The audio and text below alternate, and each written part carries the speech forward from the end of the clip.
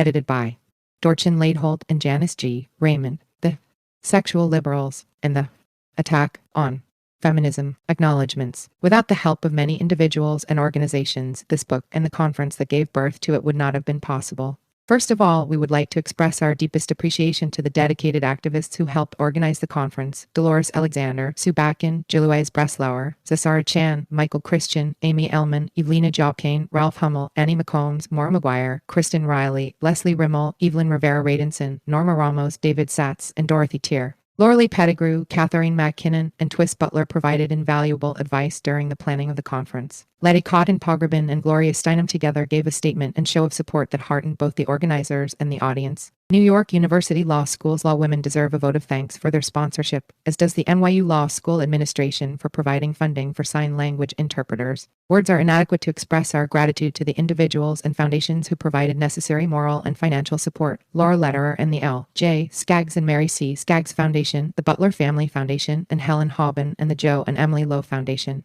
Finally, our thanks to Susan Machula, who painstakingly typed and edited the transcripts of the conference presentations. Introduction. Dorchin Laidholt. Most of the essays in this volume began as speeches and panel presentations at a conference that, although all but ignored by the mainstream media, reverberated throughout the women's movement. On April 6, 1987, 800 people packed an auditorium at New York University Law School, while hundreds more sat riveted to television monitors outside. They came to hear many of the major feminist writers, thinkers, and leaders address an ideology in a program that, they asserted, was undermining feminism in the guise of being its best friend. The subject of the conference was liberalism, or, to use British feminist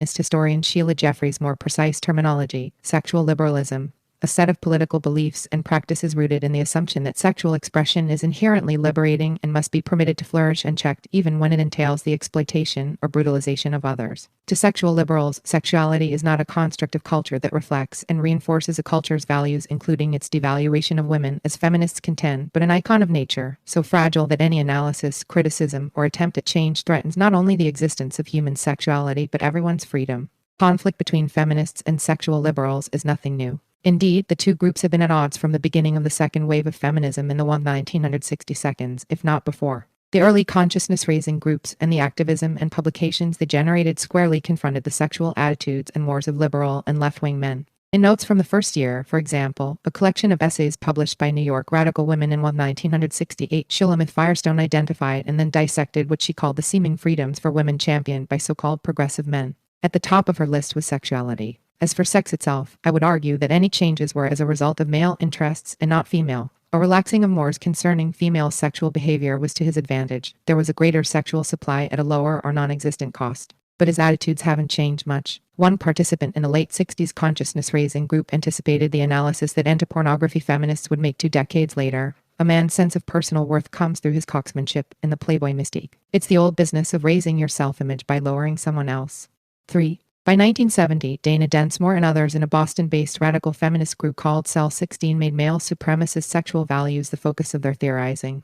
Densmore argued that the image of the sexually liberated woman extolled by sexually liberal men was nothing more than a repackaged version of the oldest and most dehumanized conception of women. People seem to believe that sexual freedom, even when it is only the freedom to actively offer oneself as a willing object, is freedom. When men say to us, "But aren't you already liberated?" what they mean is, we said it was okay to let us fuck you. What more could you want? The unarticulated assumption behind this misunderstanding is that women are purely sexual beings, bodies and sensuality, fucking machines. Therefore, freedom for women can only mean sexual freedom. As the 1972 progressed, activism often loomed larger than theorizing, as feminists organized against rape, battery, sexual harassment, and child sexual abuse, and protested beauty pageants and sexist ads. Each new phase of feminist work was greeted with fierce and unrelenting opposition by sexually liberal men. Male academicians and social commentators reacted to speakouts by women who had survived rape with disdain and hostility. Although professing to be against rape, these men defined it in the narrowest terms possible as forced penetration of a sexually inexperienced woman by a stranger, and they defended the mindset underlying rape, that sex is conquest, as natural and inevitable. Sexual liberals argued that sexual harassment was a misnomer, that what feminists were misguidedly calling sexual abuse in the workplace or on the street was merely the natural expression of male sexual attraction to females. With growing vehemence, sexual liberals insisted that feminists were mistaking attraction and affection for hostility and violence and grossly exaggerating the incidence of sexual violence against women and children. This in spite of the growing body of testimony of women who had survived this violence and the consensus among social scientists that sexual violence is far more pervasive than anyone had realized, that 1 out of 4 girls is sexually molested and 1/3 of all adult females are raped. The backlash became even more vociferous when feminists began actively organizing against pornography in the late 1970s. Although feminists had criticized pornography from the start of the contemporary women's movement, now they began to mobilize against it, organizing meetings, marches, picket lines, and press conferences. This new phase of activism reflected the effort of feminists who had spent a decade fighting to better the lot of victims of sexual violence, to stop the violence at its source. Whereas liberals and conservatives both believed that male sexual violence was innate and thus inevitable, feminists argued that it was learned and that pornographic materials which eroticized sexual violence and inequality were a central component of that education. The feminists' targets were not confined to the so-called hardcore materials that at least putatively were prohibited under obscenity laws, but also included the softcore pornography that sexual liberals like Hugh Hefner had made socially acceptable. For feminists, the issue was not morals, taste, or aesthetics, but the attitudes about women that pornography inculcated, the acts of sexual brutality engendered by those attitudes, and the exploitation of real women in the manufacture of pornographic materials.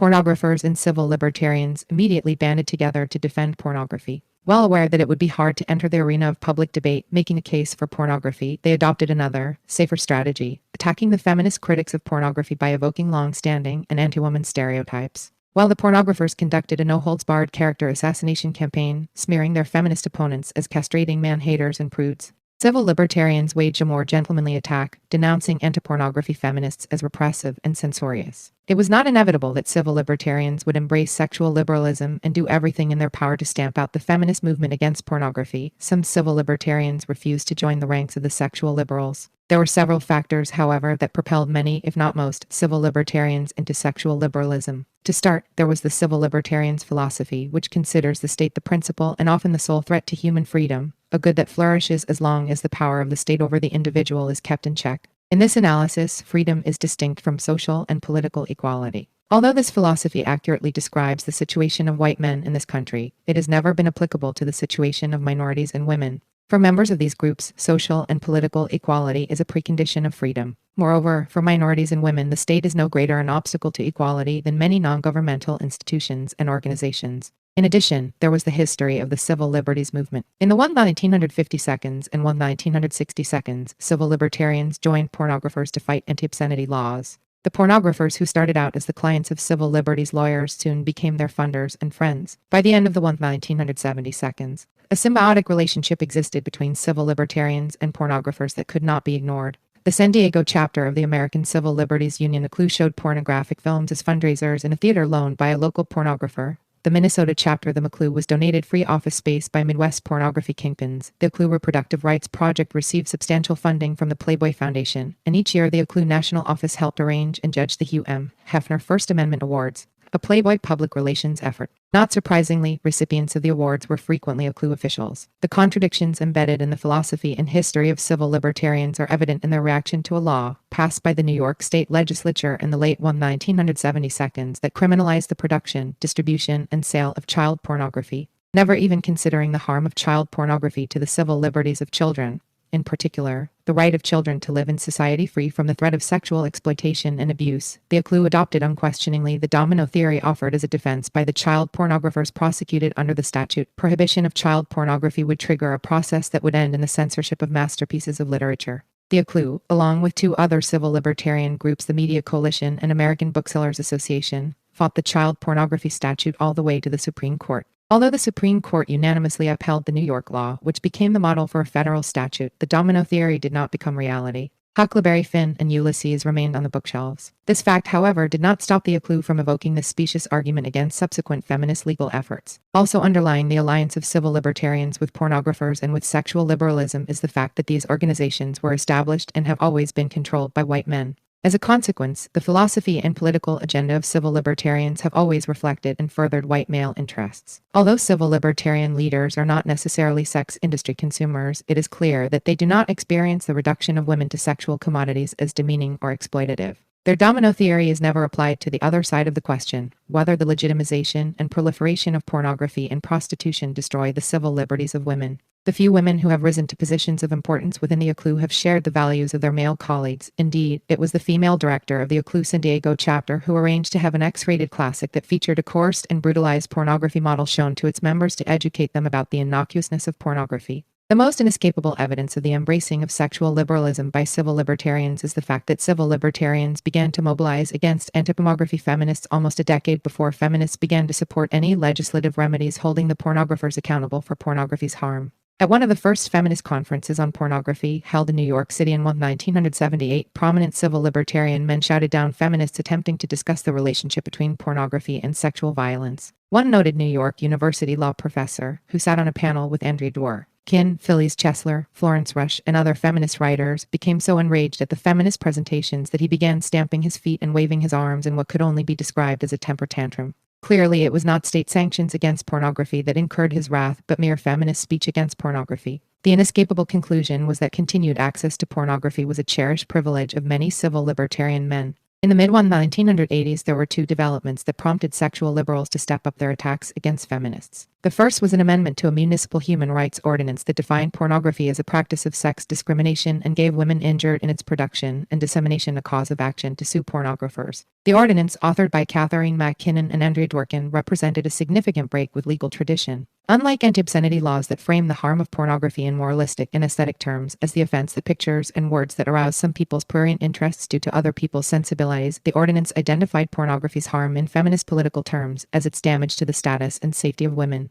Unlike anti-obscenity laws, which empower the state's prosecutors to bring criminal charges against alleged purveyors of obscene materials, the feminist ordinance empowered individual women to file civil suits against traffickers in pornography. The Civil Rights Anti-Pornography Ordinance was twice passed by the Minneapolis City Council, only to be vetoed each time by its civil libertarian mayor. A slightly altered version was approved by the Indianapolis City Council and signed into law by that city's mayor. Before a single suit could be brought under the ordinance, it was challenged on overbreadth grounds by the Media Coalition in conjunction with American Booksellers Association and the ACLU. Playboy lent the services of its legal counsel and flooded local legislators with letters denouncing the feminist law. The ordinance was eventually held to be unconstitutional by a conservative district court judge, a decision affirmed by a conservative circuit court panel. The truth of the matter was that the feminist law flew in the face of both liberal and conservative legal traditions and so was attacked by forces on both ends of the male-dominated political spectrum. Moreover, many conservatives are sexual liberals. Fundamentalist Maribel Morgan's best-selling The Total Woman, which attempted to indoctrinate women into sexual submission, pornography style, was no aberration of conservatism, and two of the three most popular pornography magazines, Hustler and Penthouse, are published by arch-conservatives and aimed at politically reactionary audiences.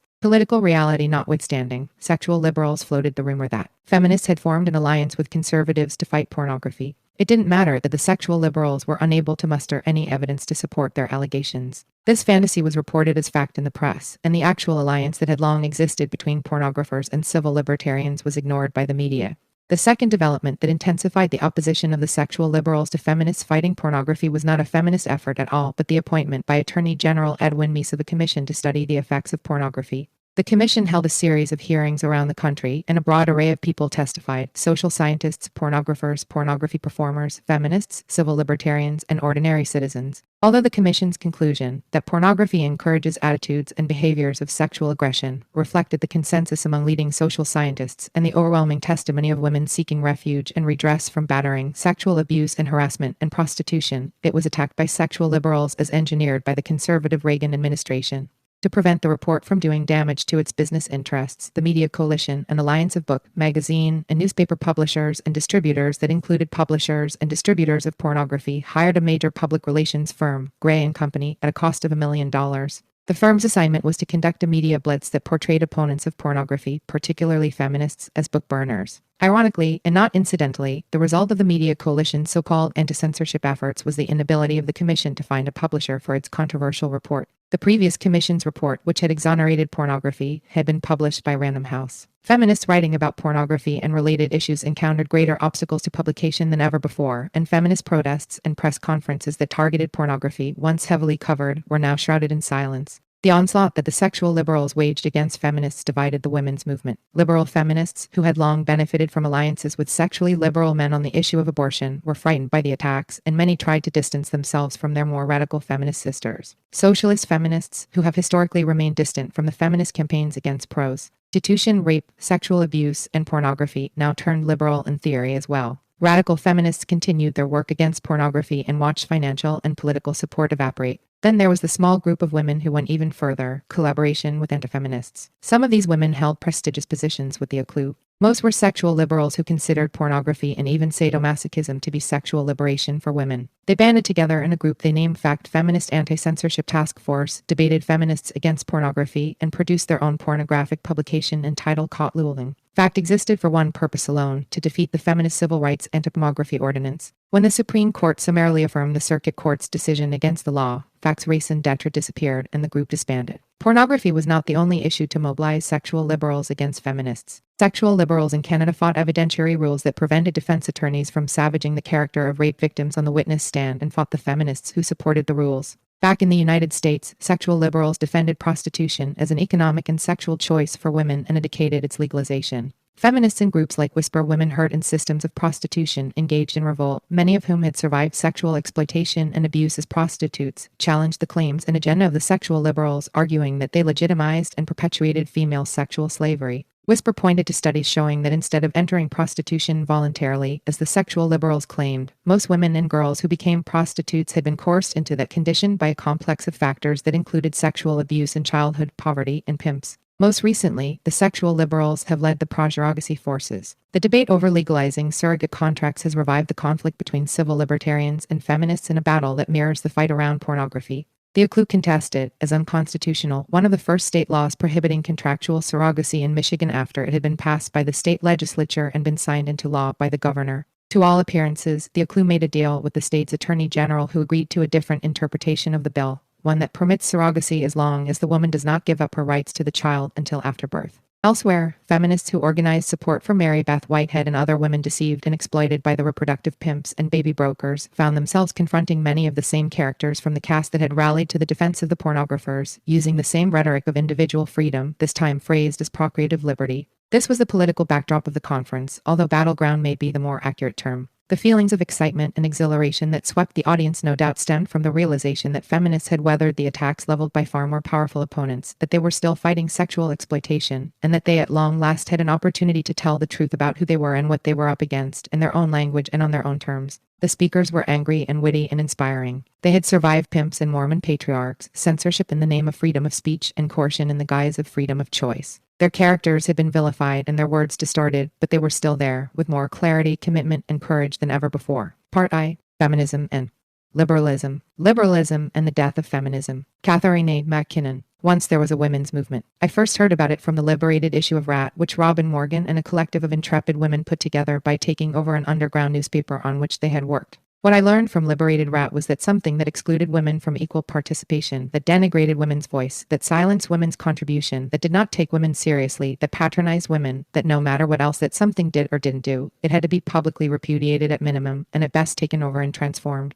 I did not hear at the time that feminists had censored Rat, although no doubt some people thought so. To me, it was speech. Then, there was a women's movement that criticized as socially based, not natural or God-given or even descended from Congress, acts like rape as male violence against women as a form of sexual terrorism. It criticized war as male ejaculation. It criticized marriage and the family as institutional crucibles of male privilege and the vaginal orgasm as a mass hysterical survival response. It criticized definitions of merit as implicitly sex-biased, class-biased, and race-biased. It even criticized fairy tales. When this movement criticized rape, it meant rapists and the point of view that saw rape as sex. When it criticized prostitution, it meant pimps and johns and the point of view that women are bound to sell sex. When it criticized incest, it meant those who did it to us and the point of view that made our vulnerability and enforced silence sexy. When it criticized battery, it meant batterers and the point of view that violence expressed the intensity of love. Nobody thought that in criticizing these practices, the movement was criticizing their victims. It also criticized sacred concepts from the standpoint of women's material existence, our reality, concepts like choice. It was a movement that knew when material conditions preclude 99% of your options, it is not meaningful to call the remaining 1% what you are doing, your choice.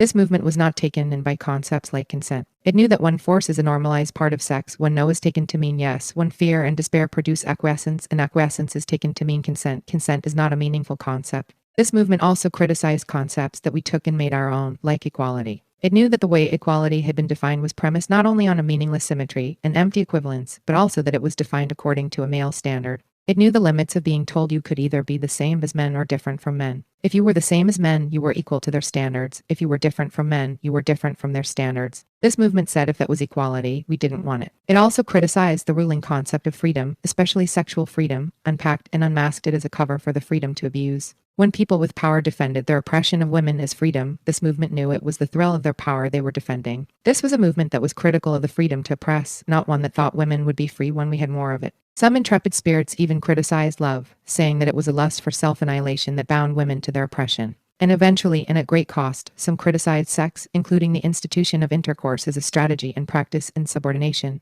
Implicit in all these criticisms was a criticism of abstraction as a strategy in male hegemony. This was a movement that always wanted to know where the women were, substantively. Where was women as choice? Where was women's consent? Where was equality as women define it? What did freedom for women mean? As we criticized male reality in this movement that was, we always looked for the prick in the piece. We found that abstractions were a cover-up for the gendered reality that was really going on. On this basis, this movement produced a systematic, relentless, deeply materially based and empirically rigorous critique of the male-dominated reality of women's lives and the glossy abstractions that made it seem not male-dominated. It uncovered, in this process, deep connections between race, class, and sexual oppression and pursued them not as an afterthought, not as a footnote, not as a list, but because they were essential. This was a movement that said that every issue was a women's issue and every place was a woman's place. This was also a movement that demonstrated against the Miss America pageant and snuff and understood the connection between the two. It understood that sexual objectification as use and sexual objectification as abuse are two facets of the same problem, that the logic of both is making a person into a sexual thing.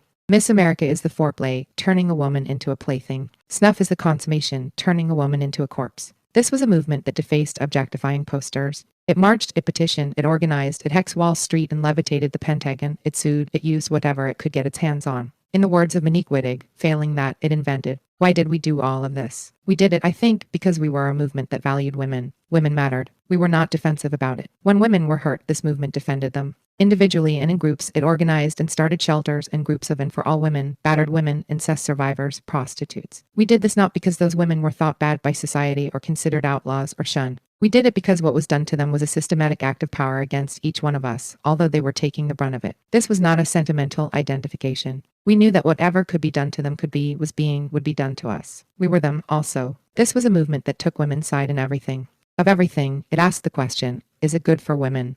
Each woman was all women in SBME way. Any woman who was violated was our priority. It was a deeply collectivist movement. In this movement, when we said women, it had content. It didn't mean that we all had to be the same in order to be part of this common condition. That, in fact, was the genius, one of the unique contributions of this movement. It premised unity as much on diversity as on commonality. It did not assume that commonality meant sameness. This was a movement in which people understood the need to act with courage in everyday life, that feminism was not a better deal or a riskless guarantee, but a discipline of a hostile reality. To say that the personal was political meant, among other things, that what we do every day matters. It meant you become what you do not resist. The personal and everyday was understood to be part of the political order we organized to change, part of our political agenda. To see the personal as the political did not mean that what turns you on grounds the policies you promote. We also felt and understood, I think, a responsibility to all women. We opposed women's invisibility, insisted on women's dignity, questioned everything that advanced itself at women's expense. Most of all, this movement believed in change. It intended to transform language, community, the life of the spirit and the body and the mind, the definition of physicality and intelligence, the meaning of left and right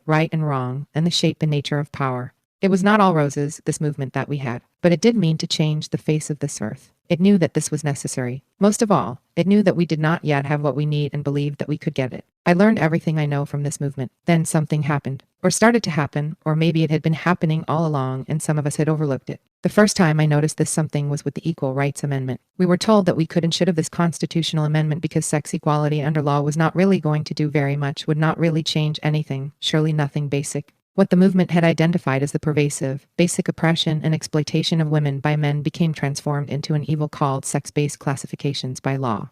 One that, suddenly, was what sex equality had to change. Under this notion of sex equality, we were given the choice of being the same as men, the left's choice for us, or different from men, the right's choice. We were told that the left's choice was clearly better and the only route to true equality. So-called gender neutrality, ignoring what is distinctively done to women and ignoring who is doing it, became termed the feminist position. I heard no one challenge the fact that, under this approach to ERA, either way it was the male standard, either way it was not what the movement had in mind by equality. The ERA's strategy based on this analysis was, apparently, that sex equality can be made non-threatening to the hierarchical status quo and still be real.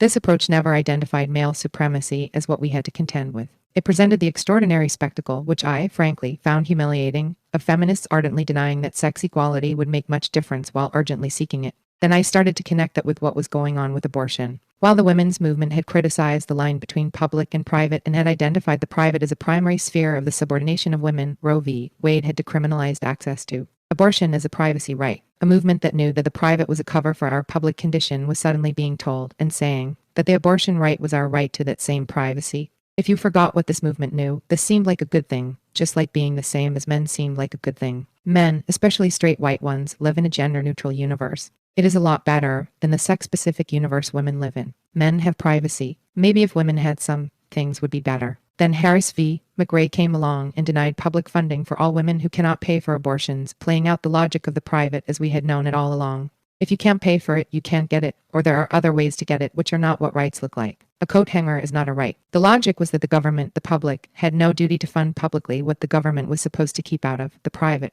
It is not that decriminalization wasn't an improvement over jail. It is that getting a right to abortion as a privacy right without addressing the sex inequality of and in the private sphere is to assume that sexual equality already exists. These suspicions about the male supremacist nature of the privacy right were furthered by another thing some of us noticed. That was that the freedom of the penis to engage in anal penetration in the name of privacy had become a priority issue for women under the banner of gay and lesbian rights, without connecting a critique of homophobia with a critique of misogyny. Nothing in the sodomy cases criticized gender, far less gender inequality. If these suspicions are pursued into sex discrimination law, further difficulties emerge. For example, in Sears v. Eoc, a garden variety sex discrimination case. There we see a drastic disparity between women and men in some of the better paying jobs at Sears over a long time, a massive statistical disparity, and the Equal Employment Opportunity Commission suing them. A woman, a feminist, testified that this was necessarily evidence of discrimination by Sears because women want the same things from employment that men want, like money. Another woman, a feminist, testified that this is not necessarily evidence of discrimination by Sears because women want different things from employment than men do. The gender difference is consistent with this statistical disparity because women choose jobs which pay less because they are women. So you have a large pile of men at the top and a large pile of women at the bottom, and the question is, which of the two theories best explains that? The theory that says women are the same as men, or the theory that says women are different from men? Obviously, the latter theory does, especially if you believe that women do what they want to do and are free to want anything. Even then, the women's movement was fairly clear that Sears' position, even in the mouth of a feminist, justified an oppressive status quo which kept some women on the bottom, and it was perverse to do this in the name of feminism. Then it became a good day to go back to bed, if bed is a safe place for you, the day we were told by feminist groups that guaranteeing maternity leave to women is a form of sex discrimination, and a statute that does this violates Title Roman 7 of the Civil Rights Act. No feminist group that filed a brief in the Supreme Court case on the subject said that it was sex discrimination not to give women maternity leave. No one said that if Title Roman 7 required maternity leave be denied to women, that would be sex discrimination under the Constitution. Nobody said squarely that if all the people hurt by this deprivation are women, that makes it discrimination on the basis of sex. Actually, the Supreme Court figured this out all by itself, better than any brief from any women's group did. The Supreme Court said essentially that granting maternity leaves by law is not sex discrimination, it is sex equality. Women getting what they need to work is what sex equality means. The decision, I might add, was written by Justice Thurgood Marshall, a black man. Once he did it, some feminist groups cheered and took credit for what they had opposed. Then there was the debate over sadomasochism. If it had escaped you before, it was hard to miss this breakdown and what the women's movement had meant. The part I want to highlight has to do with our ability to say the word WE in discussions of sexuality, including of sexual abuse, and to have it mean anything. It seems to me that the advocacy of sadomasochism as women's first love, women's final destiny, what we would all do if we really did what we wanted, is based on the absence of a critique of why women would experience sexuality in exactly the way in which it has been shoved down our throats since day one, top down. Actually, women have largely rejected the politics of sadomasochism, but the residue of its defense has been extremely destructive nonetheless. In discussions of sexuality, women don't say women anymore, but speaking only for myself, I. The debate over sadomasochism made women, we taboo in the sexual area. It began in a moral morass and left us politically with an individualistic analysis of sexuality, undermining a collectivity that was never based on conformity but on resistance. Everything some of us had started to notice exploded in the discussion on pornography. As many of you may know, Andrea Dworkin and I conceived and designed a law based on the politics of the women's movement that we thought we were part of and fielded it with others who were under the same illusion. It is a sex equality law, a civil rights law, a law that says that sexual subordination of women through pictures and words, the sexual traffic in women, violates women's civil rights. This was done in feminist terms, as if women mattered, because we value women, because it wasn't enough only to criticize oppression, and it wasn't enough only to engage in guerrilla activities of resistance, although they are crucial. We wanted to change the norm. To change the norm, we looked for a vulnerable place in the system. We looked for something that could be made to work for us, something we could use. We took whatever we could get our hands on, and when it wasn't there, we invented. We invented a sex equality law against pornography on women's terms. To no one's surprise, especially ours, it was opposed by many people. It was opposed by conservatives who discovered that they disliked sex equality a lot more than they disliked pornography. It was opposed by liberals who discovered that they liked speech, i.e., sex, i.e., women being used, a great deal more than they liked sex equality. Then came the opposition from a quarter that labeled itself feminist, from FACT, the Feminist Anti-Censorship Task Force. At this point, for me, the women's movement that I had known came to an end. In an act of extraordinary horizontal hostility, FACT filed a brief against the ordinance in court as part of a media-based legal attack on it. They did what they could to prevent from existing, to keep out of women's hands this law, written in women's blood, in women's tears, in women's pain, in women's experience, out of women's silence, this law to make acts against women actionable, acts like coercion, force, assault, trafficking in our flesh. Pornography, they said, is sex equality. Women should just have better access to it. Using the debased model of equality as sameness that the women's movement we used to know was predicated on criticizing, they argued that pornography must not be actionable by its victims because, among other reasons, the range of feminist imagination and expression in the realm of sexuality has barely begun to find voice. Women need the freedom and socially recognized space to appropriate for themselves the robustness of what traditionally has been male language.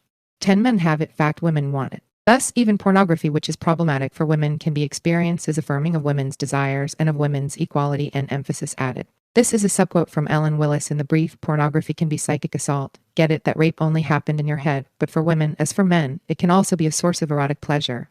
A woman who enjoys pornography, even if that means enjoying a rape fantasy, is in a sense a rebel. From what is she rebelling? Their answer, insisting on an aspect of her sexuality that has been defined as a male preserve. 12 now who can't tell the difference between rape and sex. Rape has been a male preserve, but to insist on being defined by what one has been forced to be defined by is, to say the least, a rather limited notion of freedom and choice. And a women's movement that aspires to inhabit rapist preserves is not a women's movement I want any part of. Equality in the fact brief means equal access to pornography by women. That is, equal access by women to the population of women who must be treated in the ways that the ordinance makes actionable so that pornography of them can be available. The fact brief further objects that the ordinance makes socially invisible women who find sexually explicit images of women in positions of display or penetrated by objects to be erotic, liberating, or educational. 13 In other words, an entire population of women must continue to be treated in the ways the ordinance makes actionable so that this other population of women can experience its eroticism, liberation, or education at their expense. The fact brief was critical of the politics of the ordinance for implying that in a society of sex inequality, where sex is what women have to sell, sex is what we are, sex is what we are valued for, we are born sex, we die sex, that if we don't choose all of that, if we don't recognize that that is a choice, then we are demeaning prostitutes and oppressing women. It said that when the ordinance told courts that they could not use all the excuses they have always used to disbelieve women when we say we are sexually coerced, that we are not respecting women's consent. This was a movement which understood that the choice to be beaten by one man for economic survival was not a real choice, despite the appearance of consent a marriage contract might provide. It was not considered demeaning or oppressive to battered women to do everything possible to help them leave. Yet now we are supposed to believe, in the name of feminism, that the choice to be fucked by hundreds of men for economic survival must be affirmed as a real choice, and if the woman signs a model release there is no coercion there. You might be wondering what the fact response to all the knowledge, data, understanding, and experience of women's sexual victimization presented in support of the ordinance was. What their response was to all the women who wanted to use the law, the women who had the courage to speak out so it could exist, who put their lives, their reputations, and yes, their honor on the line for it. Mostly, fact did not even mention them. They were beneath notice. Coerced women, assaulted women, subordinated women became some women. In fact, the fact brief did what pornography does. It makes harm to women invisible by making it sex. It makes harm to women and to ideas about sex, just like the right-wing male judge did who found the ordinance unconstitutional. On the bottom line, the fact brief was a pure address to the penis. It said, we like it, we want it, all we want is in. Want to watch, and you know, it worked. Women's equality, and the decision that invalidated the ordinance as a prohibition on ideas, became one point of view on sex. Doing something about acts of inequality became the regulation of a point of view. Fact does not deserve all the credit for this, because their power comes from fronting for male supremacy. nor do they deserve all the blame. That belongs with the pornographers, their legitimate media cohorts, and the acclue. But as an upfront anti-feminist vehicle in the name of feminism, fact made it possible for that right-wing judge to write as he struck down the ordinance. Feminists have entered this case as amici on both sides. 16 Yes, Linda Marchiano, the woman who was coerced into the pornographic film Deep Throat, and Dorothy Stratton, who was in Playboy and was dared by her pimp, rape crisis centers, community groups representing working-class neighborhoods and communities of color. They filed on one side. Fact, an elite group mostly of academics and lawyers, filed on the other. The black movement has Uncle Tom's and Oreo cookies. The labor movement has scabs. The women's movement has fact. What is the difference between the women's movement we had and the one we have now, if it can be called a movement? I think the difference is liberalism. Where feminism was collective, liberalism is individualistic. We have been reduced to that. Where feminism is socially based and critical, liberalism is naturalistic, attributing the product of women's oppression to women's natural sexuality, making it ours. Where feminism criticizes the ways in which women have been socially determined in an attempt to change that determination, liberalism is voluntaristic, meaning it acts like we have choices that we do not have. Where feminism is based on material reality, liberalism is based on some ideal realm in the head. And where feminism is relentlessly political, about power and powerlessness, the best that can be mustered by this nouveau movement is a watered-down form of moralism. This is good, this is bad, no analysis of power or powerlessness at all. In other words, members of groups, like women, who have no choice but to live life as members of groups are taken as if they are unique individuals. Their social characteristics are then reduced to natural characteristics. Preclusion of choices becomes expression of free will. Material reality is turned into ideas about reality, and concrete positions of power and powerlessness are transformed into mere relative value judgments about which reasonable people can form different but equally valid preferences. Women's experience of abuse becomes a point of view. The way this gets itself up in law is as gender neutrality, consent, privacy, and speech. Gender neutrality means that you cannot take gender into account. You cannot recognize, as we once knew we had to, that neutrality enforces a non-neutral status quo. Consent means that whatever you are forced to do is attributed to your free will. Privacy protects the sphere of women's intimate oppression. Speech protects sexual violence against women and sexual use of women because they are male forms of self-expression. Under the First Amendment, only those who already have speech have protected speech. Women are more likely to be men's speech. No one who does not already have these rights guaranteed them socially gets them legally. What has been achieved for women through these politics of liberalism? The ERA has been lost. Abortion funding has been lost. Nothing very significant has been accomplished with rape law reform.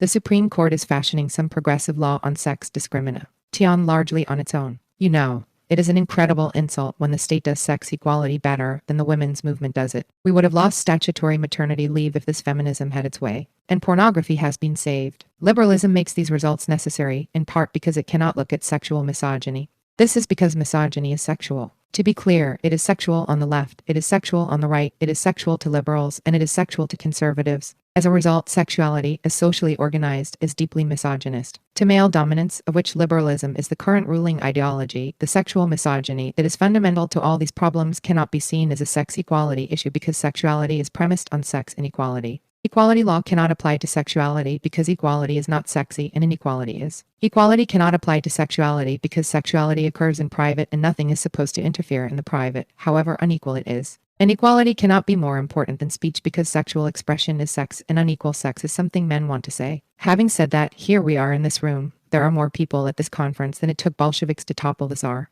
You make me begin to believe that we may have a women's movement to get back. In your workshops, perhaps you could think about ways, the ordinance is one, we know others, and there are many waiting to be discovered, to mobilize women's sex-based physical and economic insecurity, women's vulnerability and desperation, not to be defeated by women's sex-based personal indignity, women's boredom, and women's despair. Think about how to change women's fear, so that fear is no longer the most rational emotion we feel, how to transform women's invisibility and exhaustion and silence and self-hate. If we lost all of that, what could stand against it? Also think about how, against all odds, against history, against all the evidence, we can invent, a sex-based hope. Sexology and anti-feminism.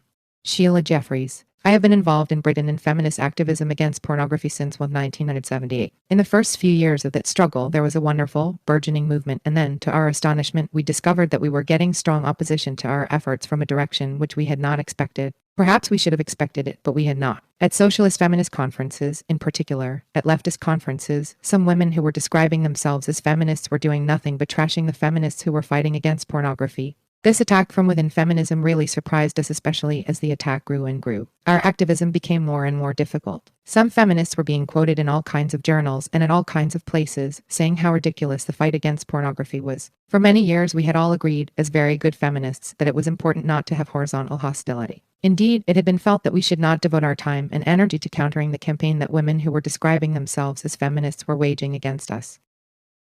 I felt in the end, however, that it was important to challenge this backlash directly. The attack has not, of course, simply come from those women who describe themselves as feminists. It has also come from sexual liberals on the left, in particular, from men, and from a large part of the gay male movement. That is where the backlash is coming from, but it is being represented within feminism as well. What I have really wanted is to approach head on the arguments these people have been making against us. It's about time, I think, that we stood up for ourselves. Anti-feminism and sex reform in the early 20th century. I want to show that a very similar backlash against feminists has happened before, against the first wave of feminism. This backlash at the beginning of the 20th century, which carried on into the 1920 seconds, has been called by historians the first sexual revolution of the 20th century. There are supposed to have been two, one in the 1920 seconds and one in the 1960 seconds. What I suggest is that this so-called sexual revolution was in fact a backlash against feminists, and the values produced by this revolution are the values now being promoted by the sexual liberals in their attack again on feminism. I don't think I'm saying anything controversial because the sexual liberals themselves are only too pleased to point out their links with the sexologists and sex reformers who took part in that backlash against feminists at the beginning of this century. For instance, Gail Rubin, a promoter of sadomasochism and a sexual libertarian, sees herself as being in a pro-sex tradition with a pedigree going back to Havelock Ellis, the sex reformer. The feminists fighting pornography and male sexual violence are in what she calls the anti-sex tradition, starting in the first wave of feminism. And I am pleased to see myself as being in that tradition, although of course I wouldn't see it as being an anti-sex tradition exactly. I take Gail Rubin seriously. She's certainly in the Havelock Ellis tradition. I want to tell you some things about Havelock Ellis which those of you who have read my book will know. His work needs to be considered because he is said to be so tremendously important by sexual liberals. Whole books are being written about him now saying how good he was for women and for everybody. Before I look at what he was saying, I'd like to address feminism at the end of the 19th century and how it dealt with sexuality. When I started looking at these efforts, although I had received a master's degree in late Victorian and Edwardian social studies which had covered the feminist work on other issues, I had no idea there were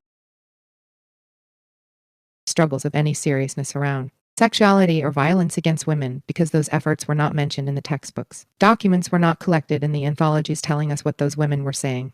There was no way of having access to their ideas. I don't think it is by accident that these huge efforts which feminists were engaged in have been eliminated from the history of feminism. I think it is very deliberate. It's a big struggle to pull them out of history, to bring them back to consciousness and make them available to us. I fear very much that the campaigns we are engaged in today can disappear from history in a precisely similar way. The sexologists and sex reformers attacked feminists in the last wave of feminism as anti-sex prudes who were acting against the interests of women. This is how historians have represented them up to the present day. This is how we are being represented right now by the sexual liberals. This is the way they are writing our history. When I started looking at feminist efforts at the end of the 19th century, I knew that women had been involved in work against prostitution because there has been some feminist historical work on the Contagious Diseases Acts. What astonished me about these feminists was that the language they were using was so fiercely feminist. They described men's use of women in prostitution as an abuse of women, as dividing what they called the class of women and putting aside one half of that class simply for men to use for their own purposes. I was surprised by the strength of the language that was used and the way in which these writers were very directly pointing out men's abuse of women in prostitution and targeting men directly in everything they said.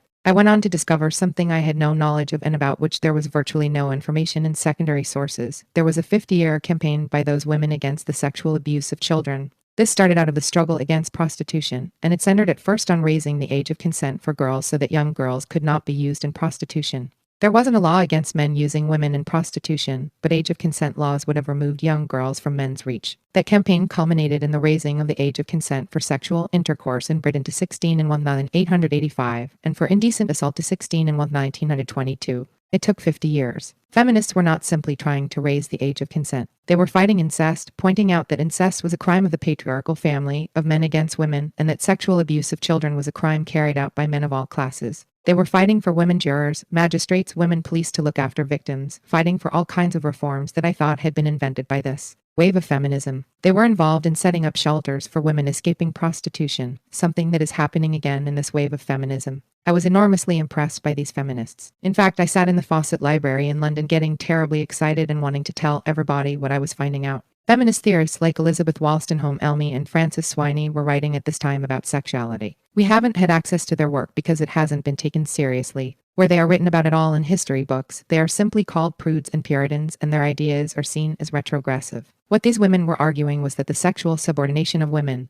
men's appropriation of women's bodies for their use, lay at the foundation of the oppression of women. Interestingly, these two women, Swiney and Elmy, made clear their opposition to the practice of sexual intercourse. This practice has become so sacred that it is almost impossible to imagine any serious challenge being made to it. What we have seen in the last 100 years is the total and compulsory enforcement of that sexual practice upon women so that women are allowed absolutely no outlet or escape from it. But at the end of the 19th century, there were feminists who were prepared to challenge intercourse. They were prepared to say, for instance, that it was dangerous for women's health, that it led to unwanted pregnancies, forced women to use forms of technology, contraception, that reduced them simply to objects for men's use, that it humiliated women and made them into things. Feminists pointed out that sexual diseases transmitted through sexual intercourse were dangerous to women's lives. They felt sexual intercourse to be a humiliating practice because it showed men's dominance more obviously than anything else. They believed that this practice should take place only for the purposes of reproduction, maybe every 3 or 4 years. I know these are ideas which, if you voiced them today, would make people think that you had taken leave of your senses. But these were ideas that were absolutely mainstream.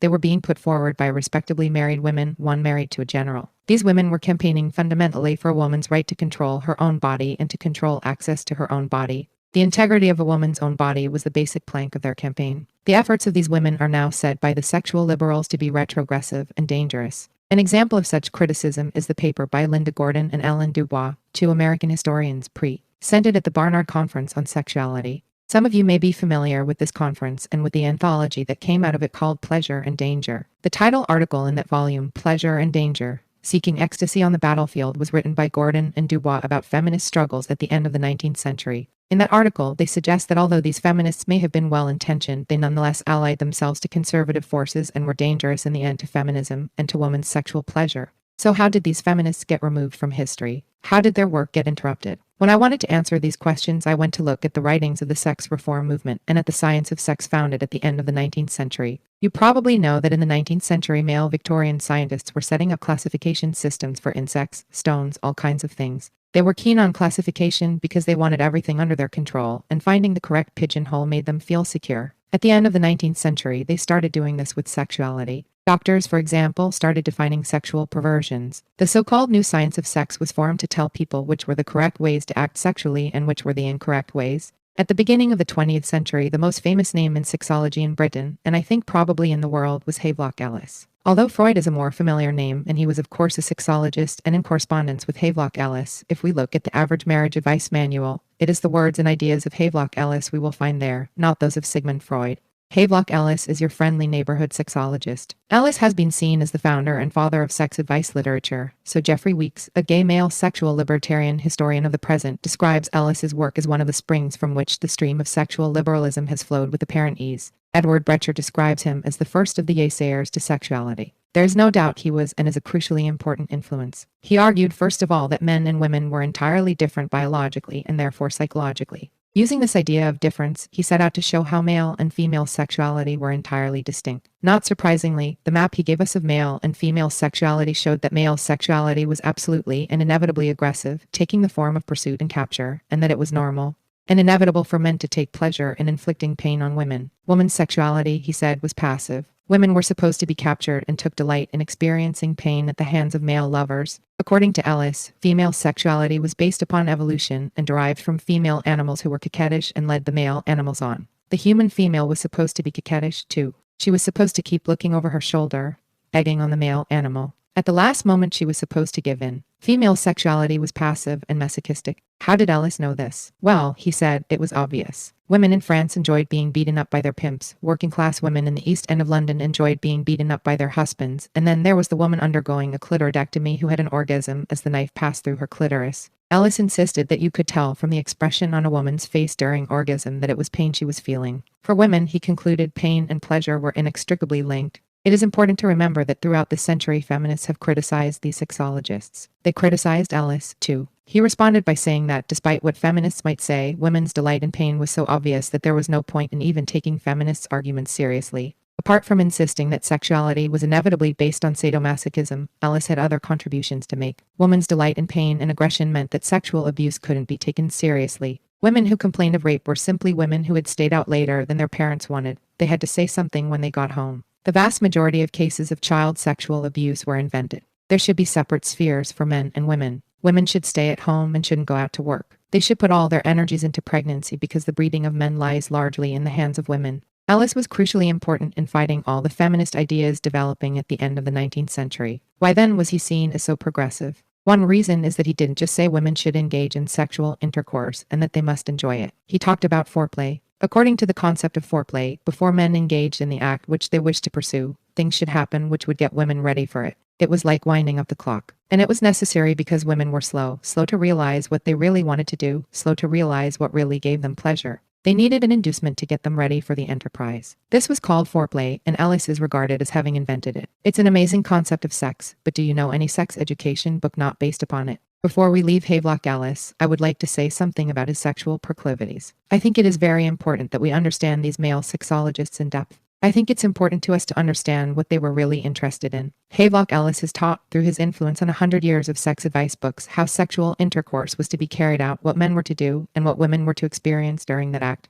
As far as we know, he virtually never, if ever, engaged in that act himself. Now, this is not unusual. This is typical for the sexologists of the 20th century. If you go into their biographies, you discover that they never did what they said everybody should do. Havelock Ellis's favorite sexual practice was urolagnia, watching women urinate. He got women to visit him, and he got them to go into a room and urinate into a potty with the door open so that he could hear, if not exactly see, what they were doing. He got some quite well-known women and sex reformers to do this for him. We are fortunate that he left us a record of his feelings about this sexual practice. He wrote poetry about it. Since he is considered a great thinker and the father of sex advice literature, his poetry has got to be worth recording. It goes like this. My lady once leapt from the bed, whereon she naked lay beside my heart, and stood with perfect poise, straight legs apart. And then from clustered hair of brownish red, a wondrous fountain curve, all shyness fled. Arched like a liquid rainbow in the air, she cares not, she what other women care, but gazed as it fell and faltered and was shed. You may have thought that there was something odd about this description, something that did not accord with what you know about women's biology.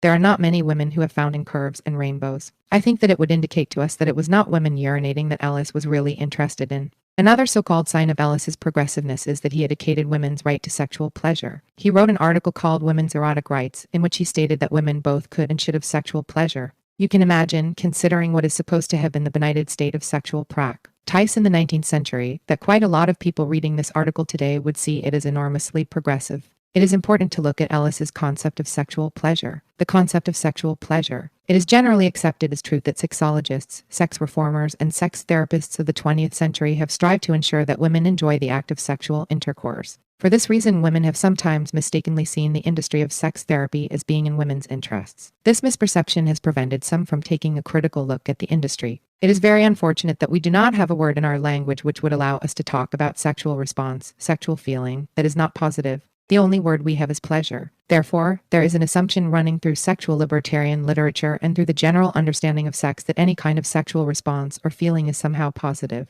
This linguistic shortcoming leads to considerable confusion. We desperately need and will, I hope, soon acquire a word that will allow us to describe sexual feeling that is not positive, not in our interest. Such a word would need to sum up the feelings of humiliation and betrayal, the totally negative feelings that women often have when we experience this thing called sexual arousal. These negative feelings are associated with sexual arousal arising from literature, pictorials, acts, experiences, and fantasies that are forced on us, that are humiliating to us, that degrade us. In Seeking Ecstasy on the Battlefield, Gordon and Dubois provide an example of the problems that arise from having a one-dimensional notion of sexual pleasure. They state that middle-class women in the late 19th century were resisting the patriarchy in a very positive way.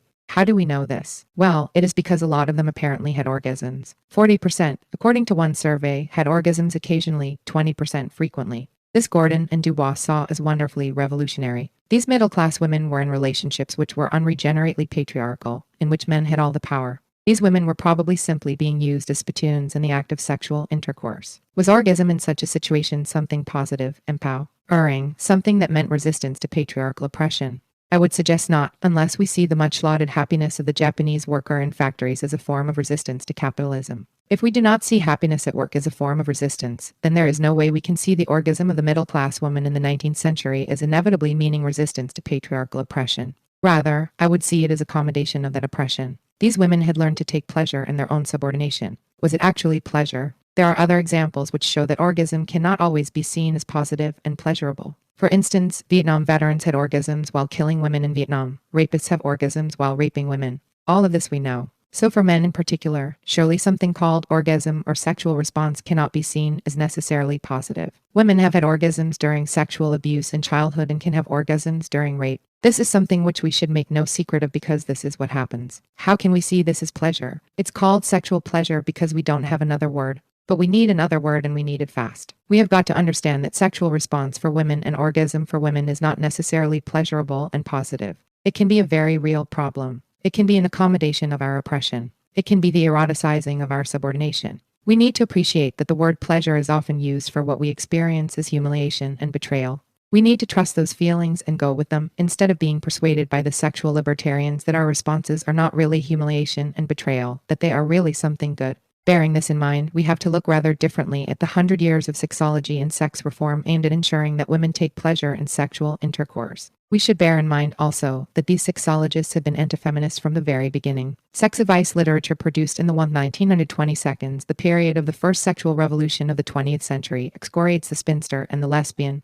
It insists that all women must engage in sexual intercourse and that they must enjoy it. This period, immediately after World War I, was a time in which many women had considerably more freedom and independence than they had had before. The fact that large numbers of women were not marrying, were choosing to be independent, and were fighting male violence caused considerable alarm. This alarm is apparent in sexological literature. In response to their alarm, the sexologists invented the concept of women's frigidity. They discovered that an enormous number of women were not enthusiastic about intercourse, as they were supposed to be, but had absolutely no interest in it. Late 19th century feminists, you must remember, had often said they had no wish to do it at all. Moreover, they thought politically that no woman should have to do sexual intercourse. Obviously, something had to be done about this problem. The concept of frigidity was invented. Throughout the 20th century, women have been the problem for sexology and sex reform. Gradually, the frontiers have been pushed back, as the sexual revolutionaries would tell us. More and more practices are becoming perfectly normal. More and more practices are becoming the sorts of things that women should enjoy and be enthusiastic about.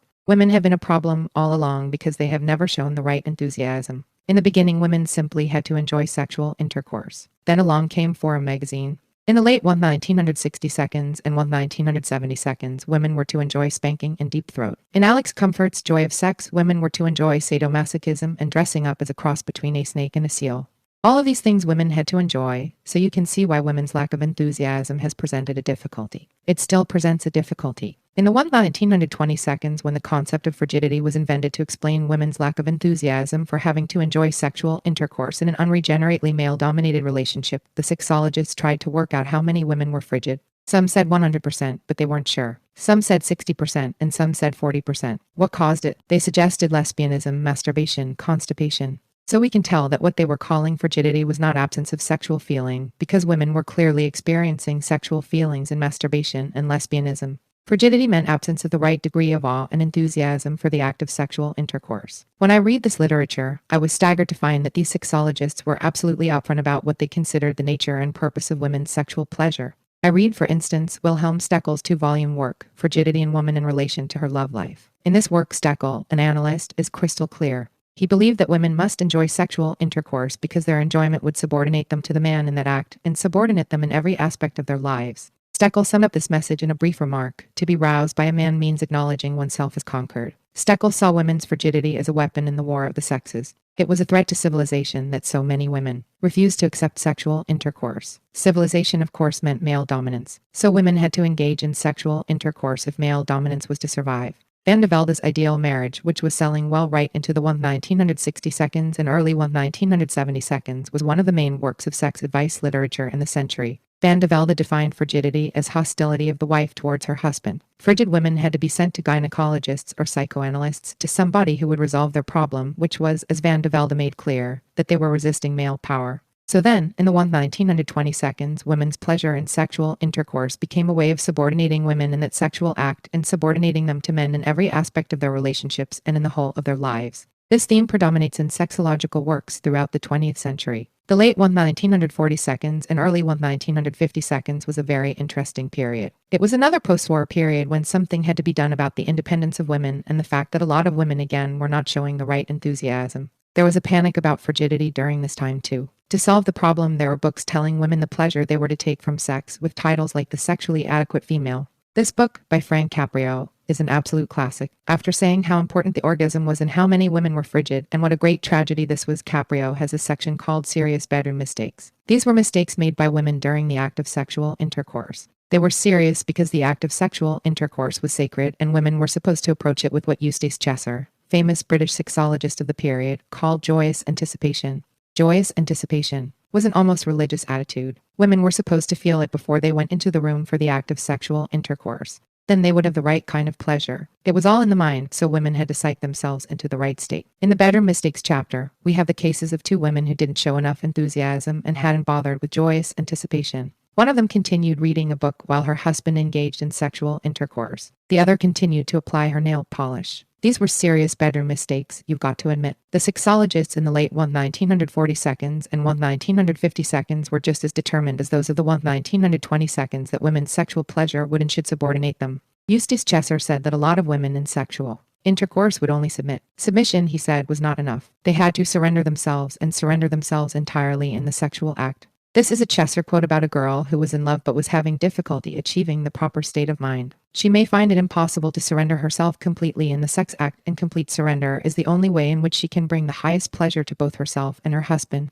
Submission is not the same thing as surrender. Many a wife submits but retains deep within herself an area which is not conquered, and which indeed is in fierce opposition to submission. Woman's pleasure in the act of sexual intercourse would eradicate that little area of resistance to male power. The literature of the so-called sexual revolution of the 1960s continued these themes, but now what women were expected to do was more complicated. Now they had to join in and be energetic. This was a big change. After World War II, there was a great worry that if women showed too much enthusiasm in the act of sexual intercourse, as British sexologist Kenneth Walker put it, the penis might drop out. So women had to be careful. They couldn't move around too much. In the 1960s, all this changed. Women were expected to hang from lampshades, swallow erect penises, and perform numerous other feats to prove to men how much they liked it. During the 1980s, the sexual libertarians have followed the traditions of sexology and sex reform. The sexual libertarians of the present, such as the organizers of the Barnard Conference, Jeffrey Weeks, and other gay male historians and theorists, see themselves in the tradition of sex reform and regard Havelock Ellis as their founding father.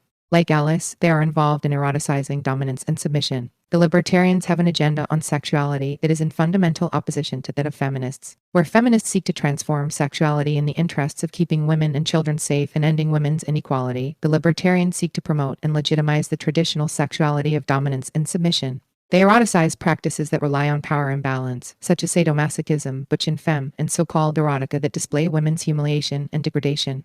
They see themselves as being in the so-called pro-sex tradition. Pro-sex turns out to mean pro-sexual dominance and submission. Unfortunately, the sexual libertarians have had quite an influence on the women's movement. I have a quote from an article in a 1985 health issue of MS magazine to show how acceptable their ideas have become. I assumed that, since it was a health issue, if there was anything about sex, it would of course cover the health problems women have as a result of male sexual violence and the use of pornography against them. Nothing like that appeared in this issue. The article on sexuality was a piece on the big orgasm and how women were to have more of them. The article explained that women would have to psych themselves up for 3 or 4 days before an act of sexual intercourse in order to get enough orgasms, because one was no longer enough and they should have many. How were they going to psych themselves up? Well, they should engage in fantasies of sadomasochism, bondage, and so on. In other words, they should humiliate themselves within their own heads in order to be in the right mood by the time they got to the act of sexual intercourse so that they could have the correct number of orgasms. The authors realized that because they were writing in a magazine that is supposed to be feminist, it might be a problem to educate that women surrender themselves in a sexual act with a man. They got around this. They said that women in sexual intercourse weren't surrendering themselves to men at all. Women were surrendering to nature or to themselves. They said, but, and this is a very important concept for a woman to understand, when a woman lets go, gives up, she is surrendering herself not to her partner, but to nature. She's giving herself to herself. You will not, of course, find sexual advice to men telling them to surrender themselves to themselves or indeed to nature in sexual intercourse. If they did so, sex as we know it would probably disappear. I think it would be a good idea if men started surrendering themselves to themselves every so often. What this demonstrates is that the message of the sexual libertarians has gotten into feminist culture. Even within the feminist movement, women are encouraged to be complicit in their own oppression by becoming consumers of pornography, by engaging in sadomasochistic practices, by eroticizing their own oppression. 100 years of sexology has told us that when women learn to take pleasure and submission in sex, we will be subordinating ourselves and our lives as a whole. In this respect, the sexologists knew their business, and their business was to ensure that women were undermined, unable to fight their oppression. Today, the sexual liberals who are fighting feminist activists, who see themselves as being in the progressive pro-sex and anti-censorship lobbies, are continuing the sexologists' work. Through eroticizing our subordination in the name of sexual liberation, they shore up the foundations of male supremacy, woman-hating right and left. Andrea Dworkin. It's been a long time since we've come together to say what we mean by feminism and why the struggle for women's freedom matters to us enough that we devote our lives to it. Not 3 hours on Saturday afternoon. Not an occasional letter here and there. Not an outraged, "Oh, my God, you don't mean that." We actually don't think our lives are trivial. Imagine. And we don't think the crimes committed against us are minor and insignificant. And that means we have made phenomenal progress in understanding that we are human beings who have rights on this earth, that nobody can take those rights away from us, and that we have been injured by the systematic subordination of women, by the systematic sexual abuse we have been exposed to. And we are politically organized to fight back and to change the society in which we live from the ground up. I think as feminists we have a way of looking at problems that other people appear not to understand. To name names, the right and the left appear not to understand what it is that feminists are trying to do. Feminists are trying to destroy a sex hierarchy, a race hierarchy, an economic hierarchy in which women are hurt, are disempowered, and in which society celebrates cruelty over us and refuses us the integrity of our own bodies and the dignity of our own lives. Now, that's not a problem that the left has decided must be solved. You may have noticed, and that is not a problem that the right thinks is any problem. The right hasn't gotten to the point of saying the problem is not important yet, as the left has, because the left is always avant-garde. Since the left is avant-garde, it can be out there in front saying, well, yes, we understand the problem. It just isn't particularly important. The right, being the dinosaurs, just say there is no problem, and we're supposed to pick between them. So feminists look at the society we live in and try to understand how we are going to fight male power. And in order to try to figure out how we're going to fight it, we have to figure out how it's organized, how it works. How does it survive? How does it work itself out? How does it maintain itself as a system of power? In the course of looking at male power, at all the institutions of male power, trying to understand how they work, it's like putting sand in their gas tanks. We've got to stop them from working. So we try to figure out how we can do that. We have to look at the role of the right in upholding male power over women, and we have to look at the role of the left in upholding male power over women, not at what they say but at what they do. And so we have to go beyond the reality they present to us when they say, as they often do one way or another, "Little girls, we know what's good for you. We are acting in your best interests." The right wing will promise you a husband whom, yes, it's true, you have to obey him, but then he has to love you for doing it, for obeying him. Now, there are circumstances, like the ones we live under, in which for a lot of women that's not a bad offer, because you cut down the number of men you have to listen to by several million. And the left says, and they think this is a good deal, they say also, little girls, unless they are being particularly politically progressive at the moment, in which case they can sometimes say big cunts, because that's their idea of freedom. They address us in whichever tone of voice they are using at the moment, and they say to us, well, what we'll do is that we will allow you to have an abortion right as long as you remain sexually accessible to us. And if you withdraw that accessibility and start talking this crap about an autonomous women's movement, we will collapse any support that we have ever given you, monetary, political, social, anything we have ever given you for the right to abortion. Because if your abortion right is not going to mean sexual accessibility for us girls, you can't have it. And that's what they've been doing to us for the last 15 years. So feminists come along and we say, well, we are going to understand how it is that these people do what they do. We are going to approach the problem politically. That means that we are going to try to isolate and describe systems of exploitation as they work on us from our point of view as the people who are being hurt by them. It means that even though we're on the bottom and they are on the top, we are examining them for points of vulnerability. And as we find those points of vulnerability, and you might locate them anatomically, as well as any other way, we are going to move whatever muscles we have from whatever positions we are in, and we are going to get the bastard and his collective manifestation off of us. And that means we are politically organizing a resistance to male supremacy. We used to talk about having a revolution. We all smiled and laughed and were giddy. And we thought it was going to be easy. We didn't understand for some reason that the people who had power weren't going to enjoy the revolution as much as we were. They started not to have a good time when we started to organize. Well, they got more and more unhappy as they began to see that they were vulnerable, that male supremacy wasn't just this giant, monolithic thing that had, in fact, been given to them by God or nature. God is the right, nature is the left. And it began to appear that while the overnight revolution wasn't going to be possible, a consistent, serious, organized resistance to male power and to the institutions of male power that hurt women would be possible.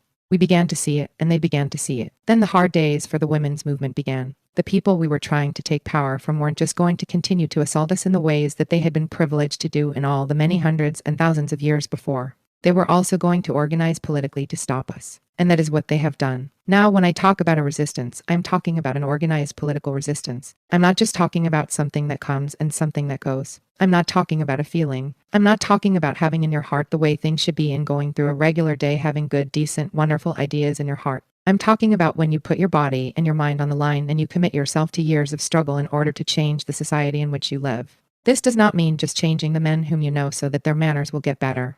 Although that wouldn't be bad either. It has been 15 years. Their manners haven't gotten appreciably better even. But that's not what a political resistance is. A political resistance goes on day and night, undercover and overground, where people can see it and where people can't. It is passed from generation to generation. It is taught. It is encouraged. It is celebrated. It is smart. It is savvy. It is committed. And someday it will win. It will win. We all embody, as well, a personal resistance to male dominance. We do it the best way we can do it. And part of the problem in the last years has been to suggest that one or the other, the political or the personal resistance, will be sufficient because feminism is some kind of a lifestyle choice. You're a young, modern woman. Of course you're a feminist. That's not what being a feminist is. Feminism is a political practice of fighting male supremacy in behalf of women as a class, including all the women you don't like, including all the women you don't want to be around, including all the women who used to be your best friends whom you don't want anything to do with anymore. It doesn't matter who the individual women are. They all have the same vulnerability to rape, to battery, as children to incest. Poorer women have more vulnerability to prostitution, which is basically a form of sexual exploitation that is intolerable in an egalitarian society, which is the society we are fighting for. Part of what we have to do in this resistance I'm talking about is to refuse to collaborate with male power, refuse to be used by it, refuse to be its chicks up front. Refuse to collaborate with it to make our lives a little bit easier. Refuse to collaborate with it even though that's really how you get a platform to speak in this society. A ventriloquist could be moving your mouth if you're a woman who is fronting for male power. You are not working in behalf of your sisters. You're working for the boys. And you're making it easier for them to hurt other women. It's very hard not to collaborate with male power because male power is ubiquitous. It is everywhere. Part of having a feminist resistance to male power includes expanding the base of that resistance to other women, to women you have less in common with, to women you have nothing in common with. It means active, proselytizing dialogue with women of many different political viewpoints because their lives are worth what your life is worth. That's why we have to go past the conventional political barriers, the lines that the men have drawn for us. Our girls are over there. We'll call them Democrats, we'll call them socialists, we'll call them whatever we want to call them. Those girls are over there. That's their girls. The girls on our side aren't allowed to talk to the girls on their side. Well, if the girls on either side talk to the girls on the other side, they just might find out that they're being screwed the same way by the same kinds of men. And so when we look at women's real experience, which is what feminists do that neither the right nor the left does, what do we find? We find that women all over the political spectrum, whatever their ideologies, are raped and that women experience battery in marriage and out of marriage. We find that a huge number of adult women have been incest victims even as the current rate of incest is growing in this country. Right now, experts believe there are 16,000 new cases of father/daughter incest, which is only one kind of incest, every year. Women's real experience includes prostitution, and women's real experience includes pornography. And when we look at women's real experience, and when we don't accept the pabulum that we're being fed by the boys from both sides who are telling us what to think and what our lives really are, what we find, for instance, when we look at the pornography is that we can trace its use in sexual abuse back generations. We can take generations of women, girl, young woman, mother, grandmother. The pornography did not have to be all over the streets to be a functioning part of the sexual abuse of women in the society. I'm only reminding you of what you already know, which is that most sexual abuse of women takes place in private. It takes place, really, where we can't see it. And the astonishing achievement of the women's movement was to say, we no longer respect your privacy, rapist. Women are isolated in their homes. This is not to say that women can't go out. Women can go out. But the things that happen to women mostly happen in the home. The home is the most dangerous place for women in this society. More women are killed in their homes than anywhere else. A woman is battered in this country. A woman married or cohabiting every 18 seconds. The home is a dangerous place for women. And before the women's movement, the women who were raped, the women who were beaten, didn't know that anybody else was. It only happened to her alone in all the world. Why?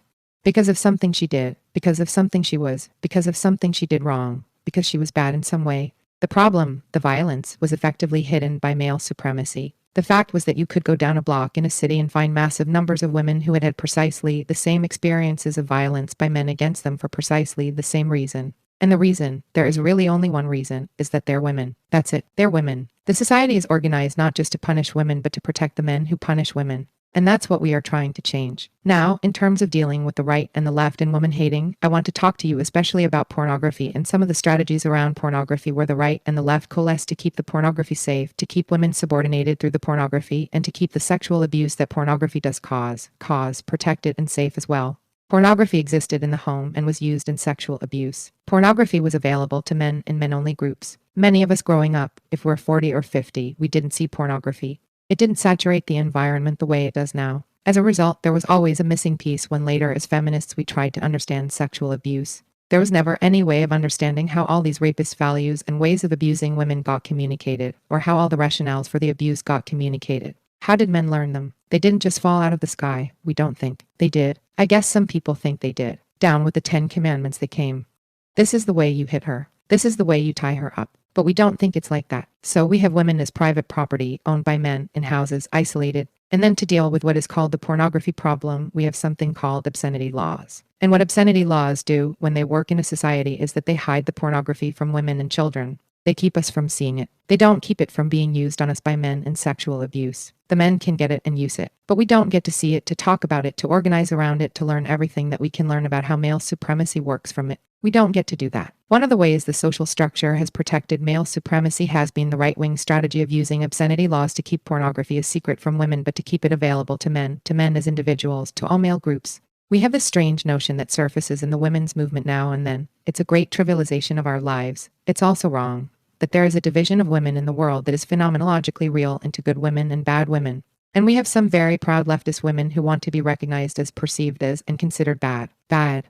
Now, the reality is that you can do everything in the world to be a good woman in this society, but when you are in the private house with the private husband whom you've attracted through your conformity to being what is on the surface a good woman, when that man starts hitting you, he hits you because you're bad. And the underlying premise of the society is that all women are bad, that we have a nature that's bad and we deserve to be punished. And you can be the baddest woman on the left, which means being a good woman from the point of view of the left. And when the lefty starts hitting you, he hits you because you're a woman, because you're bad the way a woman is bad, not the way a leftist is bad. You're bad because you're a woman and you deserve to be punished. You can look at the way that is manifested in institutions. I ask you to consider it in relation to pornography, because in pornography there is nothing that can be done to a woman that can punish her enough for being a woman. And the very nature of her being is that she gets sexual pleasure out of being punished. You don't have to ask to be a bad girl. You live under male supremacy. You are one.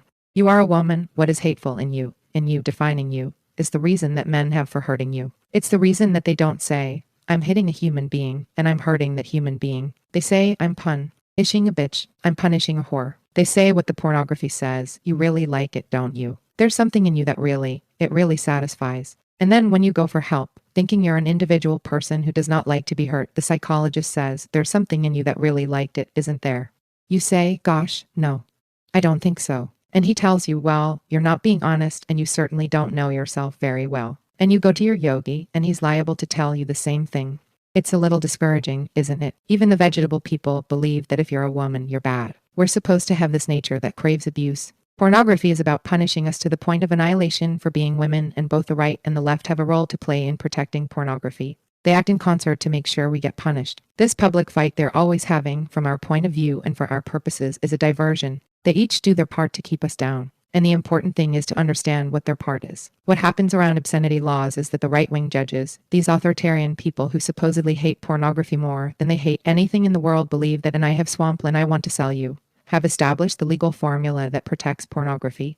In defining obscenity, they have established the formula the pornographers use to protect legally the material they publish. The Supreme Court says, do it this way, and this way. As long as you have this, and this, we won't touch you. That's what all those obscenity decisions say. And then we have our wonderful, left-wing, avant-garde writers who join in and say, fine, and I'll provide the socially redeeming material so that you can meet the standards of the formula that the right-wing men have given you. And occasionally a right-wing writer does it too. William Buckley or somebody like that. He doesn't turn down the money. Feminists turn down the money. People who don't turn down the money aren't feminists. So you have this extraordinary social agreement between the right and the left, who act as if they're fighting all the time. That in fact they can put any amount of woman-hating exploitation, torture, viciousness, or savagery in their magazines, just so they wrap it in a piece of writing that will meet the standard the Supreme Court set. That's all they have to do. They barely have to be literate to meet that standard. And they do this together. And if you let them distract you by the public cockfight they're always having, you miss the fact that, when it comes to producing the social product called pornography, they agree. The woman hating in the pornography doesn't bother either side. The woman hating does not offend, to use a current word, the right or the left, and that's whether the woman hating is women as bunnies and pets and pussy and beaver, or women being tortured.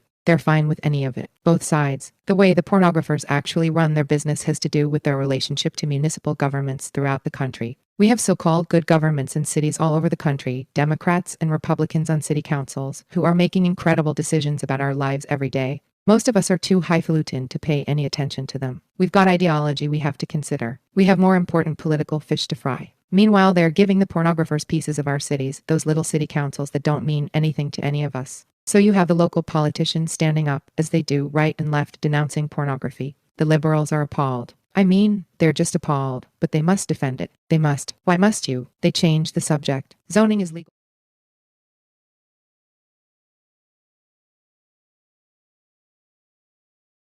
to exploit and traffic in women. That's what it is. It doesn't stop pornography.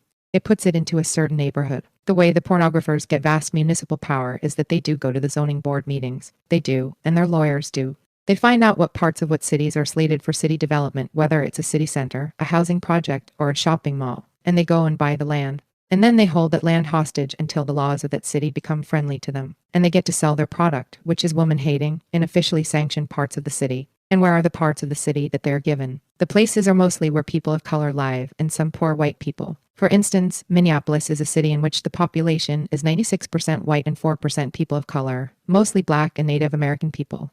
How did 100% of the pornography land in their neighborhoods? I mean, if you were dropping it down from the sky, you couldn't do that. This is what happens. Those parts of cities become economically devastated. Legitimate businesses move out. Men from all parts of the city come in at night to buy pornography and hunt women. Crimes of violence against women and children in those neighborhoods go up. No one will come into those neighborhoods from other neighborhoods unless they want pornography.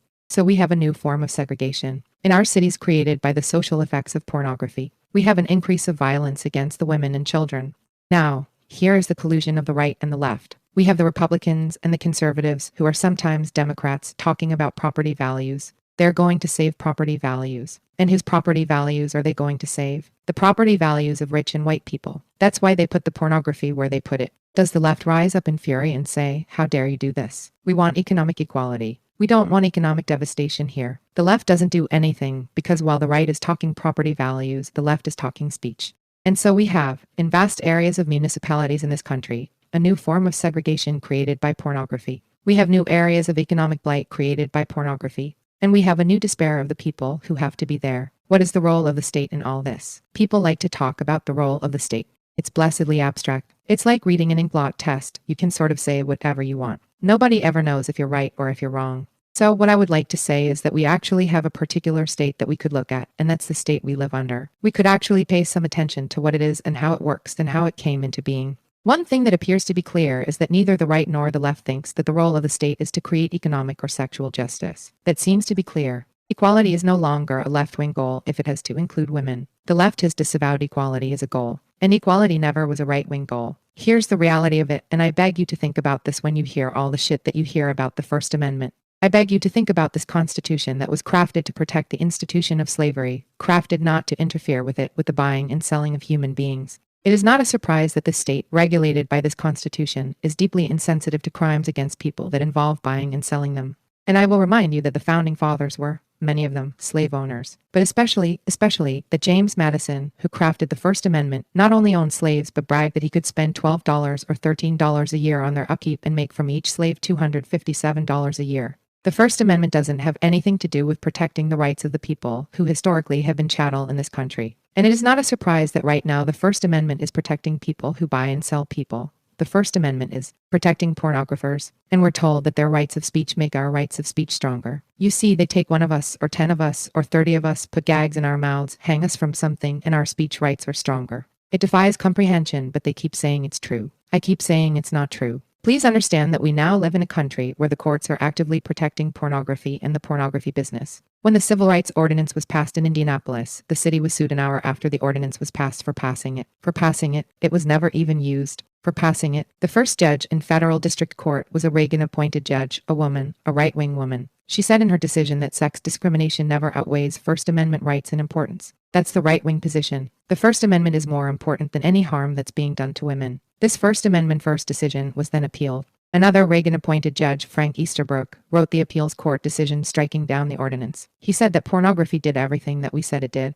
He said it promoted rape and injury. He said it led to lower pay for women, to affronts to women, to insult, to injury. And then he said that proved its power as speech. Its ability to hurt women proved its power as speech and was the reason it had to be protected. A right-wing, Reagan-appointed libertarian. So if your theory says that the right is against pornography and will use any means in its hands to stop pornography from existing, it seems to me that reality forces you to change your theory because your theory is wrong. Both the right and the left agree that a woman being hung from something is somebody's speech. Somebody's speech. And this means there is a new legal way in which women are legally chattel. Do you understand that once we're made into speech, we are owned as speech by men in the age of technology? Once we're technologized, once the abuse of us is technologized, we are legally their chattel. The left is supposed to not value the free market too much. I mean, the free market is not a left-wing idea, is it? I mean, the free market means that you sell what you can sell, and you sell a lot of it, and you get your prices up high, and you make as big a profit as you can. And the market tells you what's popular and what's not popular, and what you can do and can't do. And if a whole lot of people die because they're not worth very much, that's the breaks, because the highest value is on the competition of the free market. Now, you may have heard a lot of left-wing people talking about something they call the free market of ideas. You see, you're not just supposed to sell pigs and cattle and onions and apples and cars in the free market. There's a free market of ideas. And in this free market of ideas, ideas compete. And the good ideas win and the bad ideas lose. You might think, as I did, that an idea is ineffable and is not a commodity. I mean, you sort of can't pull it out of the air and put it on the market to sell it and say, it weighs so much and I'm selling it for so much per pound. It turns out that if you trace the ideas that the left is talking about, they mean women. They mean women being objectified in pornography, being used in pornography, being exploited in pornography. That's the free market of ideas. And the ideas look strangely like us. We're the ideas, and they've got a free market in us, folks. And they do have a free market in us. The truth is that oppression is a political reality. It is a state of power arrangements in which some people are on the bottom, and they are exploited and used by people who are on the top or who are on top of them. In this country, where everything has to be psychologized and also used by sociologists, we don't talk about oppression as a political reality. Instead, we talk about people being victims. We say so-and-so was victimized. So-and-so was a victim of rape. And it's an all-right word. It's a true word. If you were raped, you were victimized. You damned well were. You were a victim. It doesn't mean that you are a victim in the metaphysical sense, in your state of being, as an intrinsic part of your essence and existence. It means somebody hurt you. They injured you. And if it happens to you systematically because you are born a woman, it means that you live in a political system that uses pain and humiliation to control and to hurt you. Now, one of the things that has happened to us is that a whole bunch of people have said not that we are victims, but that we feel victimized. We feel it. It's a state of mind. It's a state of emotional overreaction. We feel it. It's not that something happened to us. Instead, we have a state of mind that's bad. And feminists are responsible for this state of mind because we make women feel victimized. When we point out that there is a rape every 3 minutes, that a woman is beaten every 18 seconds in this country, that's very bad for women because it makes them feel victimized. And we're not supposed to be bad and make women feel bad. This is the ultimate mindfuck. It takes away all the ground that we can stand on to say, we have a political problem. We are going to find a political solution. And we are going to have to change the society that we live in to find it. If you take a bunch of people and suddenly you find out that one is being beaten every 18 seconds, that one is being raped every 3 minutes, that $10 billion a year now is being spent on watching them being raped for fun, watching them being exploited and objectified and violated for fun, and you don't feel a little bit put upon, I mean a little bit frazzled around the edges by that, it seems to me that one would be not only a victim but half dead, totally numb, and a true fool. Exploitation is real and identifiable, and fighting it makes you strong, not weak. Sexual violation is real and it is intolerable, and fighting it makes you strong, not weak. Woman hating is real and it's systematized in pornography and in acts of sexual violence against women, and fighting it makes you strong, not weak. And the right and the left both, whether it's Phyllis Schlafly lecturing on how if you had been virtuous you wouldn't have been sexually harassed, or the left explaining to you that you should celebrate your sexuality and forget about rape, forget about it, don't have a bad attitude, don't feel like a victim. They both want women to accept the status quo, to live in the status quo, and not to organize the political resistance that I talked about earlier. Because the first step in resisting exploitation is recognizing it, seeing it, and knowing it, and not lying about where it is sitting on you. And the second step is caring enough about other women that if today you are fine, and yesterday you were fine, but your sister hanging from the tree is not fine, that you will go the distance to cut her down. Feminism is opposition to woman hating in order to achieve a truly egalitarian society. And there can't be any women's movement that is rooted in political defenses of woman hating. Those who think that woman hating is all right, they're not feminists. They're not. Those who think that it's all right sometimes, here and there, where they like it, where they enjoy it, where they get off on it, especially sexually, they're not feminists either. And the people who think that woman hating is very bad some places, but it's all right in pornography because pornography causes orgasm, are not feminists. Pornography does cause orgasm in people who hate women. It sure does. And people who hate women so much that they believe that the exploitation of women is speech or is an idea are not feminists. People who believe that women are not quite human beings like they are, or that women in pornography are not quite human beings like they are not feminists. Anybody who fronts for those who hate women, who produce woman-hating, who produce pornography, who celebrate woman-hating sex, those people are not feminists. I would like to see in this movement a return to what I call primitive feminism. It's very simple. It means that when something hurts women, feminists are against it. The hatred of women hurts women. Pornography is the hatred of women. Pornography hurts women. Feminists are against it, not for it. Part Roman 2. Family. Structures, the patriarch and the pimp. Making an issue of incest. Louise Armstrong. When we first spoke out 10 years ago on the subject of incest, of our abuse as children by fathers and stepfathers, of our childhood rape by older brothers, stepbrothers, funny uncles, grandfathers, there was, for all the pain, sometimes humor. And there was, even through the anguish, a terrific mood of ebullience, of fantastic hope. Not only was it thrilling to pull insight and clarity from turmoil, but then, in the late 1970s, there was that sense of empowerment, of possibility for real change. In these 10 years, things have become unimaginably worse for child victims now, and for the women, their mothers, who try to protect those children, and for survivors, who now find the very stuff of their trauma, their degradation, their violation as children, the common currency of talk show guest experts and professionals, find their courageous speaking out transformed into no more than a new plot option for ongoing dramatic series. People say to me, well, but at least we're talking about it now. Yes. But it was not our intention merely to start a long conversation. In breaking the silence, we hope to raise hell. Instead, we have raised for the issue a certain normalcy. We hope to raise a passion for change. Instead, what we raised was discourse and a sizable problem management industry. Apart from incest educators, we have incest researchers, incest experts, incest therapists, incest awareness programs, incest prevention programs. And of course, we have that immense backlash from fathers' rights groups, which now threatens to re-entomb children and women in silence, in fear for their very safety once again. This society has now devised systematic torments for children who tell of abuse. We label these torments help. We now tell children in schools to tell. And when they do tell, we either disbelieve them or we encourage the empowered intervention system to yank them from their mothers into foster care. We call this help. After we have yanked the child into state care, we now turn to the mother and we explain, we have done this because you failed to protect the child. We have done this because even though you didn't happen to know of the abuse, even though you just found out, you should have known. We call this the best interest of the child. When a mother now attempts to protect her child by divorcing the abuser, or when she discovers the abuse after divorce on visitation, there is a near certainty that she will be disbelieved, perceived as a vengeful woman in an acrimonious divorce dispute. She is a sitting duck for abuse by the system, for vilification by the courts, for charges of vindictiveness, instability, delusional psychosis by the mental health professionals, and for charges of outright lying by the father and his lawyers.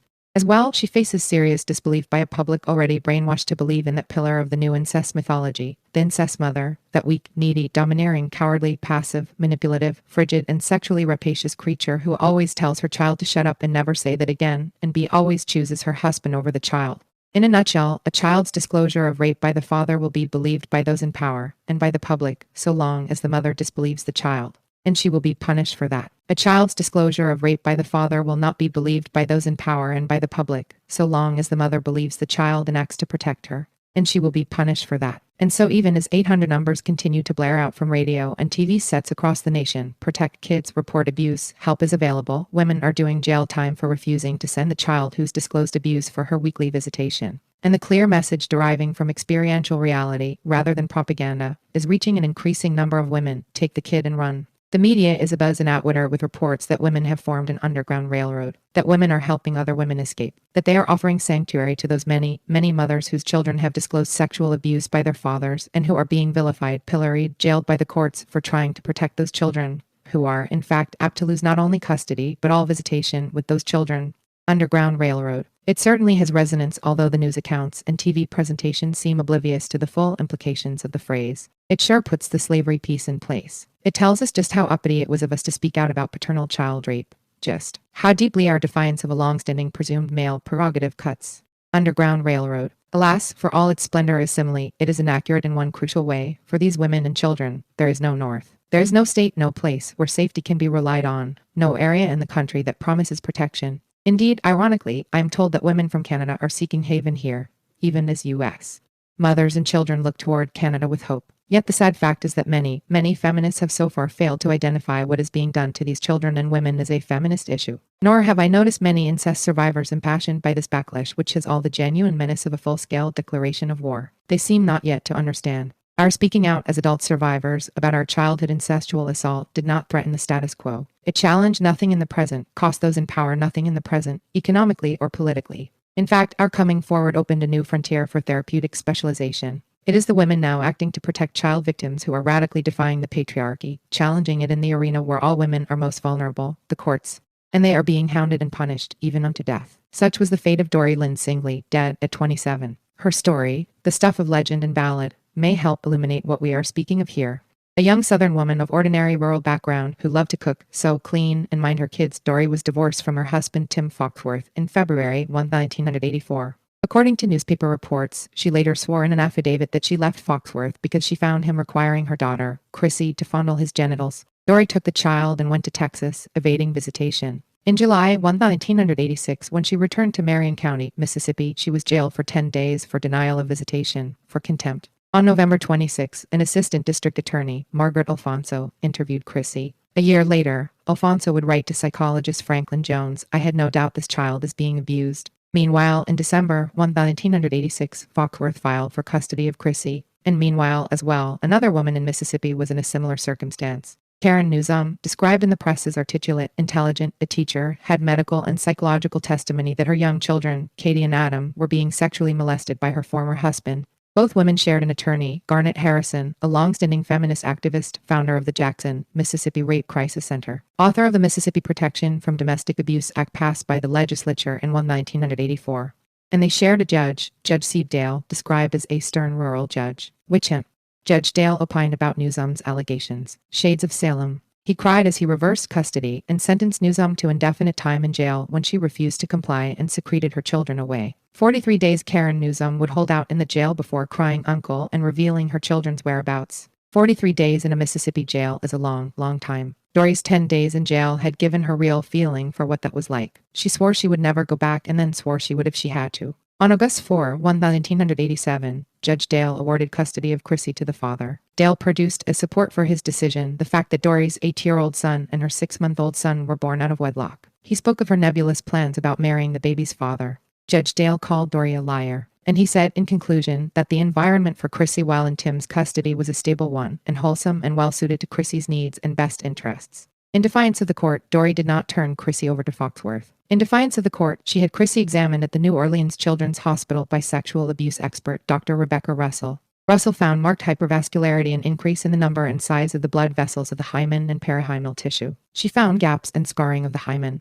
In short, there were, in Dr. Russell's opinion, genital findings which could only be caused by molestation and not from vaginal infections or self-stimulation by the child. 2 women refused to let children return to alleged sexual abuse. Headlines: a story in the Mobile, Alabama Press Register, August 16, 1987. 2 women say they'll go to jail before they turn over their children to fathers they accuse of sexually abusing the youngsters. "I don't intend to turn them over," said Newson, 30, of Gulfport. "I'm sure I'll be found in contempt, which I am in contempt. I'll stay in jail," said Newsome. "And I'll follow and right behind her," said Singley. Both Karen and Dory had supporters. With the turn of events, a group of women were galvanized to action as mothers against raping children. Karen Newsome's 2 children were hidden away, and Dory and Chrissy went into hiding as well, sometimes together. For more time separately, they became fugitives. The women were labeled kidnappers and hostage takers and said to be using tactics that were terrorist. Here is what Dory, our young kidnapper terrorist, wrote in her journal on August 27, a week after Karen had been jailed. "Lord, how much longer can this mess continue? The whole system is crazy. What more can they do to these children? First, these sick men have sexually used them. Dale gives them to the perverts. Karen and I protect them by hiding them. The state refuses to hear these children's cries. I can't even begin to express what I feel right now. Anger, fright, loneliness, and even hatred. I don't want to hate. It's not in me." On August 28, at Dome's contempt of court hearing, Garnet Harrison tried to get Judge Dale to look at Dr. Russell's medical report. The judge refused. Then he held Dory in contempt. Dory, however, did not attend the hearing. Instead, she took cover. And later that day, after learning the outcome, she wrote in her journal, "I'm glad I didn't go. I think they intended to lynch me. It's a shame when so many are so blinded. Even worse is when it's a whole town. And to protect a rapist instead of a 5V child, who has repeatedly said her father did it. On September 2, Dory developed what she believed to be a severe migraine headache. On September 3, she was brought to the New Orleans home of Judy Watts, a children's advocate. Watts says that Dory was sick off and on throughout the time she was with me. When she wasn't in pain, though, she kept busy around the house. She cleaned, washed dishes, did laundry. She sewed and cooked. She'd have dinner waiting for me when I got home. She read magazines and books. Dome's journal, though, testifies to chronic torment, acute isolation, and to the abysmal dislocation experienced by someone who has suddenly stepped outside the world that she has always known and believed it to be. On September 14, she wrote, "I guess they picketed yesterday at jail. I hope so. I know this is getting to Karen. It's been 26 days. She must be feeling totally helpless. I know I feel that way. Somehow trapped and unable to help yourself or speak up for yourself. And especially when you have finally gotten to where you could speak out. And virtually without relief, there were the terrible headaches. I still have the migraine. I sure could use a hug, even a sticky hug and kisses. My head is worse today. I can't tell you how alone I feel. Oh, and Karen's still in jail." On September 15, Dory's ability to speak was impaired. She had insisted vehemently from the time she came to this house that she would not go to a hospital. They'd learn who she was and she'd be sent back to jail, and she'd probably stay there the rest of her life because she would never, ever tell where Chrissy was. However, the severity of the attack left no real choice. She was examined at Charity Hospital and told her physical condition was good and she was suffering from nerves. Well, that certainly sounded credible. What seems, if not incredible, then at least uncanny, is that Dory suffered this temporary loss of speech on the very day when Karen Newsom's spirit broke and she decided to speak.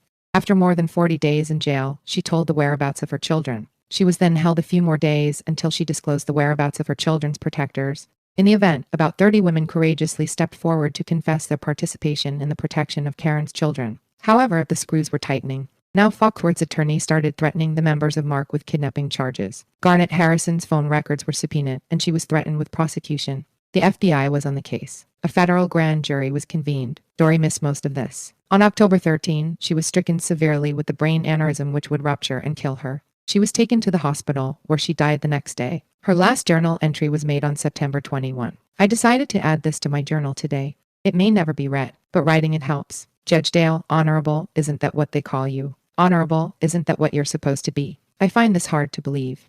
An honorable man would protect the innocent rather than the accused. At least that's what I always believed. I thought justice was what protected a victim.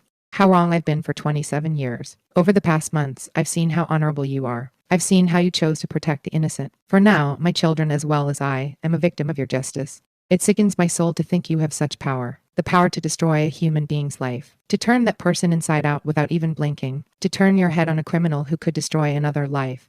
Literally destroy this time. I've managed to keep the life that was set out to be destroyed protected. I chose to protect that life through your so-called courtroom, and now I have to do it alone without your so-called courtroom of justice. That life being a 5-year-old child. A child whose life has barely begun. She's a victim of today's society. A victim of a courtroom that does not serve with justice. A victim of a so-called father who takes his sexual pleasures from his daughter. How sickening. How horrifying to a 5-year-old child. The saddest day in my life was telling my 8-year-old goodbye and my 9-month-old son.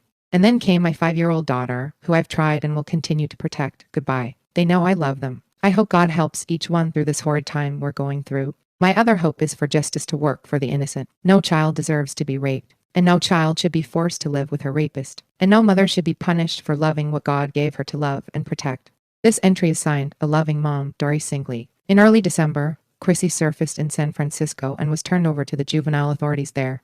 For a moment, there was hope that they would protect her and not return her. However, that did not happen, although the Mississippi authorities made some promises about a correct investigation toward the child's protection. To begin with, she was placed in the home of the district attorney. Next, she was given into the custody of Foxworth's parents. And on New Year's Eve she was returned to the custody of Foxworth. How did we get here? How did we get from the starting point of a dread taboo to the point where another mother, worn out, beaten down, defeated, said, "The court just gave my baby to a rapist"? How did we get from the so newly reached vantage point of believing children to the backlash which renders any particular child suspect in any particular instance where she identifies any particular offender?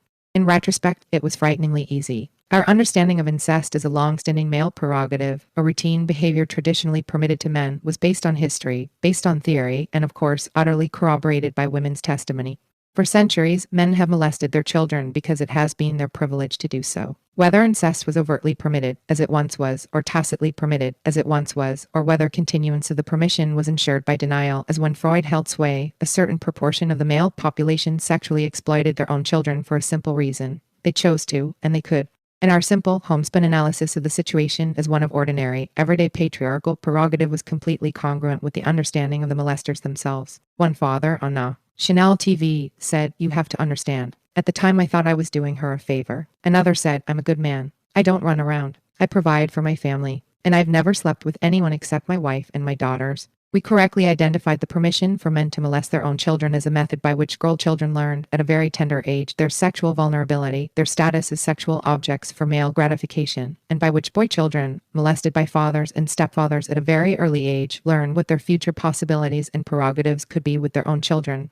We identified incest as effectively legal, and we called for the repeal of the license. We challenged the system to make it a crime, as it is to molest the neighbor's kids. However, what we saw, and what the offenders saw, as a license to exploit the powers that be saw as a potential threat to the status quo, and the mental health professionals saw as a business. We called it traditional, they called it deviant. We called it criminal, they called it sick. And the offenders, the perpetrators, when they finally caught their breath, they called it a big lie. Our political understanding was all but completely obliterated. Sick became so thoroughly ingrained as the correct way to understand that even the appearance, in 1980, of a group of perfectly respectable doctors and professors under the banner of the pro-incest lobby could not shake the public's need to disbelieve the obvious. These men were passionately promoting the healing powers of positive incest. They sought an open permission for sex with their children. They said incest was sometimes beneficial. Take 2 children every 4 hours and call me in the morning. And the media and the populace looked at these perfectly normal men, and as one voice they cried, "Sick, that's sick." What we failed to apprehend in our exuberance was the sheer passion and intensity that lay behind the endorsement and behind the permission, the power of the backlash that would press its thumbs to the eyeballs of anyone who tried to withdraw that permission. We failed to apprehend, too, what would happen when the state took one look at the size of the problem and had an epiphany. If they treated paternal child molestation as a crime, there was the prospect that 1/10 of the otherwise law-abiding, productive, economically useful, and prosperous male citizens would be diverted to making license plates in jail. And so to label these crimes against children a disease was itself, in fact, a child of necessity. The problem was that they could not identify the offender singly as the sick one. For one thing, in the public mind, to be so sick as to orally rape a 2-year-old is to be very sick indeed. In fact, it made the father's protestations that they didn't see they were doing anything wrong seem like an insanity defense. For another thing, to identify the offenders singly as the sick ones would raise the idea of an offense and have everyone wondering why you were trying to keep the bastard in the home. There was nothing for it, really, but to see it as a family disease, a symptom of family dysfunction. Enter the incest mother, that dreadful, collusive woman who always knew on some level, who positively shoved her daughter in as a sexual surrogate, who invariably chose her man over her child, who was at once sexually rapacious and frigid, who denied and who lied. The incest mother. Never in history has the rotten mother been of such service to her country. It was this incest mother who provided the very foundation on which the experts built their disease model, their treatment intervention schemes, their decriminalization defense. It was she around whom intervention was structured, toward whom counseling was aimed. She who was the justification for the proliferation of treatment programs designed to keep the family intact. The fact was she seldom existed. But by now facts didn't have much power to bother anybody. The state had its new mythology. The experts had their problem management industry. The paternal child molesters of America were once again safe. The children and their mothers, however, were not, and are not. In placing themselves outside the profile of the typical incest mother, in trying to protect the children, in choosing the children and not the offenders, women were placing themselves dangerously outside the convenience of public policy and outside the available remedies in law. Nor did these women have any real credibility with a public already thoroughly brainwashed about what a woman who chanced to find herself the mother of a child victim should be like. The offenders picked up on this readily. It gave them heart. It gave them hope. And it gave them a voice of such raucous outrage at the sheer injustice of things as to make our voices, when we spoke out, seem the very model of dignified, ladylike reason. One of the backlash group's flyers tells me that there is new hope for those accused of sexual abuse. We have, they say, developed a specialized team capable of assisting on cases anywhere in this nation. The team is made up of the best experts available in the United States. We call it the Annihilation Team because our aim is to destroy false allegations. You can call it the A-Team for short. We mean business. The flyer is signed The Avenger. I have no opinion about the impact of television on small children. However, it clearly has an impact on the fantasies of some adult men. These backlash groups also are being very well served by the incest mother. Dr. Lee Coleman, a psychiatrist based in Berkeley, California, and founder and director of the Center for the Study of Psychiatric Testimony, said before a meeting of victims of child abuse laws vocal that an allegation of child sexual abuse might be true under these conditions, where you found a mother saying to the child, "How could you think such a terrible thing?" Or where you found the mother saying, "Don't let me ever hear you say anything like that again." Paternal child molestation might exist, that is, wherever you had an intact family and you had your good old prototypical incest mother. Coleman said. Now, in a classic situation where the male figure is the alleged perpetrator, that is the kind of statement you might hear from a mother who is still married to the father, or who is still living with and wants to continue to live with the live-in boyfriend. Yes, indeed, that is the kind of thing you might hear. That is the classic intact family situation. That makes sense when a mother who hears that her husband has molested a daughter may, in fact, have more loyalty to her husband than to her daughter, for emotional reasons, for financial reasons, and there may be a lot of other reasons. And that most certainly is an abuse that anybody who becomes aware of should try to protect the child. So far so good. Now, we have a situation where the mother and the father have divorced each other. They hate each other, and they are fighting over custody of the child. Do you think you are going to hear that mother say to the child, "How could you ever think of such a terrible thing? Don't let me ever hear you say that again"? Well, he says, addressing this group with a membership of those claiming to have been falsely accused, I don't need to tell this audience how totally ludicrous that is. And so it is the nominally liberal ideology of illness and cure, rather than crime and accountability, turned to by the state in its own interest and enthusiastically embraced by professionals, which is providing a new shield of protection of offenders. The mental health understanding has generously given them a new framework for denial, a new justification for retaliation and vengeance toward child victims and women who break the silence. The backlash literature expresses a kind of petulant concern over what they see as man-hating radical feminists, which appears to include anyone who perceives child rape as a gender, rather than gender-neutral, issue. But it is not a very serious concern that they are expressing, and alas, at least until now, we have given no cause why it should be. Incest in the present has not been a priority political issue for feminists. It was not long after we first spoke out that it began to become clear that many feminists had also succumbed to the medical model. Survivors in significant numbers fell prey to the litany of shame and guilt. They fell victim to the litany of childhood sexual abuse as an individual emotional problem, and they, with the help of many of the new therapeutic experts, lost sight of the political/power issue at hand.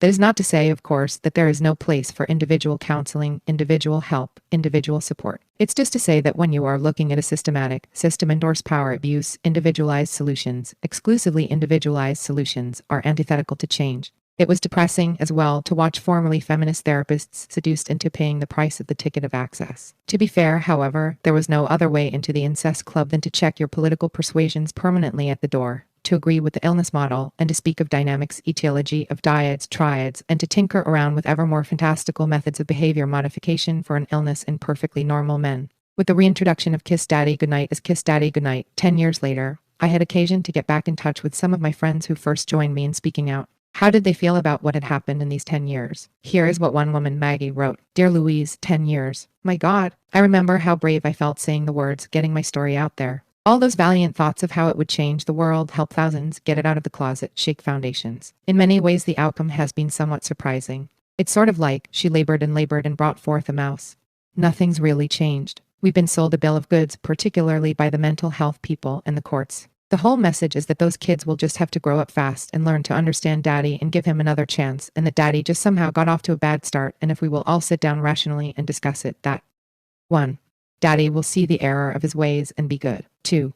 Mommy will realize that if only she'd been more understanding and available to daddy and more intimate, she would have stopped it from happening. 3. We would get over our shame and realize we were not to blame, and we'd all live happily ever after. Bullshit.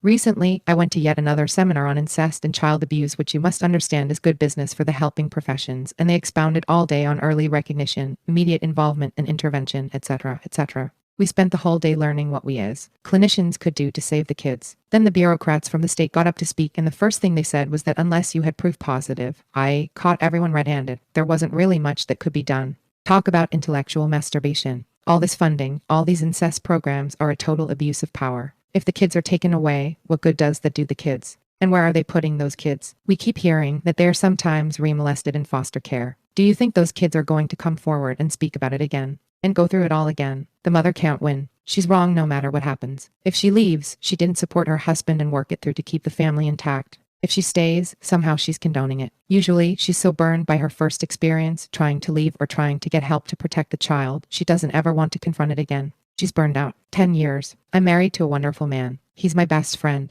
My heart still skips a beat when I see him. I still think he's beautiful. We're great together. Our lives work. We travel. We went to Africa to see the gorillas, rode elephants in Thailand. We love spending time together. And I still, deep down, don't trust him. I'm successful, well-liked, have substance, humor, joy, and on some level I still hate myself. It still goes back to the damage of childhood, and it pisses me off. I'm bored to death with my story and furious that it can still get in my way at times. All those neurotic fears have nothing to do with me, with my husband, with us, with the reality of us. I've swollen up like a blimp since we married for fear of the kind of wonderful intimacy we have. I'm losing weight again. It's tiring, boring, and redundant. But when I look around me, I'm more alive than most people. I have more joy in my life, more variety, more pizzazz, and part of me loves who I am. I just think it would have been one hell of a lot easier if my folks had been Ozzy and Harriet.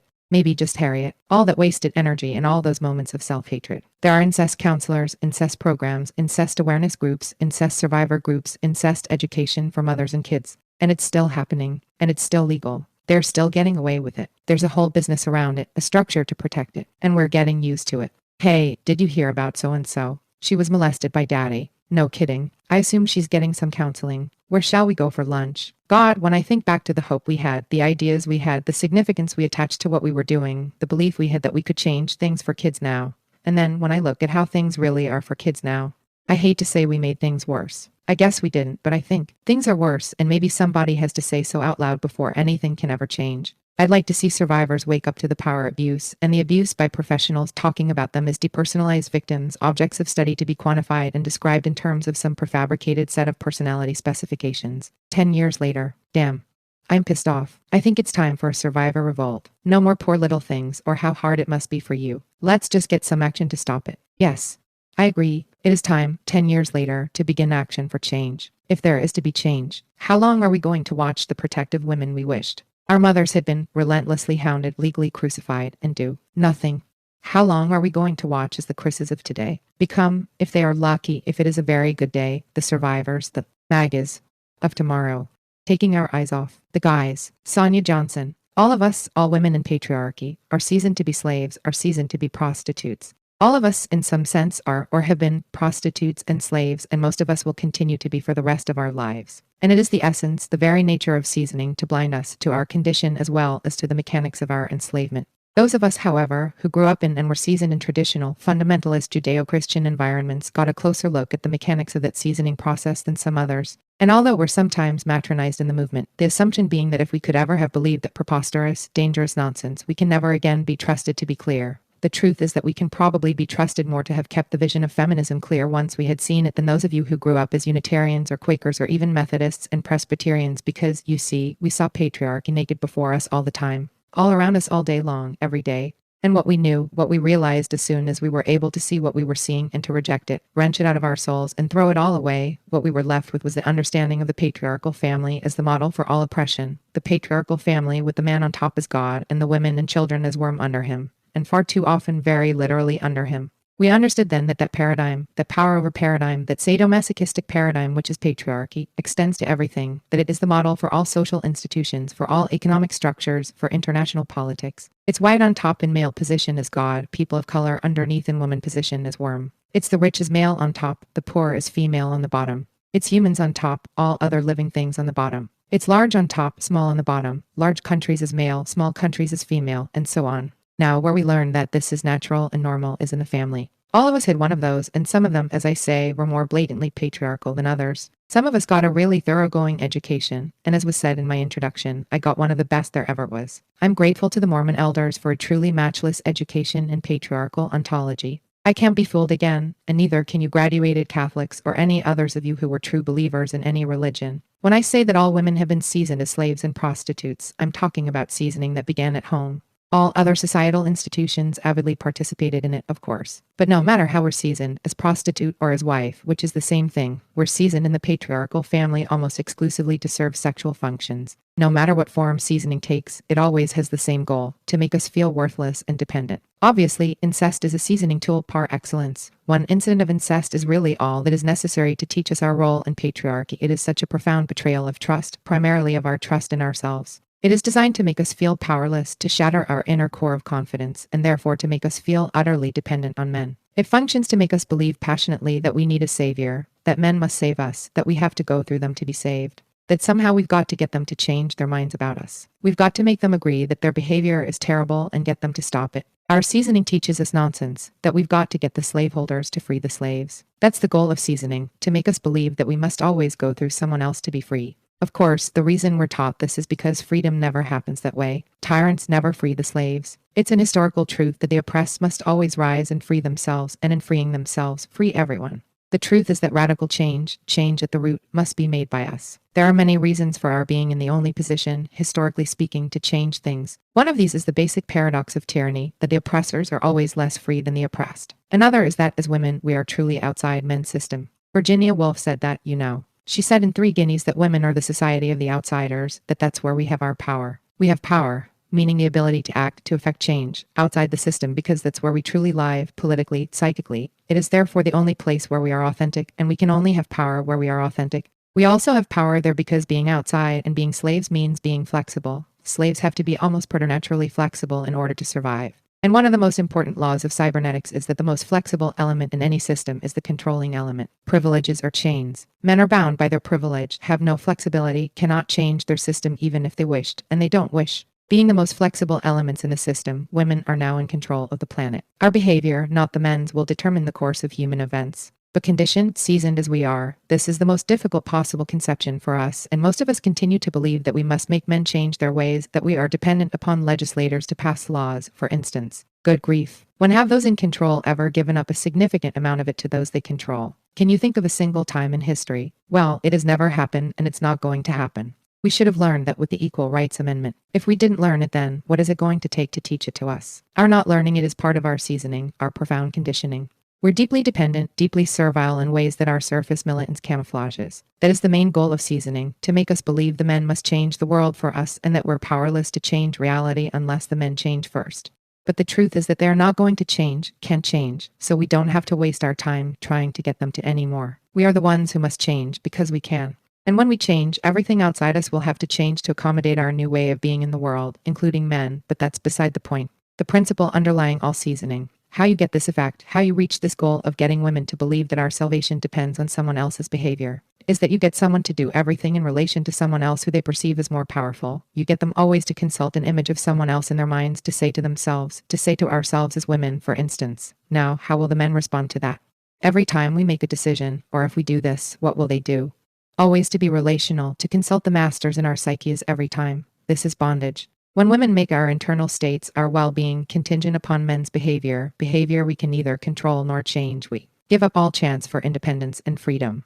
Our freedom must depend exclusively on us. We are the only ones we can change and control. We must understand and internalize the fact that men are totally irrelevant now as far as change is concerned. So we can take our eyes off them and look at ourselves to make a shining new reality right here, right now in the midst of the old putrescent, collapsing world of the fathers. As long as we're focused on the men, we're never going to see that the door to our jail cell is open, that it's open not into patriarchy but into our own power. As long as we're concentrating on the men, doing everything with our pimps in mind, we're never going to break free. Our pimps are the men around us. They're the legislators, professors, ministers. None of you still has ministers or priests, I trust. Our pimps are our fathers, our husbands, our sons. To be everything in relation to them is slavery. I learned this as a prostitute in training in Mormondom, in a Mormon home as well as the church, and in the Democratic Party, and in liberal and progressive and leftist groups, and in the National Organization for Women, which is modeled also on the patriarchal family. I learned these things in the same place you learn them. We have all learned them the hard way. When I escaped from Mormonism, I looked out and saw that all churches were the Mormon church. I looked out further and saw that the whole world was the Mormon church. Over the years, as I kept looking, I saw that Congress and the legislatures and the political parties and Mother Jones and National Public Radio were also all the Mormon church. You know, nothing new considered, the same old stuff considered.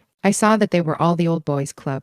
I decided I wasn't going to escape from one brothel just to get myself trapped in another, that something was basically wrong with thinking that any of these institutions was the new world. So it seemed to me that it was time for me to take my eyes off the guys, to get rid of the superstitious belief that if I didn't monitor every single thing they did, if I didn't clutch at them and beg them and plead with them and lobby them and kick and scream and stamp my foot and demand, they would go berserk and kill us all. But this is nonsense, of course, because all evidence shows that men have gone berserk anyway. With our eyes fastened unblinkingly on their faces day and night for thousands of years, they have grown increasingly mad. With our attention riveted upon them, they are killing us and the world around us daily. The evidence is that with our reactive, fearful, dependent behavior, we have been facilitating patriarchy in all its manifestations throughout its history. We have been seasoned to do this, to keep our eyes on our patriarchs, our pimps, so we won't look at ourselves and see the stunning alternatives. I saw that since it hadn't gotten us anywhere, it was time to stop doing that. We don't have 1,000 years to get enough women in our legislatures and our Congress. And even if we did, they would all be female impersonators by the time they got there. Anyway, we don't have time. We've only got maybe 10 years. That means we've got to learn from history that resistance to and cooperation with the oppressor don't work. All the ways we've tried to change things didn't work. They didn't work. Hierarchical structures don't work. They're all copies of the patriarchal family, a paradigm that has failed us utterly. So I've decided it's time for me to refuse that seasoning. It's time to deprogram myself and to stop concentrating at all times upon the masters, upon the pimps of the world, stop doing all I do in relation to them, in reference to them, in reaction to them, stop making my feelings of well-being contingent on their behavior, stop thinking about them. They are so boring, so numbingly boring. We can predict everything they will do, every savage, gruesome, gross, crass thing they are going to do. We know it all by heart. We don't need to watch it anymore, do we? Do you? I certainly don't. I've seen plenty of it, and I know it inside out. It seems to me that what I have to do is what my deep conditioning tells me not to do the thing that scares me most of all, to do what I've been taught never to do or I would die, and that is to take my eyes off the guys and to take myself seriously. To stop enabling men's system, patriarchy. To stop believing that they are going to change the world, that I ever have to try to get them to do anything redemptive again. They will not, could not if they would. And to come to grips with the truth that if I want the world another way, I must make it that way myself. The most important message my wise old woman within has ever given me is that the transformation of this world is up to me and you. What a relief. Thank goodness it's up to the women, because now it will get done. Family matters. And Jones. When we consider the structure of the family and what goes on within it, the sexual liberals seem beside the point. When we consider the family, we have to talk about child sexual abuse, incest, and the area of family violence that I focused on, wife abuse, marital rape, and battering, often culminating in the cases I've looked into, in homicide. I've written particularly about cases in which a woman fought back and attacked or killed a man who abused her. But we know that far more often the outcome is the other way around, that it is the woman who dies. Exploring our sexuality requires freedom, and for women the family structure is still a prison. The family is grounded in the same kind of repression that brings us capitalism and what Freud and others have been pleased to call civilization. These days the American family is touted as a last bastion of red, white, and blue American life. The family is also said to be the first line of defense or the last against sexual license, drug addiction, homosexuality, widespread depravity, and crime. We are charged to defend the family at all costs. The military terminology is no accident. We have come to expect this kind of language from people on the right, and in fact the right waves the bright banner of the American family to justify almost any of its schemes, no matter how vicious, from book banning to bombing abortion clinics. But it's a little disconcerting when feminists, whom we have more or less learned to trust, talk about the family in this way, when feminists find nothing fundamentally wrong with the family as an institution but seek only equality within it. What that implied in the early days of the current feminist movement was some sort of contract about the housework. If you could just get him to make the bed you had to lie in, perhaps things would work out after all. Many feminists in those embattled early days refused altogether to fill the conventional woman's role within the family. Instead, they went out into the world in their struggle to be independent women in a system designed to make that as difficult as possible. And suddenly, unsurprisingly, they wanted to get back in. We watched a rather embarrassing procession of women marching in quick step to the altar and the maternity ward and telling us how wonderful it all was, as though they had just invented it. This parade still continues, though the joyous song is once again drowned out by the lament of the overburdened supermom, an old dirge meant to inspire a rising generation of women to just stay home in the first place. It's useful to study history. We learn from it how institutions and laws, social and economic forces, traditions and habits of mind converge to keep women in marriage and in a subordinate position within the family. We can name a long list of factors: inadequate job training for women, lack of access to jobs, lower wages paid to women, absence of child care, discriminatory promotion policies, discrimination in housing, sexual harassment, rape, and so on. These considerations led women in the movement to work for equality outside the family in economic, political, and social life. We didn't speak much about sexual equality, for history also teaches us that whenever feminists turn from the body politic to the body, they somehow wind up in the master bedroom. Surely there are connections to be made, for self-defined sexuality is one more thing, like autonomy, self-determination, safety, and the minimum wage, that is denied women in the family. Family stability in a patriarchal system depends upon sexual repression of women. The same repression of woman-defined sexuality is also essential to pornography, and in both cases it is based on the separability of love from lust. This is no mere coincidence. In the traditional scheme of things, women love while men lust. The whole desire of a woman, ladies don't feel lust, is supposed to be encompassed in her love for her husband. In the perfect woman, desire and marital duty perfectly coincide. Male sexuality, on the other hand, is based on a lust so powerful and apparently uncontrollable that grown men find themselves raping their own seductive children.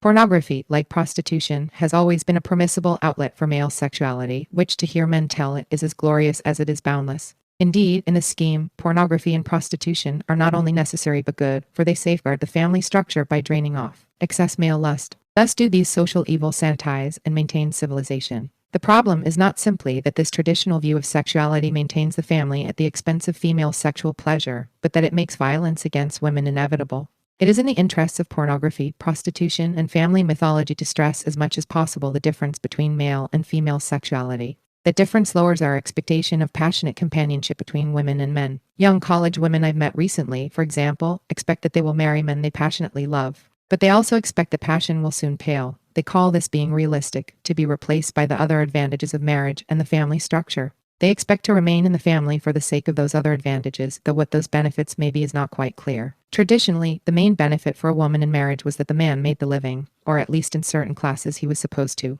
We all know what women traded for that. But wars, tough economic times, and periods of active feminism have brought more and more women into the workforce, and the old arrangement has broken down.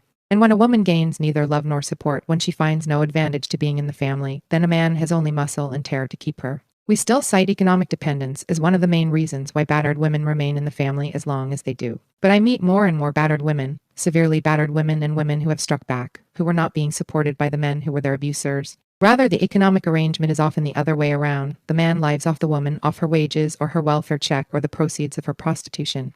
He dominates and exploits her economically, just as he does physically and sexually. The parties may be husband and wife or a cohabiting couple, but the arrangement is the classic one of pimp and prostitute. The man maintains the arrangement by terror and violence, for when traditional bargains break down, what other sources of power do men have? We know that men beat women because they can. No one stops them because to do so would be to interfere with the family. It would be un-American. But men beat women also because they think they must. Like the American generals in Vietnam who destroyed cities in order to save them, men batter women in order to hang on to them. We know that batterers inflict the greatest violence and the greatest damage not when women take it, but when women try to get away. Men rape and batter women not for what women have done but for what they are about to do, escape. Violence has always been an important tool for maintaining the family to serve the purposes of patriarchy. We can see that women who act against that violence, women who denounce those arrangements, women who try to leave, women who work on behalf of women, are the very ones accused of breaking up the family. It is the women who expose violence, not the men who commit violence, who are said to be dangerous. And indeed they are, for the family depends upon violence and its concealment. Women who successfully escape pay all sorts of real costs for having done so. Middle class and upper class women who leave lose their class status and the privileges their children might have enjoyed, better health care, better education, if they had remained with highly paid men. Poor women may slide deeper into poverty. Any woman may lose her children. And women who fight back against batterers are punished most severely of all. Most of those who kill their assailants serve long terms in prison. What part does a positive sexuality play in all this? Very little. In violent marriages, in violent families, sex is a weapon. Whether it is used in rape or incest, whether it is directed against a woman or a child, sex is used in the same way that terrorists use, say, genital torture or mutilation, to humiliate, to shame, to destroy a sense of autonomy and authority, to erase identity. Rapists and batterers within the family are, in fact, domestic terrorists, and they use exactly the same methods that international political terrorists use for exactly the same purposes: domination and control. The purpose of all domestic terrorism is to control the lives of women. To my way of thinking, that has everything to do with gender, but little if anything to do with a positive sexuality. The abuse of children in the family perpetuates the system to the next generation through the process of socialization. It doesn't seem to matter much whether the children are girls or boys, or even whether they suffer abuse themselves or merely witness it. They are taught the same lesson, that violence is normal behavior, that men are powerful abusers, women and children powerless abused. Susan B. Anthony knew all of this, and she wrote about it in The Revolution. And then somehow the knowledge got lost. It took us a long time to resurrect it. And now we are in danger of forgetting it again. Susan Brammeller's book, Against Our Will, is a milestone in the women's movement because it demythologized, desexualized rape. We learned, and not for the first time in history, that sexual and physical violence against women is not sexual at all but simply violent. Men use it to dominate women. Are we now to erase this knowledge again, to make violence and dominance glamorous and erotic once more? Bernadette Powell, a black woman from Ithaca, New York, is now serving a 15-year-to-life sentence in New York's maximum security prison for women because in 1978 she shot and killed her ex-husband. She was a battered woman. At her trial, she and several other witnesses testified about her battering and about torture with cigarettes, scalding water, ropes. Much of the testimony sounded like your standard home video palm flick scenario. Bernadette Powell had been subjected to all of it. Although she said she acted in self-defense, she was convicted of murder, and she appealed. In response, the Tompkins County prosecutor, a man whose wife had just divorced him, charging that he also was a batterer, argued in his legal brief that Bernadette Powell had no reason to fear bodily harm from her ex-husband because although the man admittedly had committed many violent acts against her, there were hospital emergency room records and eyewitnesses to prove it. His motivation was sexual. In other words, a woman's broken bones and broken spirit don't count if the man who broke them had sex on his mind. On the basis of this argument and several others, the New York State Appellate Court upheld the conviction of Bernadette Powell. Experts debate the impact of pornography, but you have only to talk to battered women to know that it is used as a recipe book for violent scenes in the home. Many battered women report that their husbands keep pornographic magazines beside the bed and consult them as they proceed step by step to have sex. But pornographic attitudes also may bend the minds of officials in the criminal justice system who in turn determine the future of women who fight back. Our prisons today are filled with women like Bernadette Powell, women who have been victims of a pornographic family structure at home and victims of a pornographic mythology in the courtroom.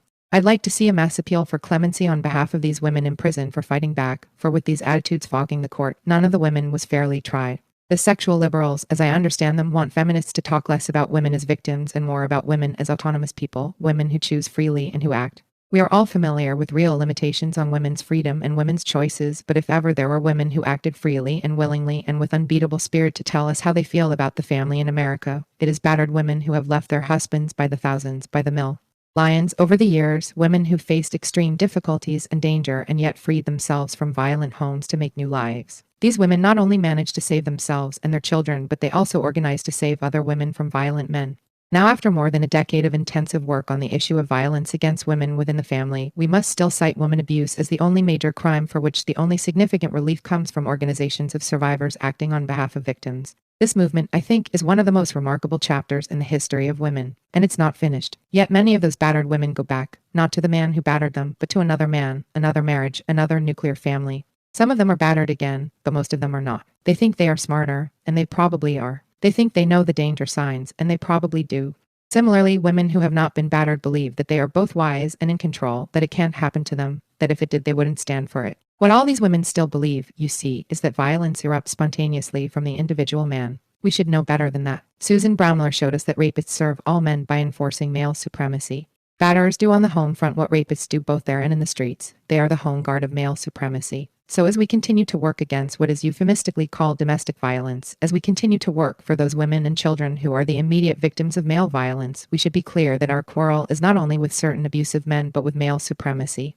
Our goal should be not merely to redefine our sexuality but to redefine the world and our place in it. Our fight should be not just against domestic violence but against the peculiar domesticity which couldn't carry on without it. Confronting the liberal lies about prostitution. Evelina Diop. WISPRON is a national organization of women who have survived the sex industry. Our purpose is to expose the conditions that make women and children vulnerable to commercial sexual exploitation and trap them in systems of prostitution, to expose and invalidate cultural myths about women used in prostitution and pornography, and to end trafficking in women and children. We define systems of prostitution as any industry in which women's or children's bodies are bought, sold, or traded for sexual use and abuse. These systems include pornography, live sex shows, peep shows, international sexual slavery, and prostitution as it is commonly defined. All these industries are merely different commercial vehicles through which men traffic in women and children. We chose the acronym WHISPER because women in systems of prostitution whisper among themselves about the coercion, degradation, sexual abuse, and battery upon which the sex industry is founded, while myths about prostitution are shouted out in pornography and the mainstream media and by self-appointed experts. This mythology, which hides the abusive nature of prostitution, is illustrated by the ideology of the sexual liberals, which erroneously claims that prostitution is a career choice, that prostitution epitomizes women's sexual liberation, that prostitutes set the sexual and economic conditions of their interactions with customers, that pimp/prostitute relationships are mutually beneficial social or business arrangements that women enter into freely, and that being a prostitute or a pimp is an acceptable traditional occupation in communities of color. The sexual liberals have developed three major arguments which attempt to explain away the central role of pimps in the recruitment of women and girls into so-called voluntary prostitution. Pimp as business manager, pimp as stigmatized minority, and pimp as lover or boyfriend. All three models have been embraced and promoted by Priscilla Alexander III of NTFB, the National Task Force on Prostitution, and Coyote Cast Off Your Old Tired Ethics, and Arlene Carmen and Howard Moody, speaking from the pulpit of the Judson Memorial Church and in their book, Working Women, The Subterranean World of Street Prostitution, 1985. Since their collective views are representative of the sexual liberals' promotion of and apology for the commercial sexual exploitation of women through pornography and prostitution, this article will address their work. In order to understand how pimps and panderers came to be redefined as business managers, one needs to examine the myth that prostitution is a job just like any other job. According to the sexual liberals, prostitution is a traditional female occupation, a daily occurrence where biological desire and economic needs meet. They continue, in doublespeak, to advise us that it is at once an act that is primarily personal and intimate and at the same time one of the last bastions of small, free enterprise, laissez-faire capitalism. Arlene Carman and Howard Moody, 1985.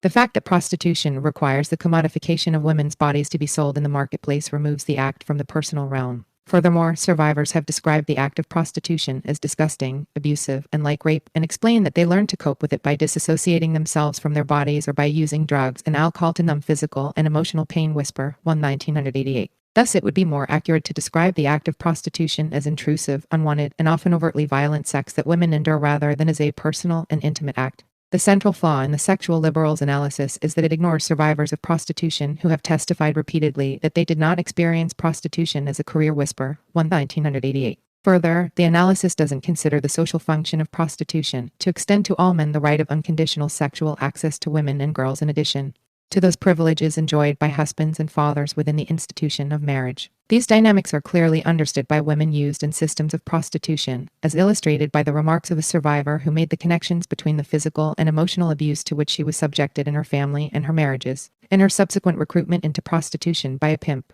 I basically just thought that women were put on this earth for men's sexual pleasure in exchange for a roof over your head and food in your stomach. Whisper, 1988. Some sexual liberals justify prostitution as the altruistic creation of women of color. Prostitution is no alien thing to black women, write Carman and Moody. In every southern city in the 1920s and 30s, the red light district was on the other side of the tracks in the black ghetto, where young white boys discovered their manhood with the help of a $2 whore. Prostitutes were integrating blacks and whites long before there was a civil rights movement. 1985 pp. 184,185. Astonishingly, Carman and Moody consider the buying and selling of women of color by white men and their sons to be the vanguard of desegregation.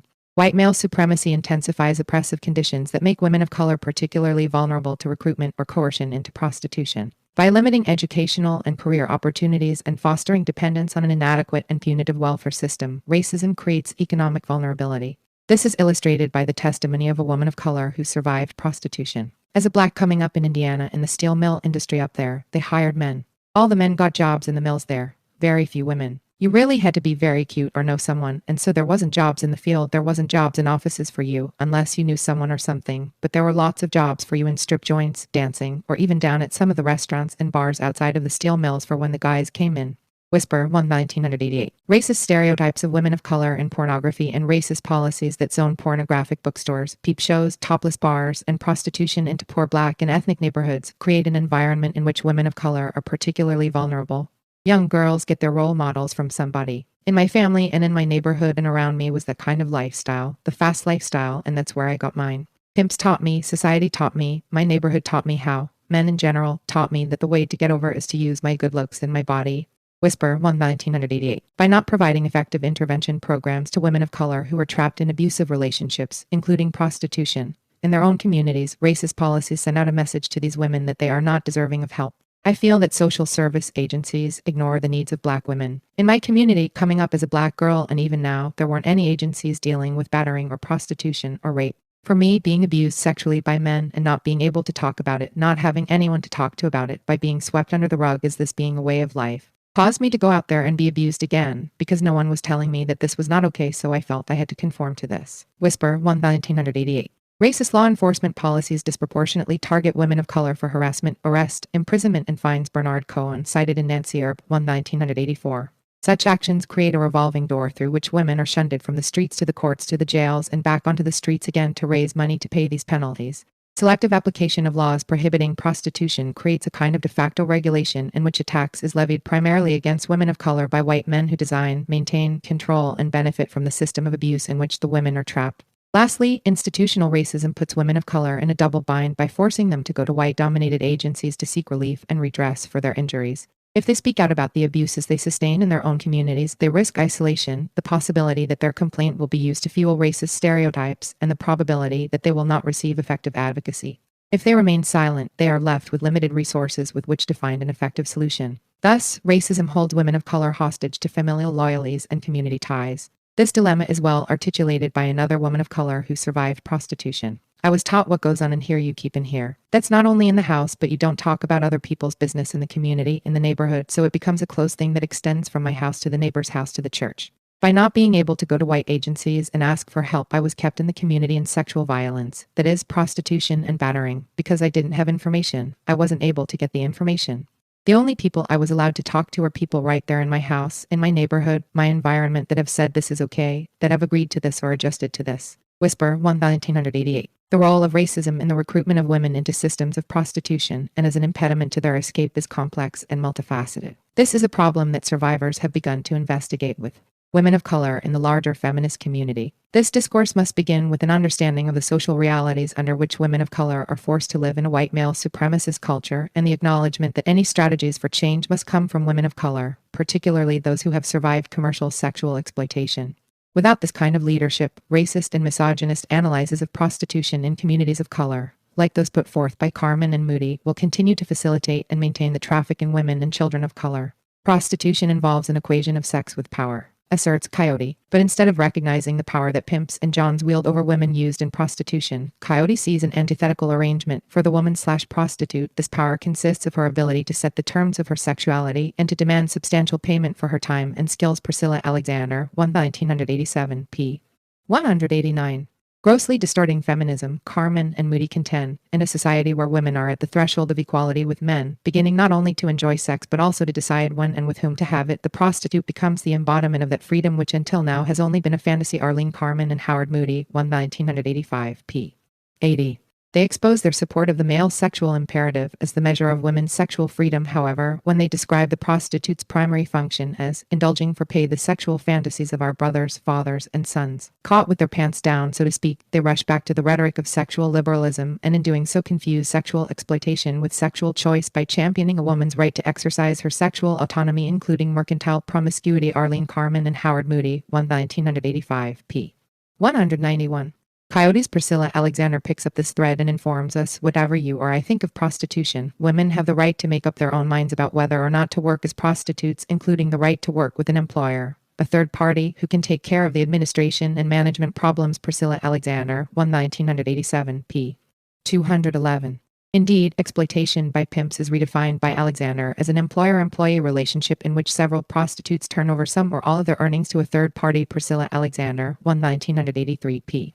13. Pimping and pandering, Coyote explains, are inflammatory words used to refer to third-party management of prostitution, and as such should be recognized as legitimate businesses and regulated only by business and labor law, not criminal law. Coyote/NTFB, 1984-86, p. 3. In an attempt to turn straw into gold, the sexual liberals spin an argument in support of prostitution based on false assumptions and outright lies. They claim that prostitution is a manifestation of both women's sexual freedom and gender equality. They claim that women freely choose prostitution as a career alternative. They claim that women control both sexual and financial interactions between themselves and their customers. They claim pimps are small business managers who can and should be made accountable to their employees through labor negotiations. There are approximately 1 million adult prostitutes in the United States. Charles Winish and Paul Kinsey, 1971, p. 14. Many are women of color. Pasquis Sibeli, 1987, p. 120. Many have dependent children. The average age of entry into prostitution is 14D. Kelly Weisberg, 1985, p. 94. Others were traditional wives who escaped from or were abandoned by abusive husbands and forced into prostitution in order to support themselves and their children. Additionally, there are approximately 1 million children used in the sex industry in this country. D. Boyer, 1984. Although estimates vary due to the covert nature of child prostitution, we know that without effective intervention, most of these children will grow up to be adult prostitutes. Women in prostitution have few resources. Most have not completed high school. 4 few have had any job experience outside of the sex industry. 5 most have been victims of childhood sexual abuse, incest, rape, and / or battery prior to their entry into prostitution. Whisper has pointed out that the function of the institution of prostitution is to allow males unconditional sexual access to women and children limited solely by their ability to pay for this privilege. A preliminary analysis of data collected by the Whisper Oral History Project has isolated culturally supported tactics of power and control which facilitate the recruitment or coercion of women and children into prostitution and effectively impede their escape. These tactics include child sexual abuse, rape, battery, educational deprivation, job discrimination, poverty, racism, classism, sexism, heterosexism, and unequal enforcement of the law. These same tactics are used by individual men to keep women trapped in abusive relationships outside of prostitution. 6. 90% of the women who participated in the Whisper Oral History Project reported having been subjected to an inordinate amount of physical and sexual abuse during childhood. 90% had been battered in their families, 74% had been sexually abused between the ages of 3 and 14.7 of this group, 57% had been repeatedly abused over a period of 1 to 5 years, 43% had been victimized by 2 or 3 perpetrators, 93% had been abused by a family member. 8. Additionally, 50% of this group had also been molested by a non-family member. See, for example, Mimi Silbert, 1982. Once in prostitution, these women and girls were further victimized by both pimps and customers. 79% of the women interviewed had been beaten by their pimps. 74% reported assaults by customers. Of these, 79% reported beatings by a customer, and 50% reported rapes. 71% of these women were victims of multiple customer assaults. These findings are consistent with Mimi Silbert, 1982, Diana Gray, 1973. The conditions these women were subjected to in prostitution replicated the abuse they had sustained at the hands of their fathers and husbands. Carmen and Moody attempt to exonerate pimps by presenting a pseudo-psychological profile of these men. What's really important, they write, is the self-image of the man, the way he perceives himself in the relationship with the prostitute. He doesn't see himself as an enslaver of women. He rather thinks of himself as a business entrepreneur. He is running a small business. And as we read on, we learn that, in his business, he usually chooses to pay the women in goods and services rather than cash. Arlene Carmen and Howard Moody, 1985, pp. 107-108. This is the equivalent of attempting to construct an analysis of sexual assault by asking a convicted sex offender the way in which he perceives himself in relation to his victim. He doesn't see himself as a rapist, he rather thinks of himself as a lover. In explaining how the pimp is viewed by society, Carmen and Moody write, the pimp as a category of human being suffers from the same fate as other members of deviant or minority subcultures. Arlene Carmen and Howard Moody, 1985, p. 100. They claim that 99% of pimps are black and then bolster this misconception by presenting a racist/misogynist interpretation of history. In times of slavery, they state white masters raped black women with impunity. However, they add some black women cooperated with the white masters to gain a more secure place, dismissing the gender-specific horrors to which enslaved women were subjected, including forced breeding and the labeling of some as collaborators with their oppressors. Carmen and Moody quickly move on to what they perceive to be the real degradation of slavery. White masters socially castrated black men by not allowing them to be heads of their own households and denied them access to white women. To Carmen and Moody, the contemporary pimping of women by black men rights this historical wrong. The black pimp has reversed history, they explain. He dominates over black and white women and has also humiliated the white man by making him pay for what his women lavishly give the black man. Arlene Carmen and Howard Moody, 1985, pp. 106-107. This racist paradigm defining pimps as black men fueled by historical sexual revenge, ostensibly because they've been deprived of unconditional sexual access to both black and white women, diverts attention from the organized traffic in women owned and controlled by white businessmen in America. Brothel owners in Nevada. 9 owners of massage parlors and escort services throughout the United States. Owners and managers of bars, nightclubs, and dance studios where prostitution is p. Promoted. 10 owners of mail-order bride businesses. 11 organized crime rings that operate in collusion with American GIs to fraudulently induce Asian women into this country and imprison them in massage parlors. Crime syndicate 1985, p. Al Atwo. Pornographers and owners of peep shows and live sex shows. 12. And the leftist self-proclaimed revolutionaries who turned out their women comrades during the 1960 seconds and 1970 seconds. By feigning concern for the subordinate socioeconomic status of black men in America, sexual liberals point a finger at the individual visible pimp and absolve themselves of culpability. Yet their portrait of the typical American pimp is false. Conveniently omitted from their picture are the husbands who pimp their wives and the fathers who pimp their daughters. One survivor of prostitution described how her stepfather forced her into prostitution at age 11. He would sell me to his bar buddies. We would drive to a bar and then he'd go into the bar while I was left in the car and he would bring his bar buddies out to the car. Whisper, 1987. Such scenarios of pimping, commonly interracial, are ignored in both the popular and academic literature. Thus the family, under the control of the father, is held blameless for the sexual enslavement of women and girls publicly and privately. This is not coincidental, for it is the family that serves as a training ground for prostitution. It is in the interest of the sexual liberals, most of whom are husbands and or fathers, to keep that institution intact. They protect it through the enforcement of privacy laws, which prevent any interference with men's absolute authority in the home, just as these laws protect their right to traffic in women through pornography in public.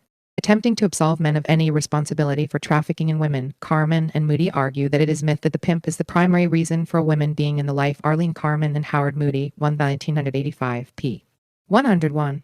Claiming to speak for prostitutes, they assert, The woman more often than not chooses the man she wants to be with and give her money to. Women leave one pimp for another. Or a woman with no man decides to work for the pimp she wants. 1985 p. 104. Alexander goes as far as claiming that young girls runaways deliberately go to the big cities to find pimps to turn them out. 1985 p. 10. Both of these victim-blaming theories ignore the seasoning techniques employed by pimps to recruit women and girls into prostitution, for example, targeting emotionally and or economically vulnerable women, fostering trust and dependency by feigning love and friendship, and using overt acts of physical and sexual abuse. Kathleen Barry, 1981 pp. 121-122. They do not consider the fact that prostitutes who do not have pimps are considered outlaws. Because an outlaw is not the property of one pimp, she is fair game for all pimps. Also ignored is the fact that pimps trade women among themselves and steal them from each other. In a preliminary investigation, the Whisper Oral History Project found that all the women interviewed thus far had been harassed, assaulted, raped, kidnapped, and or forced to turn tricks by a pimp or a gang of pimps. That some of the women had pimps at the time of the assault did not dissuade other pimps from preying on them. In spite of this reality, Carmen and Moody portray pimps as benign. The pimp, they write, enacts a multifaceted role in relating to his women, as a father correcting his wayward daughter, as brother, as lover. Perhaps the most important role is assumed when he plays the role of husband. They claim he is desirable because she believes that he will be a good provider who will give her the things she needs and the things she desires, and that he will give her the ultimate gift, he will let her bear his child. Blaming the woman, they state in the subculture of prostitution, the man is still king of the hill, while the woman is a submissive servant, albeit for the most part a willing one. Arlene Carmen and Harold Moody, 1985 p. 126. What Carmen and Moody have just described is the traditional patriarchal family, and by doing so, they have unwittingly exposed the truth about prostitution. Prostitution is taught in the home, socially validated by a sexual libertarian ideology, and enforced by both church and state. That is to say, the male hierarchies of both the conservative right and the liberal left collude to teach and keep women in prostitution. The right by demanding that women be socially and sexually subordinate to one man in marriage, and the left by demanding that women be socially and sexually subordinate to all men in prostitution and pornography. Their common goal is to maintain their power to own and control women in both the private and public spheres. Prostitution isn't like anything else. Rather, everything else is like prostitution because it is the model for women's condition. The line between wife and prostitute, Madonna and whore, has become increasingly blurred, beginning in the 1960s when women's attempts to free themselves of the double standard was frustrated by the liberal left's adoption and promotion of the Playboy philosophy. This resulted in the replacement of the double standard by a single male standard in which sexual liberation became synonymous with male sexual objectification of and unconditional sexual access to women. With the invasion of the home by pornographic cable programs and video cassettes, the good wife has become equated with the good whore, as more and more women are pressured into emulating the scenarios of pornography. In this context, the wife is pressured, seduced, and or forced into the role of the prostitute while her husband adopts the role of the John. Contests promoted by pornographers like Hustler's Beaver H13 and pornographic computer bulletin boards like High Society Sexdex 14 have resulted in a proliferation of homemade pornography. In this situation, the wife is compelled to assume the role of porn queen when her husband adopts the role of the pornographer. The growth of swingers magazines and wife-swapping clubs have allowed men to assume simultaneously the role of John and pimp, paying for the use of another man's partner by making his wife available in exchange. The last barrier separating the roles of wife and prostitute is smashed when men engineer sexual encounters with prostitutes, which include their wives. One prostitution survivor describes the dynamics of such an experience. A lot of men enjoyed bringing me in as a third party with their wives. Usually what would end up happening is we'd watch some pornographic film, and then he'd say, "All right, I want you to do that to my wife." Now, in these instances, I felt the wife was the victim, and that I was there to hurt the wife. I felt there was a real power play there, where the man was obviously saying to the wife, "If you don't do this, I'm going to leave you." I mean, there were great overtones of manipulation and coercion. Whisper, 1988. In each of these ways, the prostitute symbolizes the value of women in society. She is paradigmatic of women's social, sexual, and economic subordination, and that her status is the basic unit by which all women's value is measured and to which all women can be reduced. The treatment that a man pays to inflict on the most despised women, prostitutes, sets the standard by which he may treat the women under his control, his wife and his daughters. The role of prostitute is imposed on women in the home when the courts uphold the marital rape exemption in penal codes. These laws codify the traditional moral imperatives of the church, which demand that women be unconditionally sexually available to their husbands. Through this legally sanctioned victimization, the state supports a man's right to use a woman's body for his own sexual gratification, regardless of the emotional and physical impact on her, based on a social contract marriage which assumes blanket consent on the part of the wife. This Same logic has been used against prostitutes who have attempted to bring charges against customers who have sexually assaulted them. A California court recently ruled in favor of a John charged with raping a prostitute on the grounds that the courts were not in the business of adjudicating breaches of illegal contracts. LA Times, 1986, pp.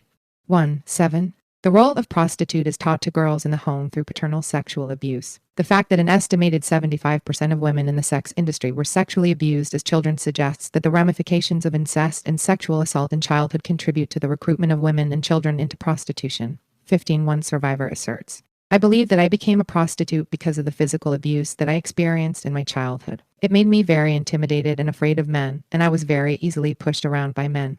I also believe that another factor that played a large part in my getting involved in prostitution was the sexual abuse that I encountered at a very young age, 12.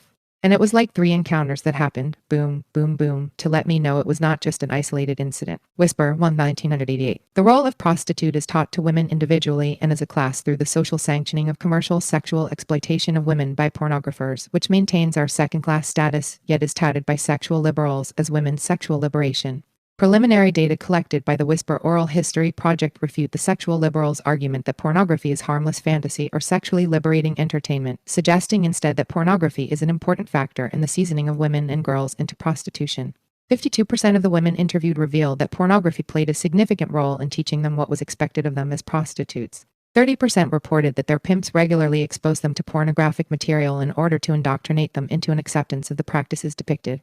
One survivor explained, he used pornography to give me role models to follow, women to try and portray. He'd say, this is what I want you to look like. Whisper, 1987. This situation is compounded by the use of pornography by Johns. 80% of survivors reported that their customers showed them pornography to illustrate the kinds of sexual activities in which they. 15. The Mary Magdalene Project in Reseda, California, reports 80% of the women they've worked with were sexually abused as children. Genesis House in Chicago reports 94% were abused as children in the first national workshop for those working with female prostitutes. Wayzata, Minnesota, October 16-18, 1985. Wanted to engage, including sadomasochism, bondage, anal intercourse, urination and defecation, and the shaving of pubic hair to give an illusion of prepubescence. This information is consistent with testimony given by survivors of prostitution at public hearings and before fact-finding commissions. Porn was our textbook. We learned the tricks of the trade by men exposing us to porn and us trying to mimic what we saw. I could not stress enough what a huge influence we feel this was. 16. 53% of the interviewees reported that their customers took pornographic photographs of them in addition to engaging in sexual activities. 17. Further investigation is required to assess whether the use of pornographic material is a common factor in the seasoning of women into prostitution, whether Johns routinely demand that prostitutes engage in sexual practices promoted in pornography, whether pornography has a modeling effect on prostitutes, compelled by customers to act out scenarios depicted in pornographic material, and whether pornography shapes the sense of self of women compelled to pose for pornographic photographs and films as a function of prostitution. It is evident, however, that pornography does not have a liberating effect on prostitutes' lives, nor does it enhance their sexual autonomy, as sexual liberals contend. We, the women, PF Whisper, escape the brutality of the patriarchal family only to find ourselves at the mercy of pimps, panders, and procurers who have built the multi-billion-dollar industry selling what our fathers and husbands stole from us originally. We are here to expose the lie that prostitution is the answer to women's social, sexual, and economic subordination. Prostitution is not a career choice. I look at my life, and when I came into this world, as a child, I expected to be fed, clothed, sheltered, and to be treated with respect and kindness as any human being would so desire.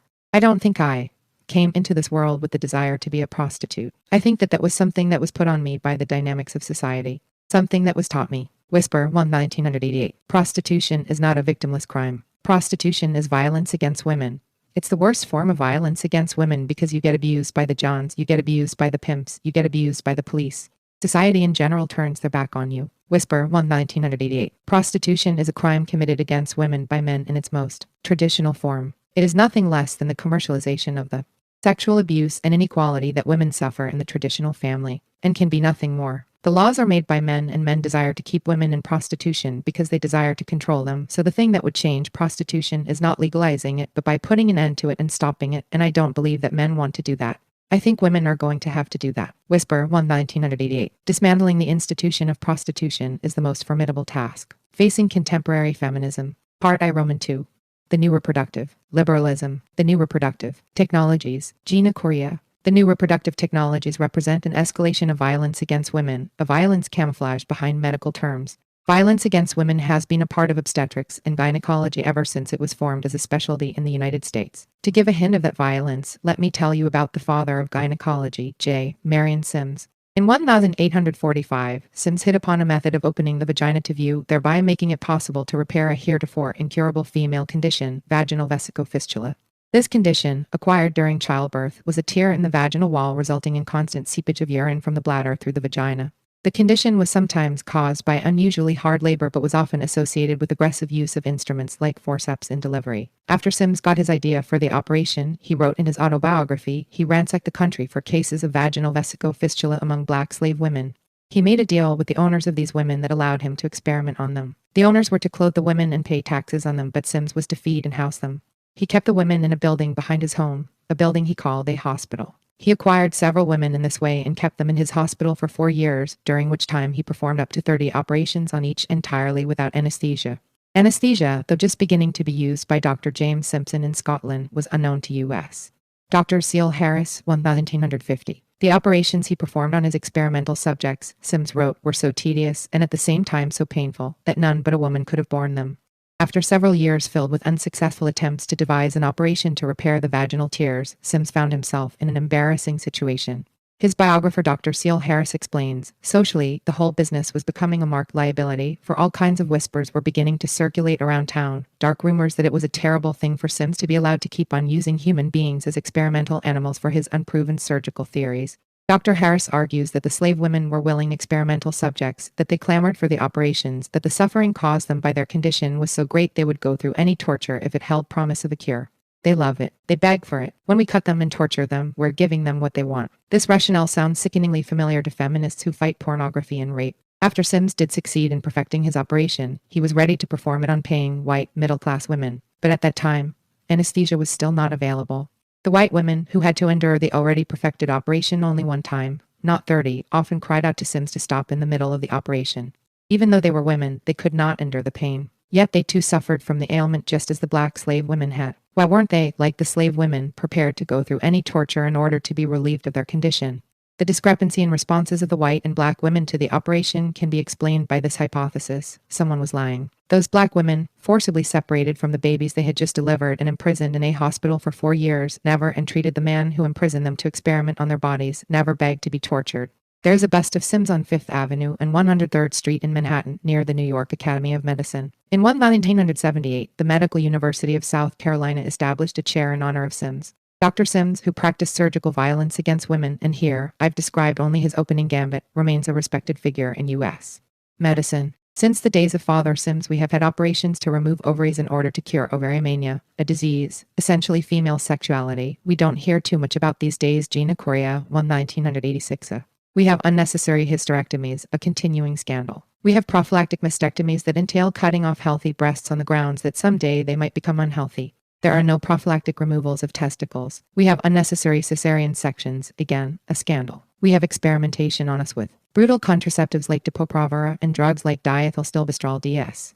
A few of the many books that provide documentation are Diana Scully, 1980, Janice Raymond, 1979, Michelle Harrison, 1982, Boston Women's Health Book Collective, 1984, Gina Correa, 1977, 1980, Barbara Tilda Seaman and Gideon Seaman, 1977. This kind of violence against women is escalating with the new reproductive technologies. Gina Correa, 1986. Under these technologies, I include in vitro fertilization IVF, the test tube baby procedure, that entails pumping a woman full of hormones so she will release more than the usual number of eggs from the ovary, placing her under general anesthesia, usually, and sucking her eggs out, fertilizing the eggs in a dish, and when she's kneeling on a gynecological table, her head down by her hands and her rear end pointed upward, inserting the embryo through her vagina and into her uterus. It sounds simple. In fact, it is a complicated procedure that rarely works. Embryo flushing is another of the new reproductive technologies. You artificially inseminate the woman, flush the embryo out of her, and then insert the embryo into another woman. That's done in cows. A couple of brothers who worked on cows for 7 years figured it was time to move on to women. So they started a company to do that. Gina Correa, 1987. Their procedure is highly experimental. Only 2 births have resulted from it. Sex predetermination, that is, predetermining the sex of a child, is also one of the new reproductive technologies. Surrogate motherhood could be used with the embryo flushing technique, or with in vitro fertilization, or with sex predetermination. Many combinations of the different technologies are possible. Before discussing the violence of the new reproductive technologies, let me point out briefly that these technologies were not developed out of compassion for infertile women, nor are they just for the infertile.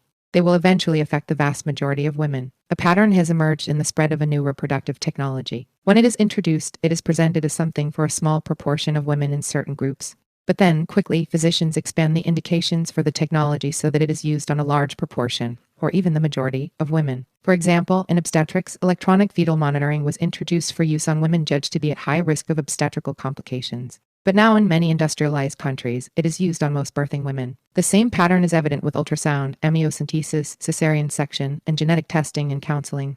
It is likely that this pattern will emerge with newer technologies such as IVF, egg donation, sex predetermination, and embryo evaluation. If, for example, was originally proposed for use on a small group of women, those whose infertility was caused by blocked or absent fallopian tubes. But physicians quickly extended the indications for IVF so that now even fertile women are among IVF candidates. These are women married to men with low sperm counts. Instead of physicians saying, maybe there's a terrific hormone we could inject into men to see if we could raise the sperm count, they operate on women's bodies. Very early on, technodocs began saying that once they found a way to use donor eggs with in vitro fertilization, many more women, for example, women with bad eggs, would become candidates for this procedure. I asked one reproductive technologist, how do women get bad eggs? He said that women who work in places where there are toxic chemicals may have their eggs damaged by those chemicals. These women could simply use another person's egg, he said, and they won't mind because the process of birth is much more important to women than the genetic content of the child.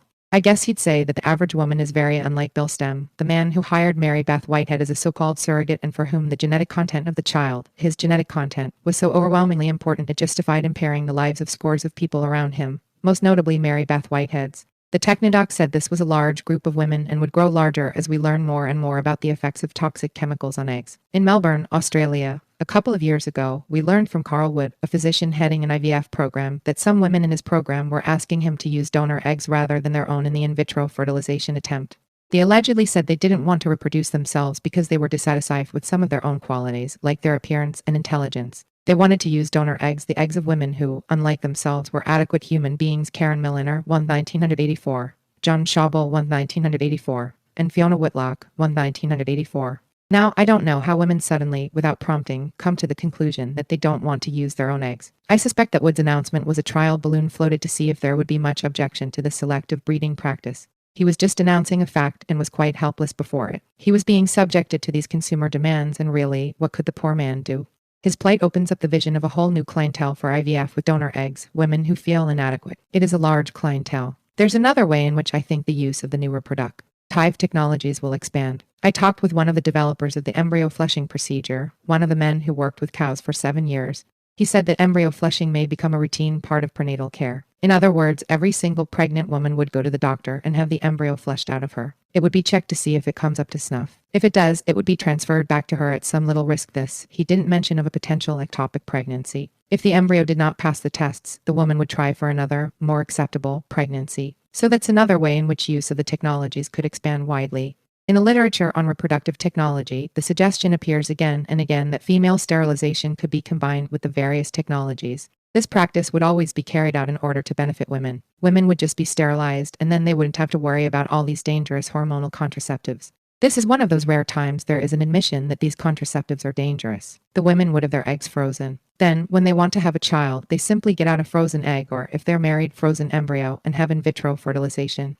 This is tremendously convenient. Various technodocs have indeed pointed out that embryo freezing would offer a terrific new form of family planning. In 1976, which was 2 years before the birth of Louise Brown, the first test tube baby, 2 physicians wrote in the Western Journal of Medicine that in the future, in vitro fertilization may become the standard way to reproduce. Lawrence Karp and Roger Donahue, 1976. The rationale for this was that it may be possible to develop embryo evaluation methods and people would want to have their embryos evaluated before implantation so they could be sure the child is free of defects. Those are the reasons I think these technologies will not be confined to the infertile. The use of these technologies on women's bodies is an experiment, not a treatment.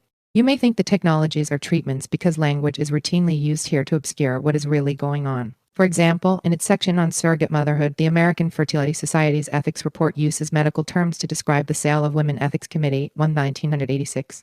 A man's desire to have a genetically related child becomes a medical indication for buying a woman's body. Such terms sanitize the sale of women and remove the reader emotionally from what is actually going on.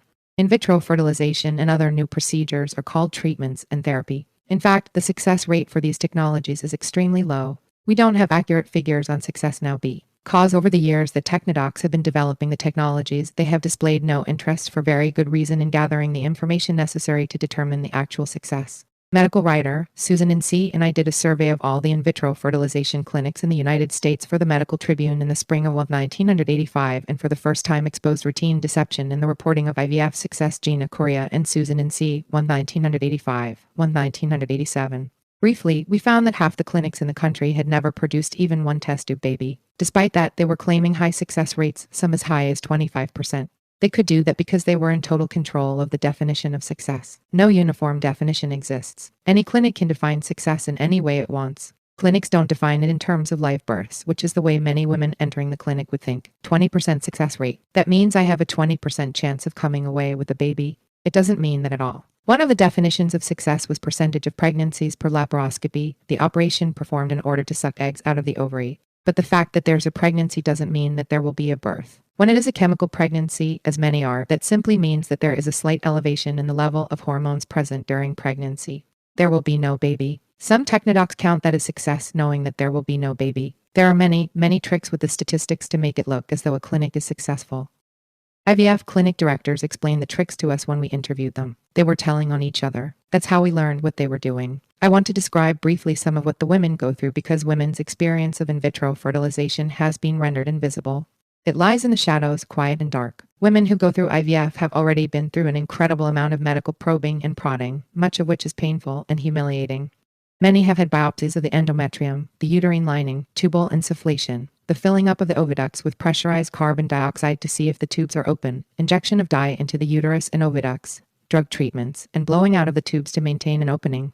But once in an in vitro fertilization program, the manipulations of a woman's body and emotions begin in earnest. Drugs are administered, blood samples are taken, and the hormones within measured. Ultrasound exams are done to estimate when the woman will ovulate. Sterile normal saline is put into a woman's bladder through a catheter for the ultrasound right before the laparoscopy for egg capture they actually call it, that is performed, often repeatedly. In an Australian in vitro program, when the woman is sick, drowsy, and sore from the operation she's just had, she is sometimes asked to arouse her husband sexually so that he can masturbate for the sperm sample.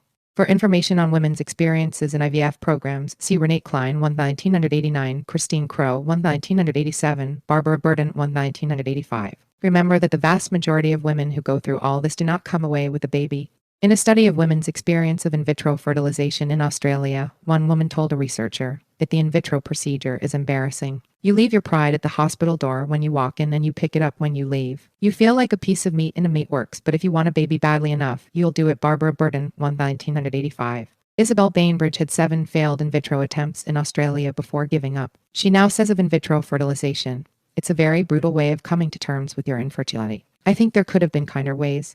Let me tell you about an unkind incident. Several years ago, Technodoc Milton Nakamura arranged for scientists from Monash University in Melbourne, Australia, to give a practical course on in vitro fertilization in his country, Brazil.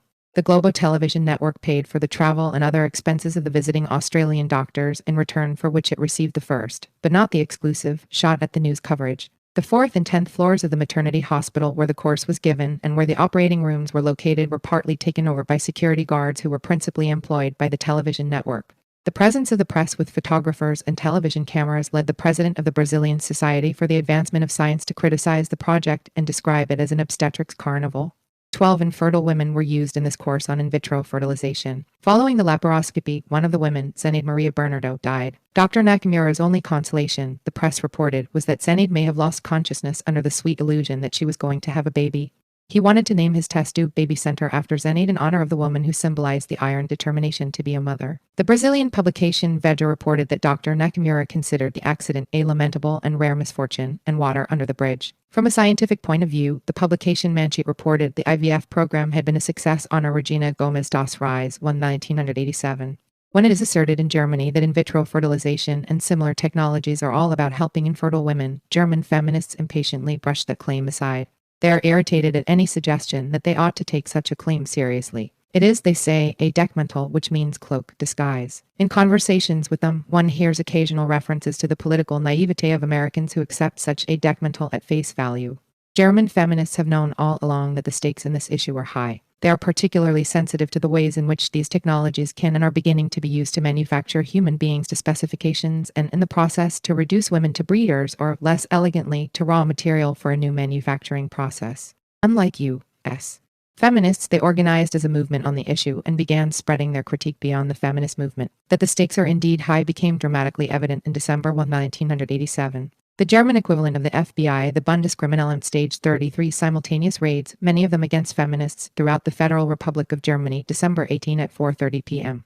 A total of 430 heavily armed police burst into the workplaces of activists. 15 to 30 in a group, the police swept into homes in Cologne, Dortmund, and Düsseldorf. In Essen, Duisburg, Bochum, and Hamburg, the raids were directed overwhelmingly against feminist critics of genetic and reproductive technology, according to Prozesgruppe Hamburg, a watchdog group. The targeted critics have written and spoken on such issues as in vitro fertilization, amniocentesis, sex predetermination, and genetic engineering. They have actively opposed surrogate motherhood. Many worked together in a massive coalition to stop Noel Keene's attempt to open a branch of his U.S.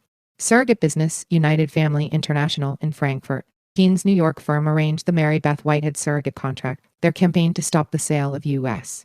women to European men for breeding purposes ended successfully January 6, 1988, when a West German court ordered Keene's business closed, 3 months after it had opened. Grounds for the police raids. In many cases, the women were not given any. But the next day, newspapers reported that the police conducted the searches to ascertain whether any of the individuals were members of a terrorist organization. They were specifically looking for a group called Revolutionären Zellen and its feminist wing, Rote-Zora. The police were operating under paragraph 120 Ninja of the Terrorist Act, support or membership in a terrorist organization. The women raided were forced to undress. All non-changeable. Marks on their bodies, scars, moles, etc. were noted down in police records. The women were fingerprinted. 2 well-known and widely respected women were arrested, Ulla Penicillin, active in 2 groups in Hamburg, Women Against Genetic Engineering, and another group critiquing population control policies, and Ingrid Straubel, a journalist for 8 years with the national feminist magazine, Emma. Straubel is accused of buying a clock used in a bombing attack against Lufthansa offices in Cologne to protest the exploitation of third world women in the sex tourism industry. Both women were charged under the Terrorist Act, paragraph 120 Ninja. Straubel remains in prison, while Penicillin has since been released. In the nationwide raids, police confiscated materials from an archive on genetic and reproductive technology established by women in Essen and from private homes and apartments. They seized drafts of the women's speeches, material prepared for seminars, names and addresses of those attending seminars, published work, videos, tapes of radio programs, scientific articles, postcards, brochures, and private address books. The police raids appear to be an attempt to stop the widespread anti-genetic technology movement in Germany by linking legal organizations with more militant ones. Maria Mies, author of Patriarchy and Accumulation on a World Scale and professor of sociology at the Fachhochschule in Cologne, told me in a telephone interview from her home. No concrete accusation or crime was being investigated. She pointed out, this means that women doing Aufklärungsarbeit, that is, researching reproductive or genetic engineering or talking about it or giving seminars, are already doing enough to provide a pretext for the Attorney General to launch such a police action.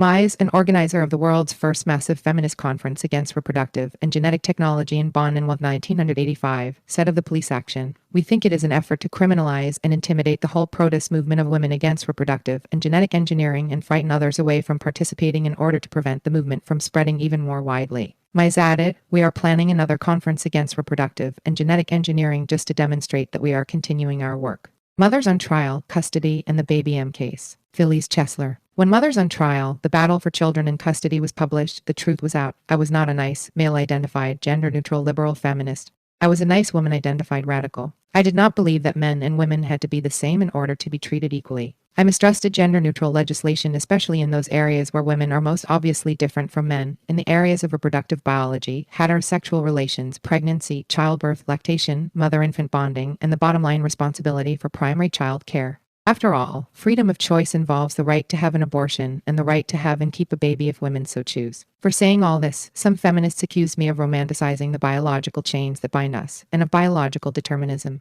I presumably wanted all women to be married, pregnant, and poor. I was against gender-neutral feminism and against women's right to buy or kidnap another woman's child or to rent another woman as a surrogate uterus, in the name of feminism. In Mothers on Trial and elsewhere, I note that mothers are women and therefore have few maternal rights and many maternal obligations, and that feminists fighting for fathers' rights or for the primacy of sperm are, to me, a pretty shabby spectacle. Were feminists in favor of joint custody because it would empower mothers who are women or because it would empower fathers and men, many of whom have no intention of assuming any primary child care responsibility after they win joint custody? Unfortunately, relatively few men are trying to assume some child care responsibility. Such men do not do as many things or the same things that women do in terms of housework or children, nor are such men perceived in the same way as women when they perform a female task. However, liberal feminists did not want to sacrifice joint custody as an ideal. Many were more willing to sacrifice real mothers on the altar of abstract notions, real mothers who were suffering under the weight of child care responsibilities, poverty, custodial sage, and the threatened or actual loss of their children. Once I started organizing around the Baby M case, I called many feminist leaders. For example, Betty Friedan said she was up in arms about what the media and the courts were doing to Mary Beth Whitehead. She said, "I'm outraged by this case. Where are the feminists? Where are the feminists?" I replied, "Well, we're a small, raggedy-ass band out there every week outside the courthouse in Hackensack. Please come and join us." But you're quite right. National Now, New Jersey Now, the Now Legal Defense and Education Fund has, as yet, not gotten involved. I had this conversation with at least 30 other feminist leaders. Many were sympathetic. No one came to help. After a while, it became clear that the issues of surrogacy, adoption, custody were complicated for feminists. And why? Well, there were infertile feminists and single adoptive mother feminists and feminists who had husbands whose ex-wives really didn't deserve custody or child support. There were lesbian feminists who were suffering custodially far more than Mary Beth Whitehead, and decent middle-class feminist couples, two-career families, who couldn't adopt a child without first being humiliated. And anyway, abortion under SAGE was the real priority. All true. But does this mean that women should have the right to exploit other women just like men do?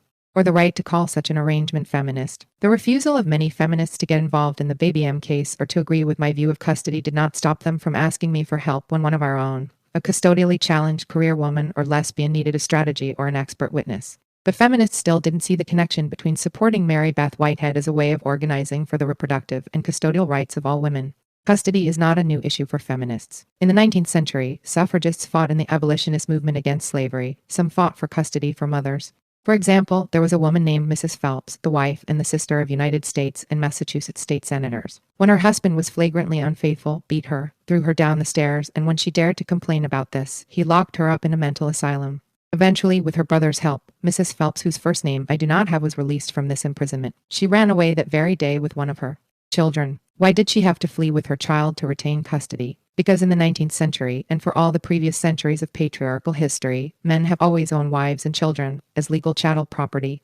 All during the 18th and 19th centuries, if a man divorced his wife, she was not legally entitled to ever again see her children. Like surrogate contract mother Mary Beth Whitehead, legal wives had no legal rights. Susan B. Anthony came to the aid of Mrs. Phelps, took her in, helped find her sanctuary. She did so without shame. Some of Anthony's abolitionist friends chastised her for doing so. They told her she was endangering the women's rights movement and the anti-slavery cause. Anthony disagreed. She said, "Don't you break the law every time you help a slave to Canada?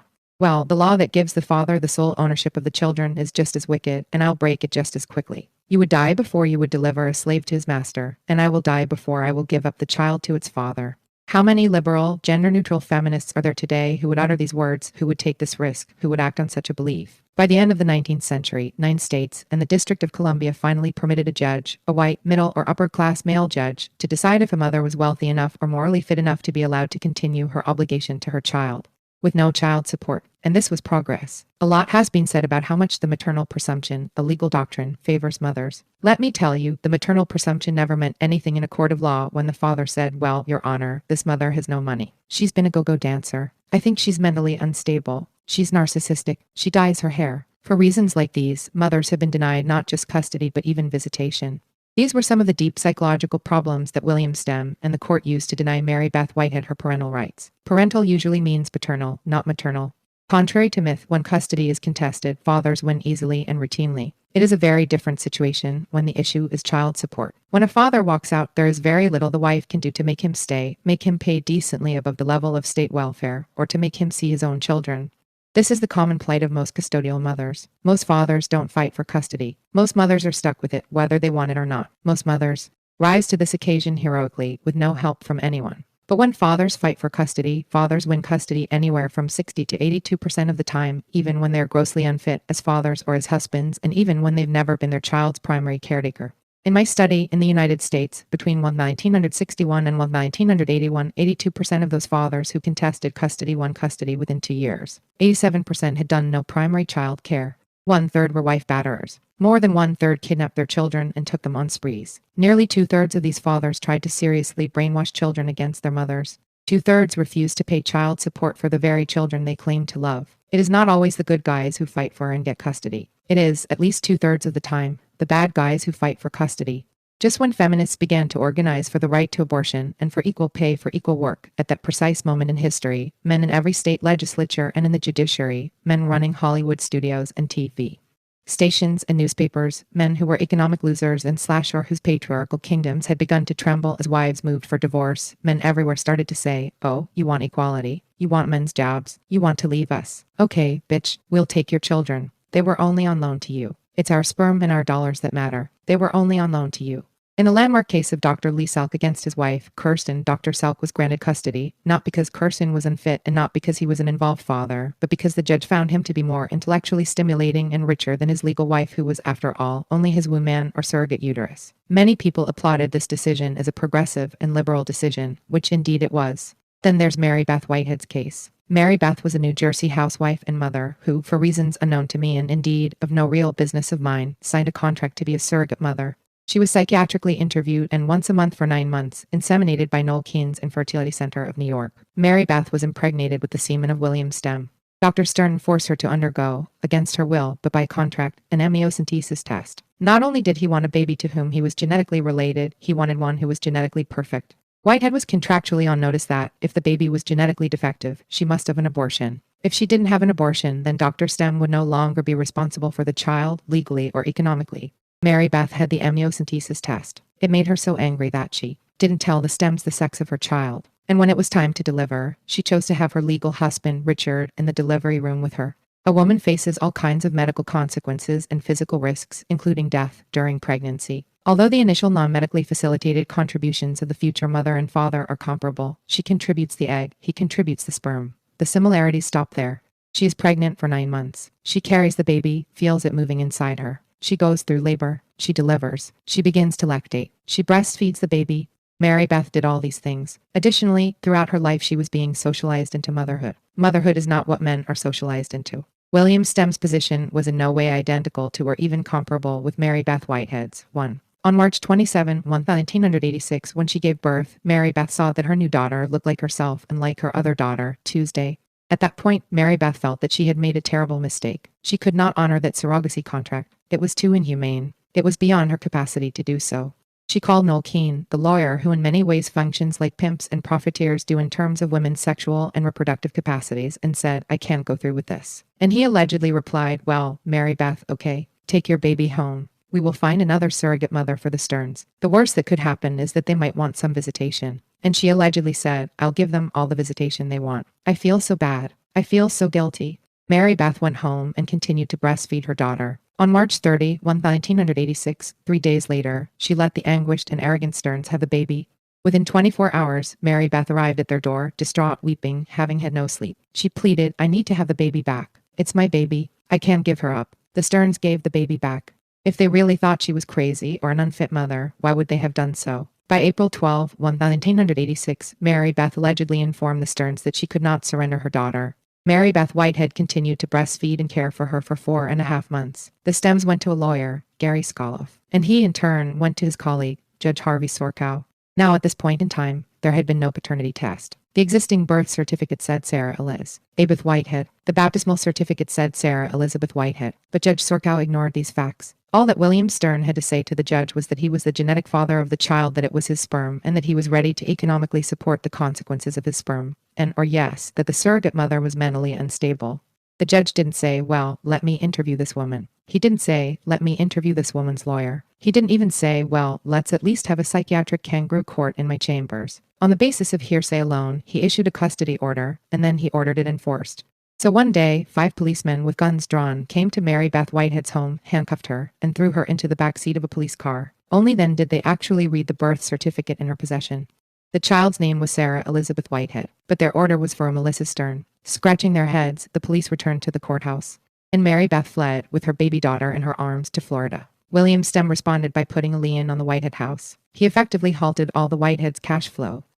Remember, the Whiteheads were a struggling, working-class family while the Sterns were comfortably upper-middle class. Hiding in Florida without any financial resources, Mary Beth had that famous conversation with Dr. Stern, a conversation he taped secretly, the one in which she threatened to kill herself and her child. She said, "Bill, why have you done this to me and my family? Please take the lien off." And he replied, "It's my baby." She said, "It's our baby." And then she said, "Okay, what do you want me to do? Kill myself? Is that what you want? Do you want me to kill the baby? Is that what you're asking for?" Frankly, if I had been in Mary Beth's place, I might have sounded crazier than she did. Any normal mother under those conditions would. Detectives hunted Mary Beth down. The police and private detectives hired by the Stearns came time and again, and they finally took baby M away. They did this after Mary Beth had been breastfeeding the child for 4.5 months. After that, Mary Beth was allowed to see her baby only 2 hours at a time, twice a week, in an orphanage with an armed sheriff standing guard over her. She had to travel 4 to 6 hours round trip for each of those 2-hour visits. Mary Beth Whitehead was put on trial by the legal system, but she was also put on trial by the media and by society. Watching coverage of her ordeal was to me like watching a version of the New Bedford, Massachusetts gang rape on the pool table over and over again, day after day, where the men in the bar cheered the rapists on. You do something like that to a woman and you kill her. The victim of the New Bedford rape was driven out of town. She allegedly began to drink and take drugs. I would too, wouldn't you? And died in a car accident in Florida. They said it was an accident. It was the inevitable consequence of what the rapists and our woman-hating society did to her. In Mary Beth Whitehead's case, it was not just a few bad guys who cheered her rapists on. It was the entire country. Some feminists said we must have a right to make contracts. It's very important. If a woman can change her mind about this contract, if it isn't enforced, we'll lose that right, and we'll lose the Equal Rights Amendment. They didn't consider that a contract that is both immoral and illegal isn't and shouldn't be enforceable. They didn't consider that businessmen make and break contracts every second, renegotiate them, buy themselves out, with only money at stake. Only a woman who, like all women, is seen as nothing but a surrogate uterus is supposed to live up to, or be held down for, the most punitive, most dehumanizing of contracts. No one else. Certainly no man. Judge Sorkow ruled that the contract was enforceable and awarded the Stearns custody in the best interests of the child. Indeed, this was just one of many contemporary custody battles between a legally married man and woman or between an adoptive couple and an impoverished birth mother. The child is usually awarded to the highest bidder. Whoever earns more money is seen as better for the child. How can a stay-at-home mother, like Mary Beth Whitehead, who earns no money, ever be seen as the better parent? Even when the mother has a comparatively lucrative career, she is usually seen as a selfish career monster and therefore bad for the child. Judge Sorkow ruled that the contract was not baby selling. However, if the baby were stillborn or the mother miscarried, contractually the mother only gets $1,000. But if she delivers a perfect, whole, living baby, which she surrenders for adoption, then, and only then, is she entitled to the $10,000. Is that baby selling or not? Judge Sorkow also rejected the idea that surrogacy contracts exploit women and create an underclass of breeders. He reached this conclusion even though, under the contract, the surrogate mother gets approximately 50 cents an hour. Mary Beth refused the $10,000. It was put in escrow, and the interest that accrued contractually went to William Stern. Now think, who is going to be so economically desperate that she will be happy and grateful to get 50 cents per hour? It will probably be working-class women, impoverished women, and / or third-world women, whose fertility is seen as a resource to be plundered by men who want genetically perfect babies in their own spur.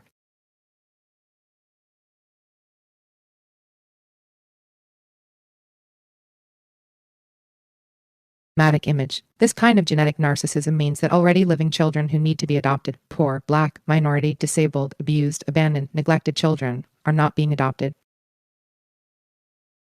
As a society, none of us is adopting such children before we sign surrogacy contracts and before we decide to reproduce ourselves biologically. As a start, we planned a feminist press conference at the courthouse. And we kept going back. We demonstrated with whomever came to the courthouse to join us, with whomever called to offer their support. Local mothers of young children. Outraged mothers and fathers of grown children. I called at least 200 feminists to join us. One liberal feminist expert in reproductive rights and motherhood said that she couldn't jeopardize her newfound celebrity as a neutral expert on network talk shows by joining us and appearing to take sides. Another liberal feminist said that Mary Beth was too tarred and feathered and would only hurt our need for mainstream respectability. A third liberal feminist said that Mary Beth was causing a lot of anxiety among lesbian co-mothers and infertile women who might themselves want the option of hiring someone just like her. Eventually, the case was appealed to the New Jersey Supreme Court. The court overturned Judge Sorkow's decision upholding the contract. It ruled that the contract was against public policy in terms of baby selling and baby buying and in terms of the birth mother's right to change her mind and could therefore not be enforced. And although it affirmed the lower court decision granting custody to the Stems, the court nevertheless acknowledged Mary Beth Whitehead's status as the mother and awarded her visitation rights. Of course, why reward those who kidnap children? A partial victory at last. But New Jersey is just one state. Many courts in other states are hearing cases just like Mary Beth Whitehead's. They could rule in other ways. Mary Beth Whitehead, the woman, is brave. She went after what belongs to all of us. And we must not let her and others like her fight by themselves for our collective rights. I call on everyone to join us at a rally tomorrow outside of Noel Keene's Infertility Center in NYC. Sexual and Reproductive Liberalism. Janice G. Raymond. Once upon a time, in the beginnings of this wave of feminism, there was a feminist consensus that women's choices were constructed, burdened, framed, impaired, constrained, limited, coerced, shaped by patriarchy. No one proposed that this meant women's choices were determined, or that women were passive or helpless victims of the patriarchy. That was because many women believed in the power of feminism to change women's lives, and obviously, women could not change if they were socially determined in their roles or pliant putty in the hands of the patriarchs. We even talked about compulsory motherhood and, yes, compulsory heterosexuality. We talked about the ways in which women and young girls were seasoned into prostitution, accommodated themselves to male battering, and were channeled into low-paying and dead-end jobs. And the more moderate among us talked about sex role socialization. The more radical wrote manifestos detailing the patriarchal construction of women's oppression. But most of us agreed that women were not simply free to be you and me. Time passed, and along came a more nuanced view of feminism. It told us to watch our language of women as victims. More women went to graduate and professional schools, grew smarter, were admitted to the bar, went into the academy, and became experts in all sorts of fields. They partook of the power that the male gods had created and saw that it was good. They started saying things like great care needs to be taken not to portray women as incapable of responsible decisions. Laurie Andrews, 1988, 283. Some women thought these words were familiar, that they had heard them before, but the feminist discourse analysts didn't seem particularly interested in tracing this back to what old-fashioned feminists labeled liberal patriarchal discourse. They said this was boring and outmoded, and besides, women had already heard enough of this and it was depressing. Let's not be simplistic and blame men, they said, since this analysis offers so few leverage points for action, so few imaginative entry points for visions of change. And Snitto et al., 1983-30. Instead, they began to talk about the happy breeders and the happy hookers and the women who loved it and those who would love it if they could only have the freedom and the socially recognized space to appropriate for themselves the robustness of what traditionally has been male language. Fact 1985-31. This was familiar, too, but then something strange happened. Those women who had noted the thread of continuity between liberal patriarchal discourse and fact feminism, for example, began to notice that instead of women mimicking male speech, men began to mimic women. Gary Skoloff, the lawyer for Bill Stem in the New Jersey surrogacy case, summed up his court argument by saying, if you prevent women from becoming surrogate mothers and deny them the freedom to decide, you are saying that they do not have the ability to make their own decisions. It's being unfairly paternalistic, and it's an insult to the female population of this nation. Sarah Snyder, 1987. Some women felt that imitation is the sincerest form of flattery. They began to testify in favor of things like pornography and surrogacy so that they could imitate all the men who imitated them. It became difficult to tell who was imitating whom, and state legislators began to submit bills advocating surrogate contracts, with proper regulations, of course, that mostly protected the sperm donor and the brokerage agencies, because feminism was in the best interests of men, and finally men had realized this. It was as the feminist humanists had always said, women's liberation means men's liberation. Harvey Sorkow, the judge in the initial Baby M decision, saw that Bill Stern, the sperm donor, was overwhelmed with intense desire to procreate and even said it was within the soul. He said the feminist argument that an elite upper economic group of people will use the lower economic group of women to make their babies was insensitive and offensive to the Bill Sterns of this world. A man of feeling himself, he said that Mary Beth Whitehead was a woman without empathy. He was very concerned that Mr. Stern experienced his fulfillment as a father, and so he gave him baby Sarah, whom Mr. Stern called baby Melissa in the matter of Baby M. 1987, 72, 73, 106, 96. Shortly before this, the Attorney General convened a commission on pornography which heard testimony from women who had been abused in pornography, a parade of self-described victims who tell their sad stories from behind an opaque screen. Many experts on both sides of the question say such anecdotal tales of woe prove nothing about the effect of sexually explicit materials. Howard Kurtz, 1985, emphasis mine. This was reported by Howard Kurtz of the Washington Post, another man of feeling. Not to be outdone in feeling, Carol Vance poured scorn on the testimony of these same women by quoting with approval a male reporter who would nudge her during the hearings and say phony witness like Coveney and Leslie K. 1987, 12. Victims of pornography choose their own beds to lie in. Mary Beth Whitehead chose to sign her contract. All men and women of feeling understand this. It's our right to choose which is at stake. Pornography and surrogacy protect that right of choice. Feminism is fact. Feminism is procreative liberty. Liberty is liberalism. Within the coming of age of this particular wave of feminism, we have seen a shift from feminist radicalism to feminist liberalism. This feminist liberalism is both cause and effect of the so-called feminist pro-pornography and feminist sexual libertarian movements. The sexual liberalism that has come to be defined as feminism we are now witnessing again in the reproductive realm. There are several comparisons that can be made between the sexual and reproductive liberals, especially in their vindications of pornography and the new reproductive technologies. I want to illuminate one of these comparisons here, specifically how both groups use the rhetoric of a woman's right to choose. Both the sexual and reproductive liberals have invested in old, liberal discourse about choice with the new and supposedly feminist content. The sexual liberals are uncomfortable with focusing on women as objects and victims of male supremacy. They invoke a language of going beyond the ways in which men objectify, exploit, and victimize women, not to any reality of how women survive because of their bonds with other women, however. They would have us take a great leap forward to the ways in which women are agents, for example, of their status in pornography or their role as surrogates in reproduction. Reasoning that because women choose pornography or surrogacy, women need these choices to be free. Feminist sexual and reproductive liberalism calls for a more nuanced view of women and the world. This is a feminism that represents many women as choosing prostitution, pornography, and surrogacy, while paying perfunctory attention to the ways in which those choices are burdened by the male construction of women's reality. Further, the liberals maintain that because women supposedly make these choices, feminists should reconsider the ways in which prostitution, pornography, and surrogacy are not monolithically oppressive but can be liberating to women. While feminist liberal discourse often pays lip service to women's victimization by male supremacy, it is turned on by the fantasy that women initiate or at least mediate the culture of male supremacy. Constant focus on the ways in which that culture uses and exploits women, they say, perpetuates a view of women unable to make choices. We all know that because women have been constrained or influenced by a social context that fosters pornography, prostitution, and surrogacy does not mean that women are determined by that social context. But the sexual liberals caricature the anti-pornography and anti-surrogacy feminists as subscribing to a brand of social determinism. The liberals would have it that one can no longer talk about constraints or influences without lapsing into determinism. This is a convenient reductionism achieved by liberal discourse for the purpose of valorizing both the sexual and reproductive trade and traffic in women's bodies. Laurie Andrews sounds the new/old liberal discourse of choice in her writings for both the American Fertility Society in its report recommending surrogacy as a treatment for infertility, and in her policy recommendations and legislative proposal on surrogacy for the Rutgers Reproductive Laws for the 1982 Women's Rights Litigation Project. One note that there is a blatant conflict of interest here. In crafting the case in favor of surrogacy for the American Fertility Society, Laurie Andrews has justified the in-house interests of a medical group that promotes the new reproductive technologies as part of its research and livelihood. In writing for the Women's Rights Litigation and Reproductive Rights Project, she is representing a women's group that should address feminist concerns unaffected by the priorities of the medical establishment. This collusion and conflict of interest is not surprising, however, when we note that the major author of the fact brief, which opposed the anti-pornography ordinance and supported pornography as necessary to women's sexual freedom, works for the ACLU. Hugh Hefner's Playboy Foundation has been a major contributor to the ACLU. Like the feminist pro-pornography forces which were funded with pornography money, some of those who represent women's rights policies in defense of the new reproductive technologies, especially surrogacy, have the same double agent status.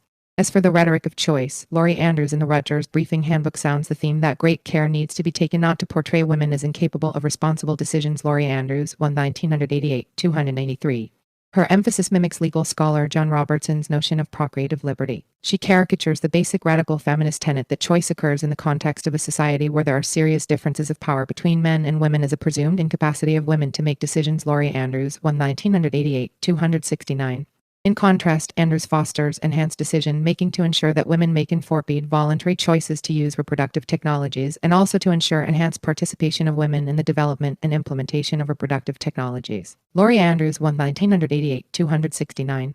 In one sentence, she has let the new reproductive technologies NRTS in the social door as necessary to enhance decision-making, with women participating in the development and implementation of the NRTs with greater access to information and resources and with greater control over the use of the technologies. The goal of full procreative liberty can be reached, she says. If this rhetoric of choice sounds familiar, it is. We've heard it before in the fact brief, which was written specifically to oppose the Dworkin-McKinnon anti-pornography law. For example, the brief attacks the anti-pornography ordinance because it implies that individual women are incapable of choosing for themselves what they consider to be enjoyable, sexually arousing material without being degraded or humiliated. Fact 1985, 4. It goes on to say that the anti-pornography ordinance perpetuates beliefs which undermine the principle that women are full, equal, and active agents in every realm of life, including the sexual. Fact 1985, 18.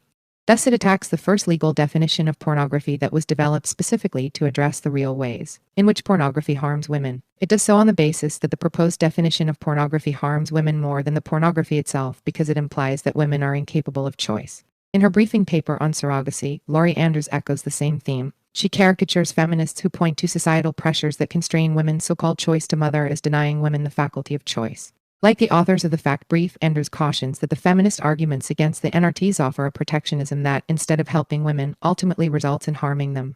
This amounts to stereotyping women as powerless victims in the opinions of both Andrews and Fact. To expose the victimization of women by men is to be blamed for creating it and for making women into passive victims. The liberals fail to recognize that women's victimization can be acknowledged without labeling women passive. Passive and victim do not necessarily go together. It is the liberals who equate victimization with passivity. It is they who devise this equation. Jews were victims of the Nazis, but that did not make them passive, nor did the reality of victimization define the totality of their existence. It seems obvious that one can recognize women as victims of surrogacy, pornography, and prostitution without stripping them of agency and without depriving them of some ability to act under oppressive conditions.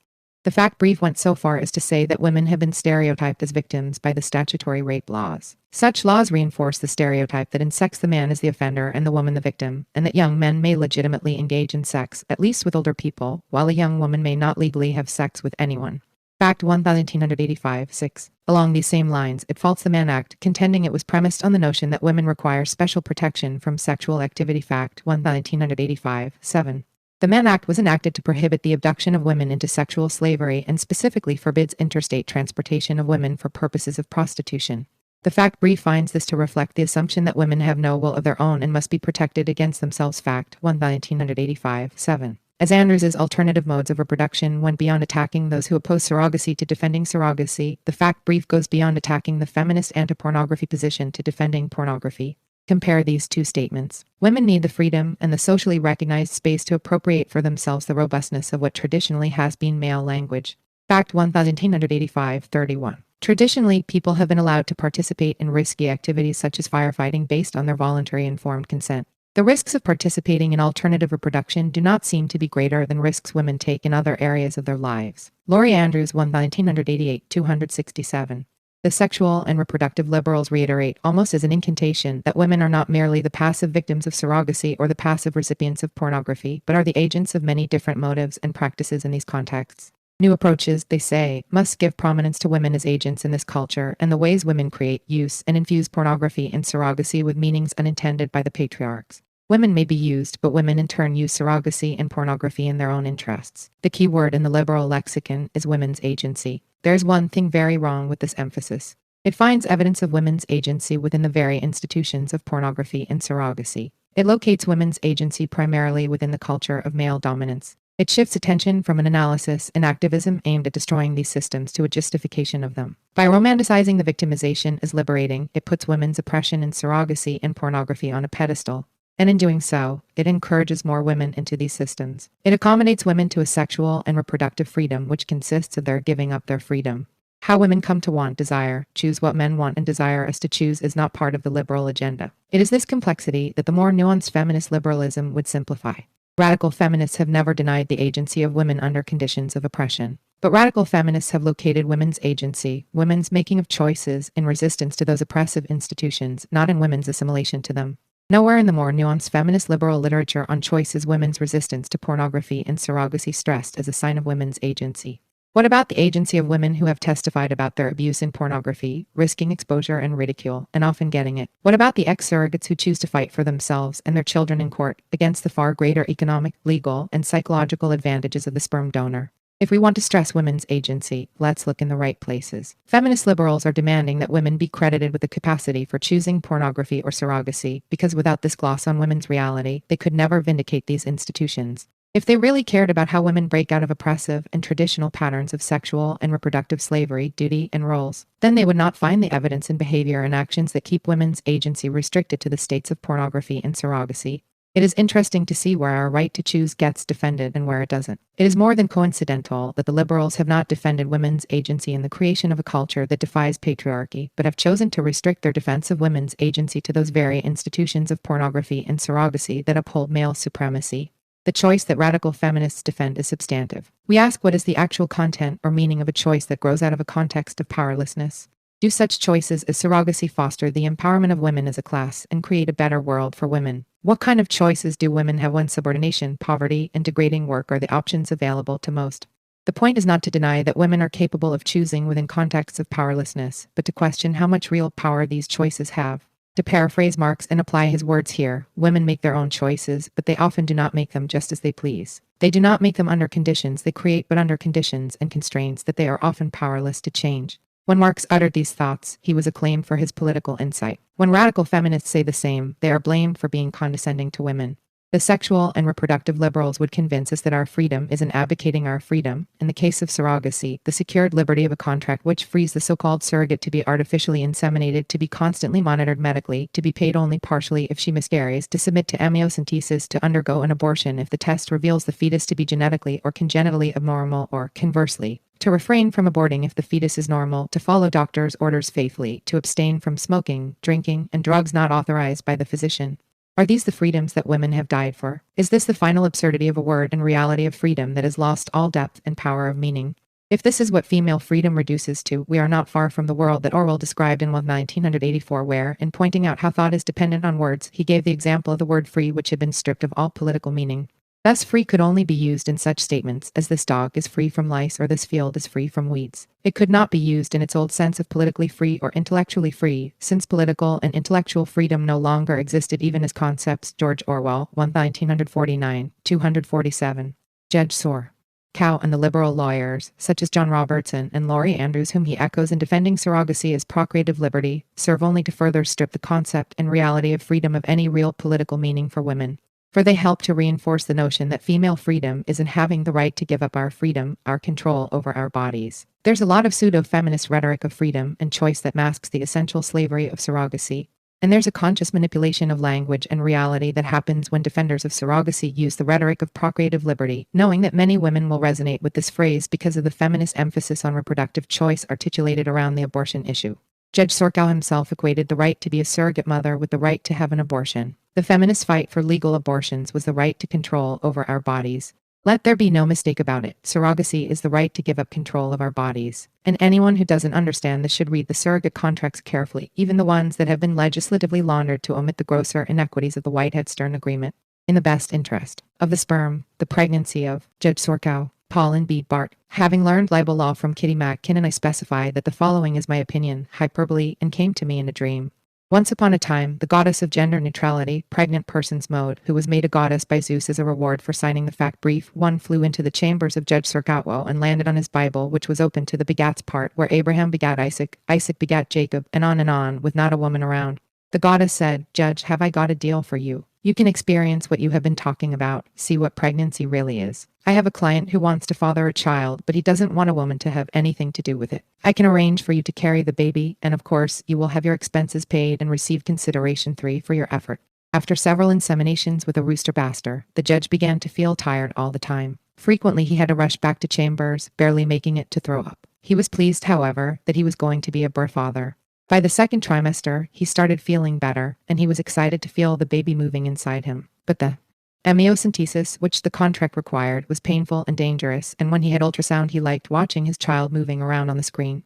He hoped the needle that was inserted through his navage didn't hurt the baby. By the third trimester, he was grateful that his robes covered his protruding abdomen. He had trouble getting out of chairs and couldn't find a position in which to sleep comfortably. His feet swelled, he was constipated, and he developed hemorrhoids. Nevertheless, he liked to watch his belly and see the baby moving around. He even enjoyed the kicking. At last he went into labor, which felt as if he had the stomach flu, for hours and hours. But when he went to the hospital, they told him to go home, since it was just false labor. He waited until he was sure the baby was about to come out before he returned to the hospital.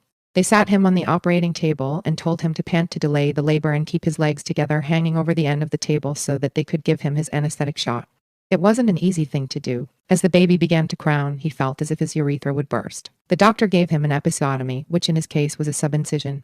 He was told, "At least in your case, we don't have to take an extra stitch for your husband." The baby emerged, and the judge discovered that it looked just like him. He wanted to hold it and cuddle it, but they took it away because, after all, he had signed a contract of his own free will. He cried, saying, "I carried this baby. I had it in my body for 9 months. I gave it life."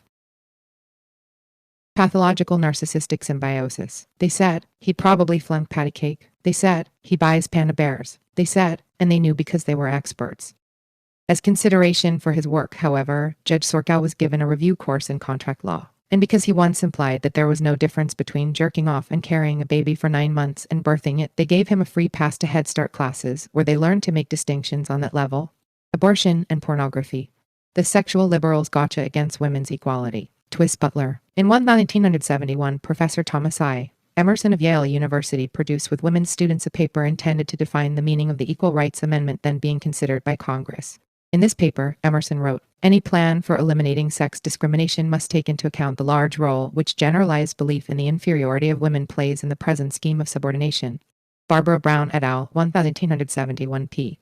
883. Institutional discrimination relies for justification on gotchas, the reasons why the discrimination is necessary for the welfare of its victims, the reasons why ending the discrimination would do its victims more harm than good. Forced pregnancy and maternity is the central gotcha that is used by patriarchal men to defeat legislation for women's equality.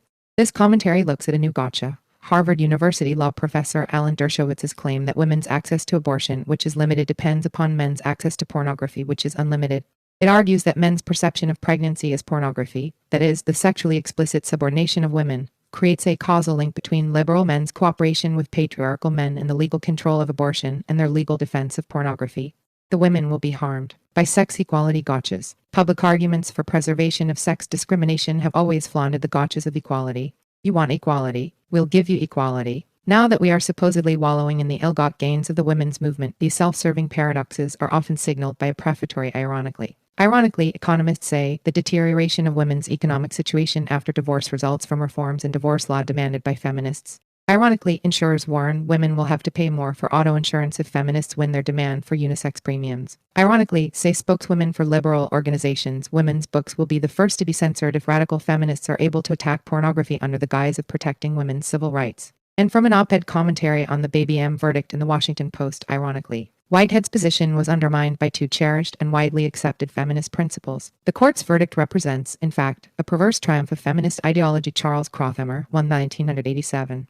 It seems, then, that the difficulty with feminist remedies is not merely that, as defined by their enemies, they fail to identify the real harm to women which, if it is even admitted to exist, has its root cause in some non-gender specific social problem which legal measures are either inadequate or overqualified to address. Rather, the most public-spirited reason to block feminist efforts for the benefit of women is the awful prospect of harm, first to women, then to everyone else, if feminist initiatives are allowed to succeed. Whether malign or well-intentioned, it is agreed feminists can only do more harm than good when they insist, and they always insist, on trying to open a can of worms, trying to open Pandora's box, or trying to use an atomic bomb such as the ERA or the anti-pornography ordinance to swap flies. Pregnancy is the ultimate gotcha. For those determined to maintain sex discrimination, the ultimate gotcha is pregnancy, a condition impossible to achieve without, as it were, male input, but one which assigns virtually the entire physiological burden to women. Thus, pregnancy discrimination cuts clean, controlling women without penalty to men. Men can't get pregnant, you know. Chuckles an insurance executive, justifying maternity, sir. Charges on women's health insurance and easily ignoring the actuarial certainty that every baby has a male parent. As biologist Garrett Hardin said in 1970 when explaining a scheme for sterilizing women, but not men, as a population control measure, biology makes women responsible. Garrett Hardin, 1970.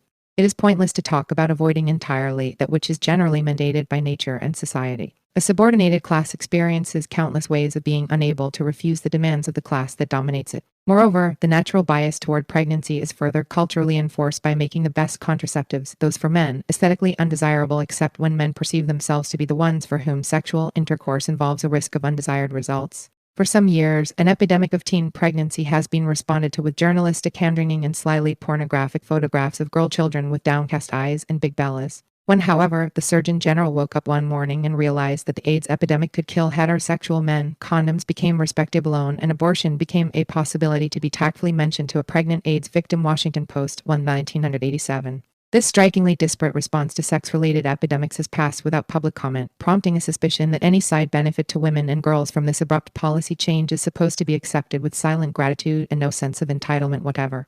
Pornography is subordination seen as an invasion of privacy. It relies on the existence of an idea of privacy in order to demonstrate power and dominance by violating it. There must be limits so that limits can be overrun. Physically, it uses the most elemental imagery of human vulnerability, the naked body and particularly the naked woman among clothed men. Dominance and the threat of violence are thus made flesh. It is hard for a pregnant woman to look and feel like a person in full command of her own body and destiny. Twist Butler, 1976. Nancy is a physical fact which precludes privacy. It shows what?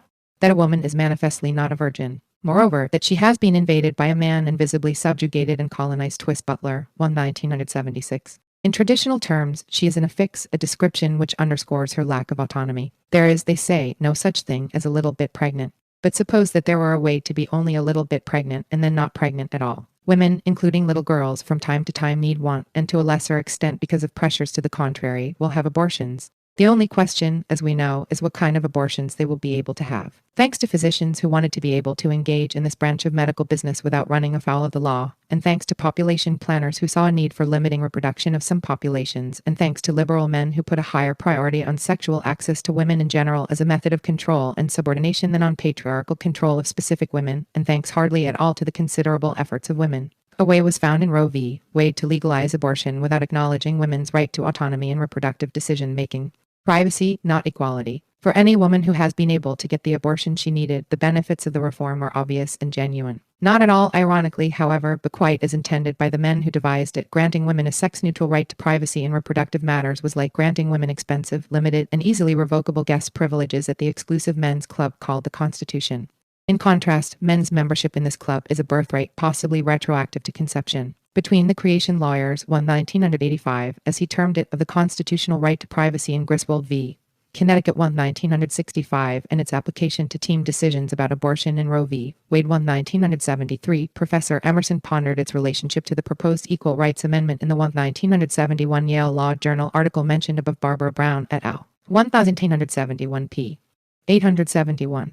In this article, Emerson criticized earlier efforts to gain congressional approval of an equal rights amendment for yielding to political pressure and failing to uphold an absolute standard of equality between the sexes.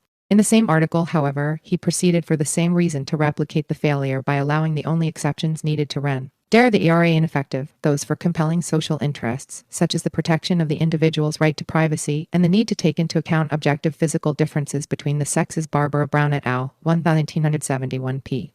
887. Abortion is not mentioned in this article, which was intended to guide the legislative history of the ERA. Still, we are to understand that it was not just police searches that were to be handily taken care of elsewhere in the Constitution by the right of privacy, even though it was admitted that the position of the right of privacy in the overall constitutional scheme was not explicitly developed by the court in the 1965 Griswold decision. Barbara Brown et al. 1971 p.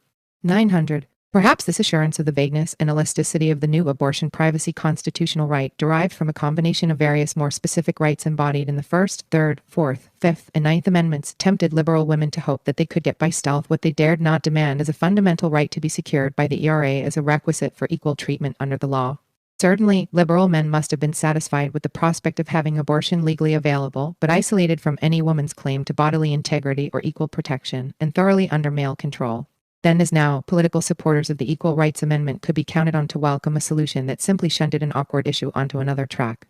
Their instincts could hardly have differed from those of their predecessors, of whom Emerson wrote, "The proponents may have wisely refused to be too explicit about the laws and institutions the amendment would reach." Barbara Brown et al. 1971 p. 886. In evident delight at the versatility of his new invention, Emerson speculated on the many ways in which the right of privacy might be applied. His 1971 comments clearly suggest the legal basis for its later use in defending pornography. This constitutional right of privacy operates to protect the individual against intrusion by the government upon certain areas of thought or conduct, in the same way that the First Amendment prohibits official action that abridges freedom of expression. Barbara Brown et al. 1971 p. 900. Moreover, the right of privacy could be developed to meet new challenges. Although its exact scope conveniently was not spelled out by the court in the Griswold case, nevertheless it is clear that one important part of the right of privacy is to be free from official coercion in sexual relations. Barbara Brown et al. 1971 p. 901. Lastly, concerning the impact of the young, but fully recognized, constitutional right of privacy, Emerson said that its scope is dependent upon the current mores of the community. Existing attitudes toward relations between the sexes could change over time, are indeed now changing, and in that event, the impact of the right of privacy would change too. Barbara Brown et al. 1971 p. 902. And so it has. In 1983, Catherine MacKinnon observed that, in Roe v. Wade, women got a constitutional right to abortion as a private privilege, not as a public right. Catherine MacKinnon, 1984 p. 52. In 1985, 12 years after Roe v. Wade, Emerson admitted that it had been difficult to argue for a constitutional right unmentioned in the Constitution, and thinks that it is more likely that the right to have an abortion might become so hedged in by bureaucratic regulations that it would be difficult to exercise the right. Lawyers, 1985. Professor Lawrence Tribe of Harvard Law School mused in 1985 on what he called the always difficult problem of abortion, and wondered if the somewhat obscure privacy rationale of Roe v. Wade and its ranking the rights of the mother categorically over those of the child did not perhaps mean that the court forsook a more cautious sensitivity to the mutual helplessness of the mother and the unborn that could have accented the need for affirmative legislative action to moderate the clash between the two. Lawrence Tribe, 1985, p. 336. The right to choose. Pornography. These speculations about an obscure, contested, and sometimes unavailable right which probably cannot claim public entitlement suggest that legal scholars understand it is now open season on women's constitutional right to abortion. When the patriarchal use of pregnancy to enforce women's subordination is combined with privacy theory's potential for creating sexual harassment, and both are emotionally associated with pornography's view of a pregnant woman as sex and bondage. Andrea Dworkin, 1970, p. 218, it is hardly surprising that it occurred to Professor Alan Dershowitz that abortion could be held legal hostage for pornography. The rapidity with which Dershowitz made the connection suggests that he and others envisioned the pornography of pregnancy as well as the sexual accessibility of women when they championed abortion. Its manipulation against the Civil Rights Anti-Pornography Ordinance is like a promise redeemed, a latent possibility realized. Dershowitz's clever idea seems to have appeared first in July 1984 in a syndicated version of his monthly Penthouse column on the law. Commenting on the Indianapolis Anti-Pornography Ordinance, he said, "In the end, the issue is one of choice and freedom, much like the debate over abortion. On one side of the scale are practices that some regard as immoral and dangerous, pornography and abortion. On the other side is the right of individuals to choose to engage in such practices. No one would deny either side the right to try to persuade the other that its practices are terrible. The real question is whether we are willing to give one side the prohibitory power of the government to enforce its views against the other." Alan Dershowitz, 1984, p. 19. The argument is that, by becoming gatekeepers to women's reproductive rights, Dershowitz, the American Civil Liberties Union, and other civil libertarians also became gatekeepers to women's right to a legal defense against pornography. The more vigorously they defend the right of privacy for abortion, the more legitimacy accrues to such other privacy rights as unlimited access to pornography and other behavior characterized, however harmful to women, as sex and therefore as private. But who is that we who make decisions about applying the prohibitory power of government? Certainly not women, who have no claim to the constitutional protection of the First Amendment when they are harmed as women. When Playboy magazine can sue to suppress testimony given in a U.S. Justice Department hearing when and have its censorship hailed as a victory for freedom of speech, there does not seem to be a real question anymore about which side has already been willingly given the prohibitory power of the government to enforce its views against the other. Having made his argument, Dershowitz brings his gotcha. In the abortion debate, most feminists insist on the right to choose. In the current debate over the Indianapolis statute, some feminists would deny that right to those who choose pornography. Alan Dershowitz, 1984, p. 19. Thus, any limitation on pornography would cause the loss of women's constitutional right to abortion, and feminists would be to blame. This is logic we are to understand, not retaliation. Although it certainly assumes a causal link between legal restraints on pornography and a negative effect on abortion, Dershowitz seems to regard himself as exempt from the sexual liberals' requirement, for women at least, that scientific proof be provided for assertions of causality in relation to pornography. If further assurance is needed that women's right to make autonomous decisions about pregnancy is not secured by the right to privacy, recall the New York hearing of the Attorney General's Commission on Pornography in January 1986. Outside the building, pro-pornography women picketers waved their signs begging, "Don't take away our right to choose." And in the hearing room, representing Penthouse and with a former Penthouse pet at his side, Alan Dershowitz testified as follows. "I am not sitting here telling you what my views on pornography are. I am not going to demean myself by telling you I am for or against it any more than I would tell a hearing on abortion whether I was for abortion or against it. I am for choice. Let me add one personal word. It is a disgrace to the memory of Roe v. Wade, whose 13th anniversary we celebrate today and which celebrates choice by women as to how to deal with their bodies, that so many women purported to speak for the women's movement, which they do not speak for, came into this commission today and urged this commission on the 13th anniversary of Roe v. Wade to cut back on freedom of choice as to what women and men shall be able to do with their minds, their eyes, their ears, and their bodies." Alan Dershowitz, 1986, p. 291. Ironically, I think that Professor Dershowitz is owed a vote of thanks for making one thing entirely clear. A legal right of privacy that depends on violation of the privacy of those whom it is supposed to protect is not a right at all but a gotcha. A demonstration of what Emerson called the large role which generalized belief in the inferiority of women plays in the present scheme of subordination. Barbara Brown et al., 1971, p. 883. I fully agree with Emerson that no plan for eliminating sex discrimination can hope to succeed without directly attacking this belief and every institution that supports it. And note, since this paper was presented, the U.S. Supreme Court's 1989 decision in Webster v. Reproductive Health Services has reconfirmed the inherent instability of the constitutional right to privacy as applied to a class of persons whose constitutional right to equal protection under the law has repeatedly been denied.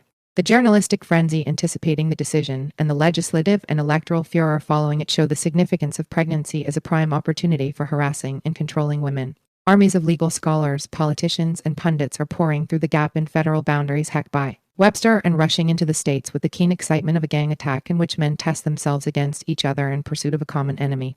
The battle cries are life and choice. The rhetoric on both sides is pornographic, but to speak of sex discrimination is treason. Part Roman 4. Sexuality, when women defend. Pornographion. Dorchin Laidholt. I'd like to talk about the theory underlying the thinking and action of that part of the contemporary women's movement that identifies itself as pro-sex. It includes the feminist anti-censorship task force, No More Nice Girls, the veterans of SAMWA, and the editors and writers of On Our Backs, The Powers of Desire, Coming to Power, and Pleasure and Danger. I'm talking about all those groups and individuals who have labeled the anti-pornography feminist movement anti-sex. The anti-sex label is in large part an age-old anti-woman slur, originated by men to punish rebellious women for not doing what they wanted us to do. It's the flip side of that other time-honored slander, whore, which is the way men punish women for doing what they force us to do. But there is a partial truth in the anti-sex jibe.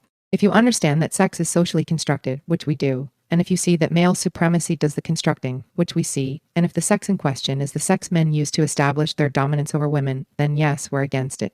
We argue that this sex puts women down, that it keeps us there, and that in this society, pornography is central to its construction. I'm saying the anti-sex label that has been attached to us really should read, against the sexual oppression of women. I'm also suggesting the converse, that knowingly or not, the pro-sex people are supporting and defending the sexual oppression of women, too. At the core of pro-sex theory are ideas about restriction, repression, danger, and pleasure. These ideas are neither new nor unpopular. Their champions over the centuries have included the sex researchers, especially the Kinsey Institute, Hugh Hefner, along with the less socially acceptable pornographers, left and liberal writers, lawyers, and political activists, Havelock Ellis, and the Marquis de Sade. In fact, the radical part of the second wave of feminism was sparked by opposition to these ideas and the practices they embody. The problem with the ideas of the pro-sex people is that they beg important political questions, like how, why, and in whose interest. They fail both to look at sexuality as a political system and to examine women's position in that system. They make sense in the abstract, but are revealed as critically flawed when measured against women's actual condition in society. They are not feminist but sexual liberationist. And I put sexual liberationist in quotes because it has never included the liberation, sexual or otherwise, of women.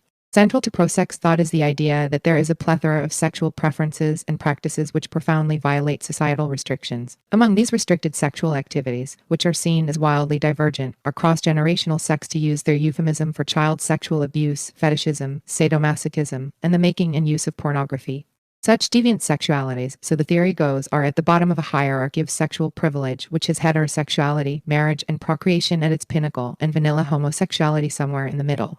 Those engaging in these privilege acts, Carol Vance writes in her introduction to Pleasure and Danger, enjoy good name and good fortune. All of this sounds logical and persuasive until you move beyond society's pieties and look at what it actually practices. Then it becomes clear that, instead of being forbidden or persecuted, these frowned-upon sexual activities are, in the case of men, promoted, encouraged, and rewarded, and in the case of women, imposed and enforced. Moreover, instead of being incredibly different from one another, they all have a common denominator, a power relationship that replicates in miniature the power relations of society. How deviant is cross-generational sex, for example, when, laws against child sexual abuse notwithstanding, the activity is so popular that more than a quarter of all females are sexually abused as children? How nonconformist is fetishism when regular guys proudly identify themselves as tit men or ass men, and the best-selling men's entertainment magazines devote whole glossy pages to just our genitals, just our breasts? How taboo is sadomasochism when Penthouse boosts sales by displaying Asian women tied up like slabs of meat and strung up from trees 3, and trendy sportswear manufacturers successfully promote their products by showing battered-looking models in tom clothing? 4. How forbidden is pornography when, aided by anti-obscenity laws, the industry rakes in more than the film and record industries combined? 5. As for the hierarchy of sexual privilege, it too sounds convincing, until you examine the position of women in this hierarchy. Heterosexuality, procreation, and marriage may mean privilege for men, but they mean something very different for the married woman. Her good fortune is a 1 out of 3 chance of being a battered wife, a 1 out of 7 chance of being raped by her own husband, and a statistically undetermined probability that she will be her husband's domestic servant and that her identity will be subsumed in his. The so-called good fortune of lesbian feminists is either public denigration or invisibility and often loss of jobs and family. It's not that cross-generational sex, fetishism, sadomasochism, and trafficking in or using pornography are never punished. Sometimes they are, but never enough to dampen their popularity. Just enough to make them seem forbidden and keep them exciting. It's not that there are no sexual choices that truly violate society's rules. What I am suggesting is that the deviant sexual practices defended and promoted by the pro-sex people aren't really prescribed by society. They're prescribed. They're not really deviant at all. They're good soldier conformity. Another related idea in pro-sex theory is the notion of sexual repression. Whereas restrictions are real prohibitions, according to this school of thought, repression is restriction internalized, the thought police, that keep people from acting on or even knowing about their innermost sexual desires. Unquestioned is the belief that society is unrelentingly hostile to sexual expression, especially to sex that centers around dominance and submission. Erotophobic is the adjective that crops up again and again in pro-sex writing. I confess that I find this theory perplexing. It sounds fine in the abstract. It just doesn't apply to the world in which I live. When I walk down the street on my way to work in the morning, I pass newsstand after newsstand in which pornography magazines outnumber non-pornographic publications 10 to 1. I get ogled by businessmen with briefcases and construction workers in hard hats. I pick up the daily news waiting for the #1 train and, while trying to ignore the penthouse subway advertisements, undressing Princess Diana. I confront New York Post headlines about the rape and murder of a Harlem mother of 6. I'm beginning to think that there's been a time warp, and the pro-sex people really inhabit America circa 1955. Instead of being repressed, sex is being expressed and expressed and expressed. And it's not the sex of intimacy, mutuality, and equality, which the pro-sex people deride as vanilla, that's being promoted and acted out. It's the supposedly kinky variety, the sex of dominance and subordination. How prevalent is this kind of sex? Consider John Breyer and Neil Malamuth's 1983 study, which found that 60% of a sample of 350 ordinary male students indicated a likelihood of sexually coercing, raping a woman, and Diana Russell's 1978 study, which found that only 7.8% of a probability sample of 930 women had not been sexually harassed or assaulted. If you put these together, you realize that sexual dominance and subordination are a majority experience. Obviously, the thought police are falling down on the job. To be fair, not all the pro-sex people contend that male sexuality is repressed. Some believe that sexual repression is the peculiar plight of women, indeed the only noteworthy problem of women. The argument goes like this: because of our sexual repression, we must unquestionably make use of any means available to stimulate our desires: sex roles, pornography, whips and chains, swastikas, you name it. It is suggested that the more our desires and fantasies are like those of sexist men, the better. If only women can uncover our repressed sexual fantasies and give free rein to them, so it goes, then we will be liberated too. This apparently was the rationale behind an exercise Paula Webster conducted in a workshop at the 1982 Barnard Conference on Sexuality, organized by pro-sex feminists. There she asked the women participating to write down, anonymously, their most forbidden sexual fantasies. Some of them went like this: I want to buy a strap-on dildo. I want to fantasize about being a porn star. I want to rape a woman. I want to sleep with a young girl. I want to be fucked into insensibility every which way. I'd like to break a real taboo at this point and raise a few questions that the pro-sex people consistently evade. Where do these sadistic and masochistic fantasies come from? To borrow from Simone de Beauvoir, are they born or are they made? Are they really agents of our liberation? If we are aroused by them, does it automatically follow that we are empowered by them? To begin to answer these questions, we have to look beyond the fantasies themselves to the culture in which they develop. It is not just coincidence that they imitate the violence men do to women and girls. Think about the implications for our sexuality of the following statistics. More than a third of us were sexually abused as children. Russell, 1984. For many of us, our first sexual experience was a sexual assault. 44% of us will be raped. Russell, 1984. The environment in which we learn about and experience our bodies and sexuality is a world not of sexual freedom but of sexual force. Is it any surprise that it is often force that we eroticize? Sadistic and masochistic fantasies may be part of our sexuality, but they are no more our freedom than the culture of misogyny and sexual violence that engendered them. The inescapable fallacy of the sexual repression thesis, as applied to women by the pro-sex people, is that it looks at sexuality within a context of largely mythical sexual restrictions and outside an environment of real, ongoing male sexual exploitation and abuse. In doing so, it turns what is done to women's sexuality by external oppression into something we do to ourselves in our heads. It suggests that if only women can break through internal taboos, we will have sexual freedom. Indeed, we will be free. It ignores the real political lesson of women's sexual experience. Women cannot have sexual freedom or any other kind of freedom until we dismantle the system of sexual oppression in which we live. The failure to recognize and confront the system is most evident in pro-sex thinking about pleasure and danger. It is significant that the pro-sexers use the word danger to describe the less than rosy side of women's sexual experiences. Danger connotes the threat of something harmful. It does not describe the actual denigration, exploitation, and violence that are done to women daily. Danger is the boogeyman in the dark. It is not the continuous insults, the leers and entreaties, the chattel status of our bodies, the real brutal fucks, the rapes, and the beatings. By making the sexual use and abuse of women into just a scary game, the pro-sex people can locate pleasure for women squarely in its midst. Pleasure and danger really mean pleasure and danger. Coming to power means orgasm within a system of power over and power against women. What is ignored is that the governing sexual system exists to keep women from exercising real power and experiencing authentic pleasure.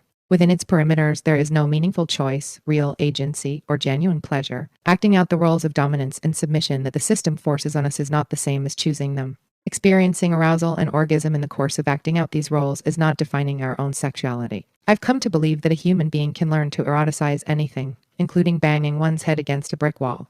I think that this is pretty much what sex has been for women, except that it's often more like being banged against a brick wall. Women learn to eroticize this abuse in spite of our bodies and against our interests. The sexuality our culture offers women today through pornography is not new, not avant-garde, not revolutionary. It's the same sex male supremacy has always forced on us, being used as the instrument of someone else's sexual agency, the instrument of someone socially male. False assumptions of choice, agency, and pleasure have led the pro-sex people into mind-boggling doublethink and utter callousness to women's condition. I offer two examples. In an article called Pornography and Pleasure, which appeared in the 1981 Heresy Sex issue, Paula Webster took issue with Women Against Pornography for interpreting a picture in its slideshow as the documentation of a rape. Webster wrote, "I thought this characterization indicated certain biases about pain and pleasure and preferred positions. Yet the most important misunderstanding was that a mere representation was spoken of as a reality. The representation in question was an actual photograph of a prepubescent girl being anally penetrated by an adult man." The second example is a quote from Kate Ellis in an article that appeared in American Film. She said, "There were always certain kinds of sex that took place out of the home and certain kinds in the home. Good women were in the home, bad women were someplace else. If a man wanted to do that, he'd go to a prostitute. Cable porn can feed women's imaginations so that good girls will feel free to do what only bad girls used to do." By holding up the condition of the prostitute as the model of sexual emancipation for all women, Ellis is operating in the great liberal tradition. She is also utterly denying the reality of prostitutes' lives. A 1984 study of San Francisco street prostitutes got at some of it. Mimi Silbert and Ayala Pines, 1984. Of the 200 girls and women studied, 60% reported sexual abuse in childhood and 73% reported having been raped since entering prostitution. That's about double the rape rate arrived at by Diana Russell in her study of mostly non-prostitutes. As for all the good sex, listen to Connie and Chicken Ranch, Nick Broomfield and Sandy Sissel's documentary about life in a legalized brothel in Nevada. The old guys who can hardly move are good tricks. The young guys I hate. I tell them, please don't do that. They think they can fuck you as long and as hard as they want. I say, you're hurting me. In both examples, the pro-sex people turn the tables on women's reality as surely as does pornography. Child sexual abuse becomes a child sought-out pleasure. The woman who is bought and sold is the woman who is most free. The stated goal of the organizers of the 1982 Barnard Sexuality Conference was to create a movement that speaks as powerfully in favor of sexual pleasure as it does against sexual danger. The issue that this movement has yet to recognize or grapple with is the fact that under male supremacy, sexual danger, women's reality of denigration and abuse, is sexual pleasure. To speak powerfully in favor of sexual pleasure while blithely ignoring the fact that this pleasure is usually achieved through women's subordination and violation is to speak powerfully in favor of a system that keeps all women down. In Pleasure and Danger, Carol Vance concludes her introduction by raising the sexual liberationist colors. Feminism must insist that women are sexual subjects, sexual actors, sexual agents. But feminists who insist that this is true within the system of pornography insist on a felicitous lie. Within the predominant sexual system, articulated and reproduced in pornography, women are defined and acted upon as sexual objects. Our humanity is denied and our bodies are violated for sexual pleasure. The bodies of our sisters are literally marketed for profit. We can't think away the system. It is practice as well as ideology, out there as well as inside. What we can do is analyze it, challenge it, fight it, and ultimately change it. In this struggle, there is real subjecthood, action, and agency. The option is pro-sexism, to embrace pleasure in our degradation and pacifying lies. Eroticizing women's subordination. Sheila Jeffries. I want to talk about the construction of women's sexuality around our subordination and what, if anything, we can do about it as lesbians and as heterosexual women. This has become a crucial issue because of the backlash developed by women describing themselves as feminists against those of us who fight pornography. In the early days when we were first fighting pornography and male sexual violence, it appeared to be a straightforward struggle. It was never really a straightforward struggle, since those of us involved in the British feminist movement against pornography often sat around in groups and admitted, though not at first since it was not easy, that even the most anti-woman material with which we were dealing could cause us to be turned on. Individual feminists who had that sort of reaction to the pornography we were analyzing and trying to do something about would feel individually guilty and individually isolated. We especially would feel so when other women in the group would say they couldn't imagine how anybody could possibly be turned on to this material. After this situation had existed for a few years and we had not made very much progress in understanding sexual reactions to pornography, a backlash developed against us. This backlash came from women who described themselves as feminists and who said they wanted to create a new feminist erotica. Not surprisingly, the new feminist erotica looked a lot like the old anti-feminist pornography. It eroticized dominance and submission. Some of those women involved in fighting the feminist activists against pornography, some of those involved in creating the supposedly new dominance and submission erotica, are feminists who at one time were involved in fighting pornography and male violence themselves. What I think happened is that as feminists started putting out slideshows analyzing pornography and as women started having reactions to those slides, at times becoming turned on by those slides themselves, there were two choices that women could make. They could say, I am turned on by these slides. Isn't it absolutely horrifying how my subordination as a woman has been eroticized and gone into what is the most intimate and personal part of me, the middle of my heart and my body, and appears to be part of what is most personal and most mine? They could say that and become absolutely furious about the extent to which women's oppression can actually enter into our hearts and minds. That is the choice I have made and other feminists have made. And therefore it motivates us even more to fight pornography and male violence. Alternatively, women who are turned on by such slides could think, I am aroused by this material. Therefore, I am angry with the feminists who are showing it to me. I am angry because they are making me feel guilty and ashamed. Therefore, I will fight them. I think this is why some feminists are fighting the anti-pornography activists are fighting us. What I'm suggesting is that we all have the same problem, the way in which our subordination has been eroticized. But there are two ways of dealing with that injury. One is the feminist direction, and the other is fighting feminists on this issue. So it seems to me that the most important thing we have to do in order to move on is to talk together as women, consciousness arrays, about the construction of our sexuality. We've got to talk about those things that have been so hard to talk about, such as the fantasies we have had inside our heads, how we get turned on, what all of this is about. Then we can start discussing the difference between negative sexual feelings and positive sexual feelings. We can work out where we're going to draw the line for ourselves. I think there is a line to be drawn, and as yet there is a lot of confusion as to where it should go. When we do that, when we are able to talk together about these things, we will be able to come to grips with the extent to which we have internalized our oppression and how it has affected us. Then and only then will we be able to get together again, reconnect, unify, direct our anger out there at pornography and male sexual violence. You probably know that some of the libertarians who have been eroticizing dominance and submission have been promoting practices among lesbians such as butch and femme role-playing in relationships, as well as sadomasochism. Butch and femme is beginning to take over any kind of possible analysis of lesbian sexuality right now, and I find this very alarming. For a discussion of the implications of the revamping of role-playing for lesbians, see Sheila Jeffries, 1987. An example of the eulogizing of role-playing is an article called What We're Rolling Around in Bed With by Cherry Moraga and Amber Hollibaugh and Cherry Moraga, 1984. In that article, Amber Hollibaugh identifies as a femme and says that you must not injure the sexual identity of a butch because it is fragile. Where have we heard this before? Therefore, she says she would just go and sit on the lap of a butch rather than make an approach to a butch in any way more obvious. Her co-author, Cherry Moraga, identified as a butch in this article, talks about how, because she's butch, she doesn't just go and sit on somebody's lap, she goes for the throat. Now the part played by the femme here is terribly similar to the role of the heterosexual femme in Marable Morgan's anti-feminist classic, The Total Woman. Marable Morgan, 1975. A problem with raising these issues is that it can look as if it is only or mostly lesbians who are eroticizing dominance and submission. That, of course, is far from the truth.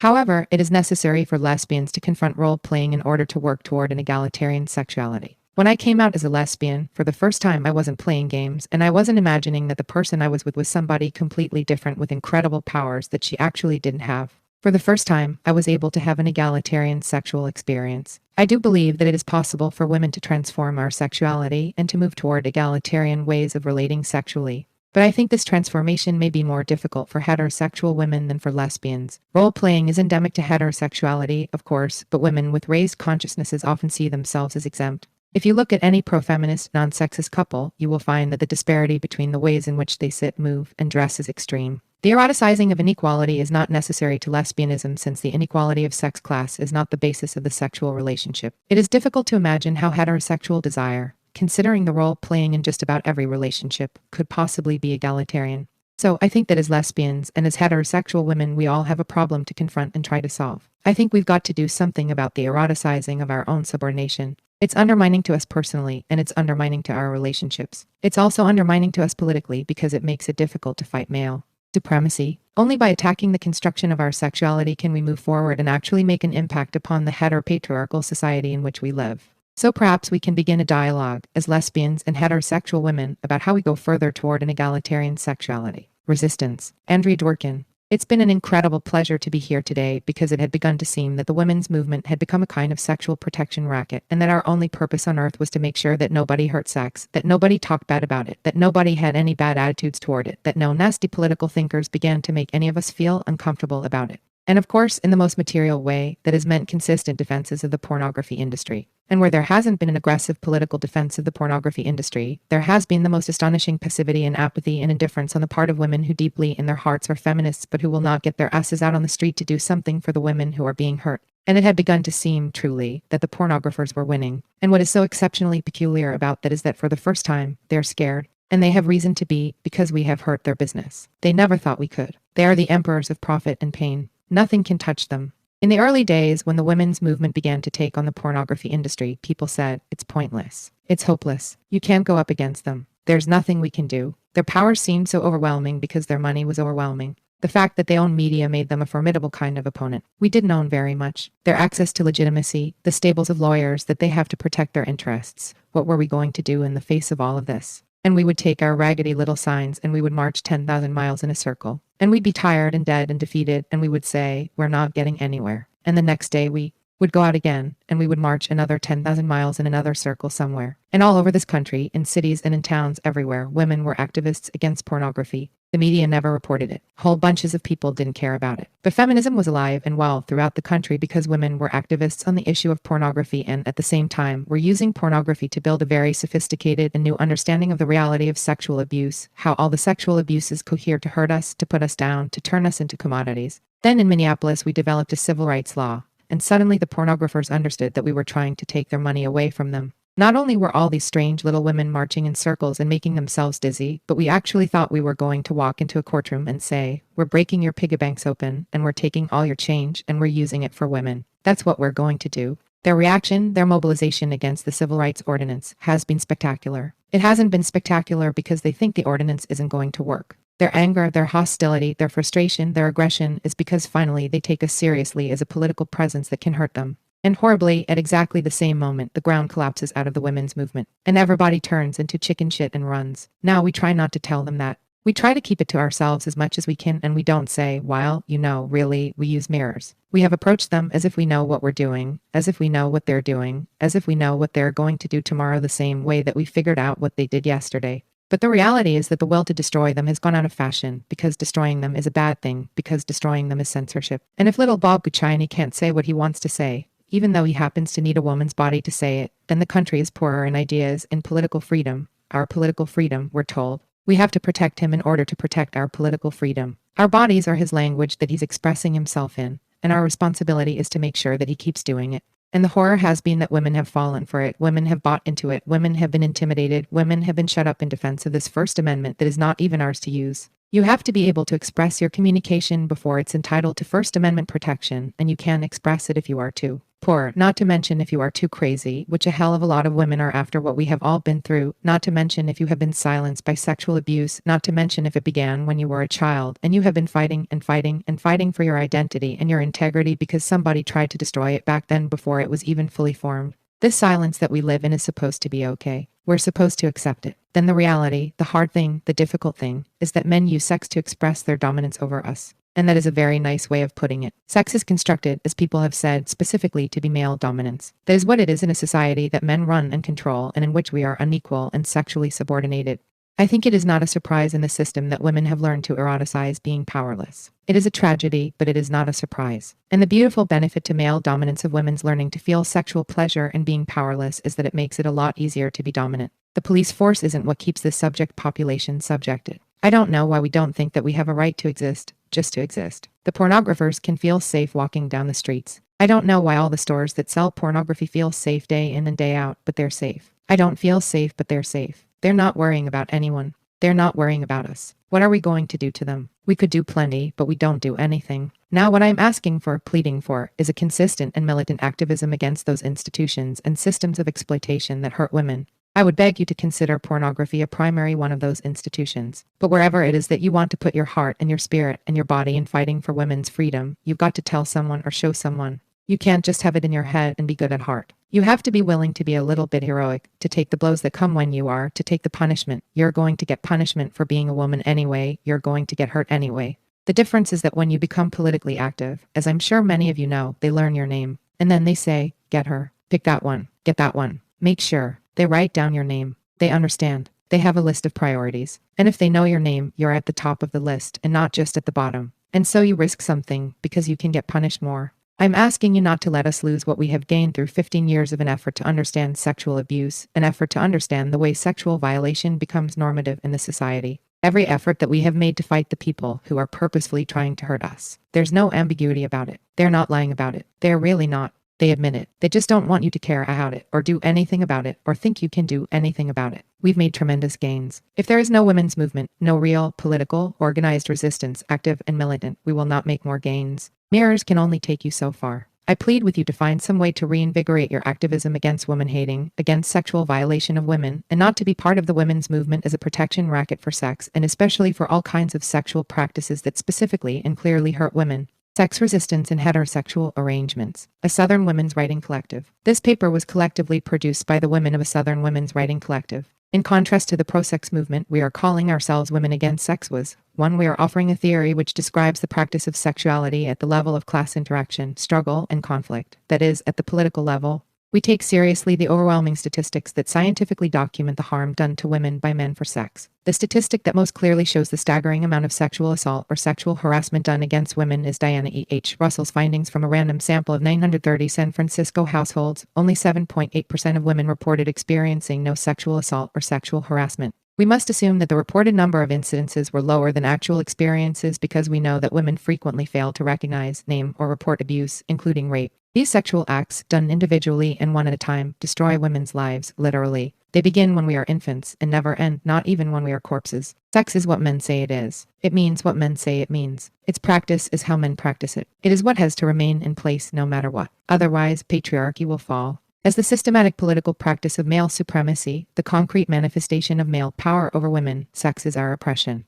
It is also how our oppression stays. Since we believe that the practice of sexuality politically subordinates women, we believe that the entire practice must be dismantled, taken apart, or deconstructed. Though we realize that many women, including WAS members, have had self-ascribed affirmative sexual experiences, we believe that this was in spite of and not because the experiences were sexual. We also recognize that, as women in this patriarchal culture, we have not escaped the socially constructed dynamic of eroticized dominance and submission. That is, dominance and submission is felt in our bodies as sex and therefore affirmative. We believe that homosexuality, pedophilia, lesbianism, bisexuality, transsexuality, transvestism, sadomasochism, non-feminist celibacy, and autoeroticism have the same malevolent relationship to conceptual and empirical male force as does heterosexuality. These activities represent only variations on a heterosexual theme, not exceptions. There is no way out of the practice of sexuality except out. All these erotic choices are also a part of sexuality as constructed by male supremacy. We know of no exception to male supremacist sex. The function of this practice permits no true metamorphoses. All gender permutations remain superficial.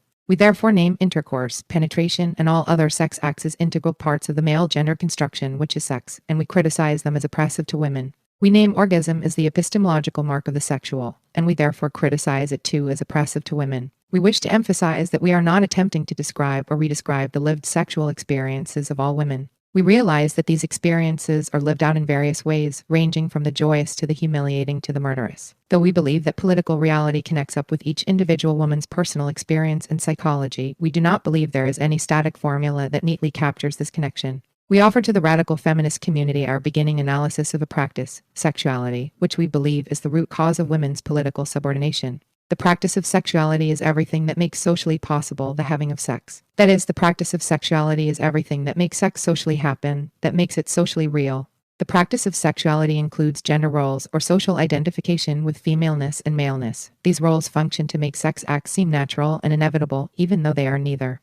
Sex acts are central to the practice of sexuality. They are to sex what sex is to the subordination of women. Historically, sex acts have included rape, marital rape, foot binding, fellatio, intercourse, autoeroticism, forced sex, objectification, child rape, incest, battery, anal intercourse, use and production of pornography, pimping, and the use/abuse of prostitutes, cunnilingus, sexual harassment, torture, mutilation, and murder, especially by dismemberment, strangulation, and stabbing. Sexual torture is known to be a military tool of genocide targeting women most horribly. It functions to make war into a sexual experience. Forced breeding of black women and men under slavery, the rape of black women by white men, and the lynching primarily of black men are also understood to be sex acts perpetrated by white male supremacy shaped by racism. Sex acts are those acts that men as a gender class have constructed as genitally arousing or satisfying. The medium of this construction is that of social meaning. The method of construction is material, and both meaning and method rely on male force. Material conditions are a direct force used by men as a gender class against women as a gender class, and be preclusion of women's rightful options. Thus, the empirical conditions under which women's sexual desire is socially incarnated are the autonomy-denying conditions of direct force and preclusion used by men against women.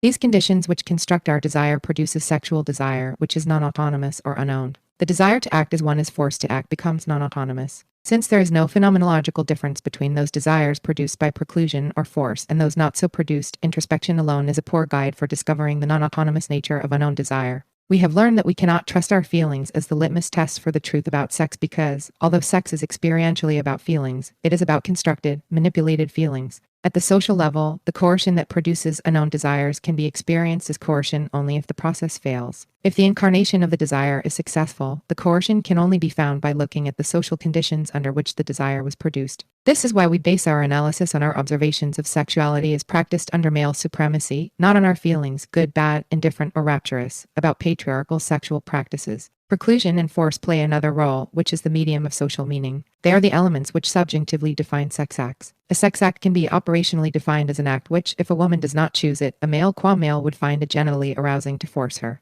Thus, even if a woman is not empirically forced into a sex act, male arousal is nevertheless a response to the element of subjunctive force, which remains in all instances definitional. While a woman might evade empirical force, she literally cannot evade conceptual or definitional sexual force. This truth about sex, like all conceptual truth, is beyond the reach of individual choice, cleverness, privilege, or negotiating ability. It is for this reason that male force which defines sex is inescapable. For this reason, lesbians or people of other sexual preferences cannot escape or redefine sexual practice inside male supreme. Ikai. Thus, women are politically subordinated through sex, not because we do not ever choose it, but because the identity of what we choose is a function of male political power, power that valorizes and maintains itself through a process of genital arousal that is informed by the denigration and violation of women's autonomy and equality. Given this definition, genital arousal represents the literal incarnation of women's political subordination. It is politics made flesh. Our study of pornography has made it clear that because the male is aroused through this medium of social meaning, pornography is as arousing as real-life sex. In both life and art, the male responds to the male-constructed meaning of woman. Thus the equation pornography equals sex is literally true. We believe that the practice of sexuality is entirely socially constructed by the power of men as a gender class. We do not believe it is either a curse of biology or a gift from God. Neither do we believe it is a joint gender project of men and women. We believe the practice to be animated by an eroticized dynamic of male dominance and female submission. What makes this practice live and breathe, what sparks its social life, is class hierarchy or social top-bottomism. We believe that the function of this practice is to subordinate women to men. This dynamic and this function identify the practice at the political level. Any act informed by a practice without this dynamic and function, any act informed by a practice which did not subordinate women, would literally not be a sex act. More succinctly, if it doesn't subordinate women, it's not sex. As far as we know, no act experienced as sexual is this something else. The practice that could make this happen does not exist. In our feminist future, an act outwardly identical to a sex act might be informed by an entirely different practice. That act would not subordinate women. But that feminist future is not now, and that different practice is not now. That is where we want to go/be after the defeat of male supremacy, after dismantling the practice of sexuality. The sexual experience of most women occurs within heterosexual arrangements, and this experience is often lived out as an attempt to escape from the practice of sexuality. It is the experience of avoidance. In the past, it would have been said that a woman's avoidance of sex represented a failure to fulfill her conjugal duty. Today, such talk is outmoded. Now it would be said that she is avoiding intimacy in an unhealthy way, that she is rejecting sexual agency, that she is rejecting pleasure, short-circuiting emotions and needs that are natural and good. In the past, failure to acquiesce may have resulted in rape or forced sex. Today, the remedy for non-acquiescence is found also at the level of desire. Women must learn to desire sexual pleasure by eroticizing. Violation. The oddity is women must learn to desire. To learn such natural desire, women are encouraged to engage in scripted masturbation, to create fantasies where none exist, to try adventurous and new sexual techniques, to accept pornography. In other words, to seek out as desire the disorientation that accompanies sex. Attempting to achieve non-acquiescence to male-constructed needs, women learn to recognize even the subtle signs of male desire. Enough women have learned how to avoid becoming available to it so that mention of women's headaches is a male joke. So women do have headaches and dress and undress in closets, deliberately gain or lose weight, become alcoholic, develop other drug dependencies, carefully orchestrate schedules, and attempt to shut down all communications that might hint at intimacy. There are some feminists who seem to believe that these activities of sex avoidance represent the quaint subterfuges of a long-dead past, but they are wrong. This dismissive view may be a function of some social privilege that most ordinary women do not have. We believe the life of sex avoidance is the reality for many women in heterosexual arrangements. Women's historical sex avoidance can, with feminist consciousness, become an act of sex resistance. The sex resistor understands her act as a political one. Her goal is not only personal integrity for herself but political freedom for all women. She resists on 3 fronts. She resists male-constructed sexual needs, she resists the misnaming of her act as prudery, and she especially resists the patriarchy's attempt to make its work of subordinating women easier by consensually constructing her desire and its own oppressive image. The patriarchy attempts to reach within women to fuck/construct us from the inside out. This attempt assumes many forms, such as sex education and sex advice. Popular advice columnists counsel women to use pornography, pornographic fantasy, and sex toys in order to enhance their sexual lives. Such advice, which relies on the patriarchy's account of sexual normalcy, never questions the practice of sexuality and the ways in which this practice precludes women's rightful options, including the option of sex avoidance. The choice to avoid sex is never perceived as valid. Women are schooled to choose pornography and pornographic lives under the threat of losing their primary relationships with husbands or boyfriends. They are taught by male experts to desire male-constructed sexual pleasure. The normalcy of such coercion of desire makes untrue the claim that our sexuality is our own. As long as the price of not choosing sex is what it presently is for any woman, sex is in fact compulsory for all women. The compulsoriness of women's sexuality, not just heterosexuality, is hidden because it is sexual. We can try to expose this hidden force through thought, reflection/inaction. If the conditions which construct women's desire were structurally reproduced in any non-sexual situation, consider the loyal party member's desire to support Stalinism, would we celebrate the desire as being in any way that person's own? When conditions of preclusion and force construct desire, we recognize that desire as being non-autonomous or unowned unless it is sexual and is women's. We ask, in whose interest is it to make this exception? We believe that we can begin by and through the processes which we have identified as a sexual resistance, be deconstructive lesbianism, and see radical celibacy to expose and perhaps even unmake or undo the sexualization that is our subordination. Through collective and personal struggle, the desires that were socially incarnated in us in order to effect our subordination to men can be named and disowned. After all, if we can teach pigeons to play ping pong, incarnating in them desires they never thought they had, perhaps we can teach ourselves to prefer a non-sexualized woman identification to the desire for subordination and for self-annihilation that is the required content and social paradigm of our sexuality. Though political, structural conditions must change before the practice of sexuality can be eradicated, this should not stop us from politicizing the content of our own individual sexual lives. While we do not know to what extent changes in the practice of sexuality can be accomplished through collectively determined but individually initiated changes, we do know, sexually speaking, that business as usual is not liberating. The content of the sexual is the content of our subordination. For women, sex acts have sometimes been sought out in love and through desire, and sometimes avoided and resisted with perhaps a nascent awareness of their anti-woman political function. The material arena for adult women's orientation to sexuality in general and sex acts in particular has usually been heterosexual. Our focus in this paper is on women in such heterosexual arrangements. We want to mention very briefly both deconstructive lesbianism and radical celibacy before discussing sex resistance in heterosexual arrangements. At the practical level, we see deconstructive lesbianism as a transitional political choice. Deconstructive lesbianism aims to deconstruct or dismantle the practice of sexuality at the personal and experiential level. It attempts to unweave the pattern of dominance and submission which has been incarnated as sexuality in each of us. At its most basic level, deconstructive lesbianism means being who we are as lesbians, but without sex. It represents a woman-centered attempt to say no to male force at all its levels, including the level we have all interiorized. As sexual response, we believe that many lesbians and couples are living out deconstructive lesbianism at the present time, in fact, but not in theory. Unfortunately, this practice has been criticized as a problem rather than part of a solution. Named antisex which it is, it has been seen as similar to the situation of the frigid woman with similar prescriptions recommended pornography, for one as a way to get back on track with dominance and submission.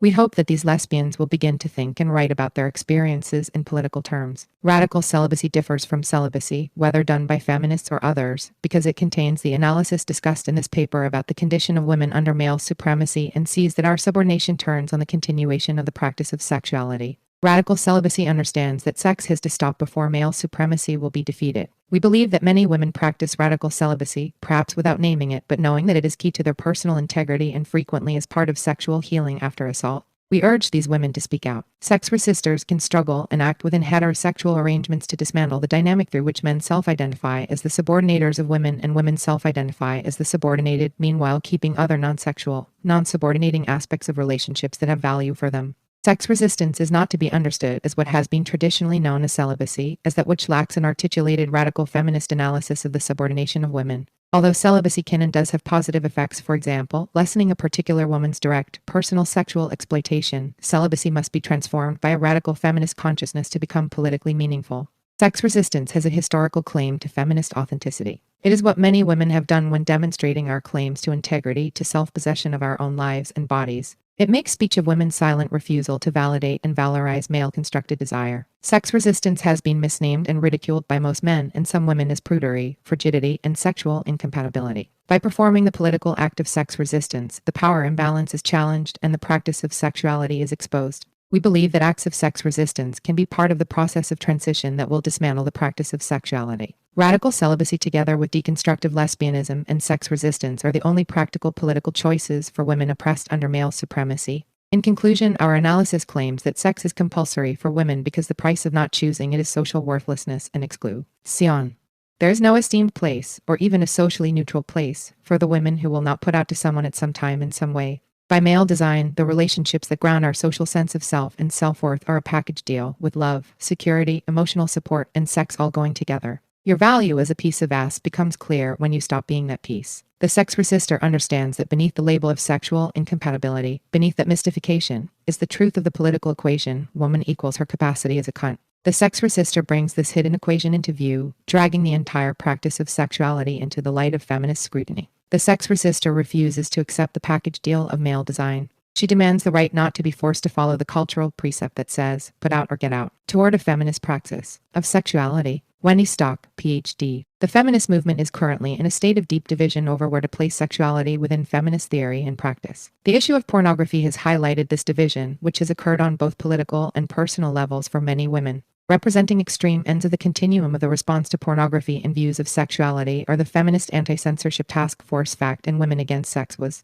Although I am more sympathetic to the analysis of Was, I find that the positions of both groups have inherent limitations and contain theoretical oversights. I am a feminist clinical psychologist specializing in research and treatment in the area of sexuality. The major inadequacy of FACT's position lies in its tacit acceptance of sexuality as currently constructed by the patriarchy, and its belief that women need only appropriate their rightful piece of the pie to achieve sexual liberation. Gail Rubin, 1984, Jessica Benjamin, 1983, Ellen Willis, 1983. This position is similar to that of some middle-class feminists who believe that upward mobility for some women, while leaving the current political system intact, will lead to a just society. Was conversely errs in the opposite direction by assuming that all sexuality that occurs within the patriarchy is patriarchally constructed sex. Southern Women's Writing Collective, 1980, Savina, 1987. This viewpoint, by definition, does not allow for the existence of any current feminist vision or practice of sexuality and assumes that absolute ubiquity of patriarchal control. Both FACT and Was believe that, currently, patriarchally constructed sexuality represents all sexuality, which must be either enthusiastically embraced and adopted fact or rejected completely by resisting engaging in sexual practices. Was the limitations of these views, respectively, indicate either a culture-bound and context-absent analysis of sexuality or an over-inclusive, absolutist, and static analysis of sex. What remains to be developed is a view of sexuality that allows for the possibility of feminist change even before the overthrow of the patriarchy. This feminist praxis of sexuality must incorporate a radical critique of patriarchally constructed sex and place at its forefront an awareness of the conditions of sexual subordination under which women live now. The FACT position will be discussed first. By uncritically accepting sexuality in all its current manifestations, FACT errs in assuming that what we see in sex is the natural expression of sexuality. In adopting this view, FACT overlooks the ways in which patriarchal society has shaped and determined sexuality by eroticizing the hierarchy of power at every level of society. Ehrenreich et al., in Remaking Love, erroneously disassociate sex from its political context. For women, sexual equality with men has become a concrete possibility, while economic and social parity remains elusive. B. Ehrenreich, E. Hess, and G. Jacobs 1987. Marx said that every social institution reflects the unequal distribution of power inherent in capitalism. Embedded within feminist analysis is the similar theorem that all social institutions, including sexuality, reflect the power that men have over women. As Catherine MacKinnon has pointed out, as work is to Marxism, sexuality is to feminism. Catherine MacKinnon, 1982. Many women are currently embracing and defending a patriarchally constructed notion of sex. They believe, in keeping with psychoanalytic thinkers, that the erotic necessitates an imbalance of power, and that our erotic scripts are expressions of the fantasized reversal or the reenactment of thwarted infantile desires. R. Stoller, 1979. Thus, all eroticism is seen as governed by a fantasy of retribution, by an utter attempt to restore a balance of power by doing to others what has been done to the self as a powerless infant. Eroticism becomes defined in this view as the enactment of either dominant or submissive sexual behaviors which are endlessly repeated with supposedly cathartic effects. This model of sexuality presupposes this dynamic as innate and natural. Women identified as feminists who adopt this theory believe that the key to liberating women is to reverse or invert the oppressor-oppressed dynamic in sex, or to act out these roles within an eroticized context. As Ehrenreich et al. assert, the suburban woman who gets her thrills from watching male strippers is paying, with her admission price, to invert the usual relationship between men and women, consumer and object. At a different end of the cultural spectrum, a practitioner of ritualistic sadomasochism confronts social inequality by encapsulating it in a drama of domination and submission. B. Ehrenreich et al., 1987. Becoming a dominatrix and assuming a position of total control of a sexual partner or choosing to be subordinate in sex is supposed to heal us of our prior victimization. Women's advocacy of patriarchal sexual relations is a part of the phenomenon of identification with the oppressor, much like that of some concentration camp prisoners with their jailers. Lenore Walker, in The Battered Woman, has observed that battered women sometimes plan when their abuse will occur by intentionally precipitating a battering incident. Lenore Walker, 1979. In a battering relationship, it is a given that violence will occur, and by choosing to precipitate when, the woman gains the illusion that she is exercising control over her situation. In a culture in which the majority of women will experience at least one form of sexual aggression, rape, 44%, childhood sexual abuse or incest, 38%, spouse abuse, 50%, and sexual harassment, 88%. Such a culture in which sexual violence is normative, women develop psychological mechanisms to cope with the inevitable violence. This phenomenon can also explain the existence of the rape fantasies that some women are aroused by. To quote from an anonymous letter sent to Off Our Backs, a feminist newspaper reporting national and international political and cultural issues, if women were capable of enjoying rape, this restored some dignity and equality to them and was a source of strength. I saw enjoyment of rape as a victory over man because it foiled their attempts to hurt me. Often when women appear to be acquiescing in oppression, they are, in a misguided way, attempting to adjust to male violence and domination as best they can. Anonymous, 1986. I believe it is this phenomenon to which Sheila Jeffreys refers when she speaks of women learning to have pleasure in their own subordination. Such fantasies may be interpreted as attempts to establish a sense of subjective control over the threat or reality of sexual coercion. Women who enjoy pornography or rape fantasies are not rebels, as Ellen Willis maintains. Ellen Willis, 1983. Rather, they are like slaves, adjusting to the seeming inevitability of their position.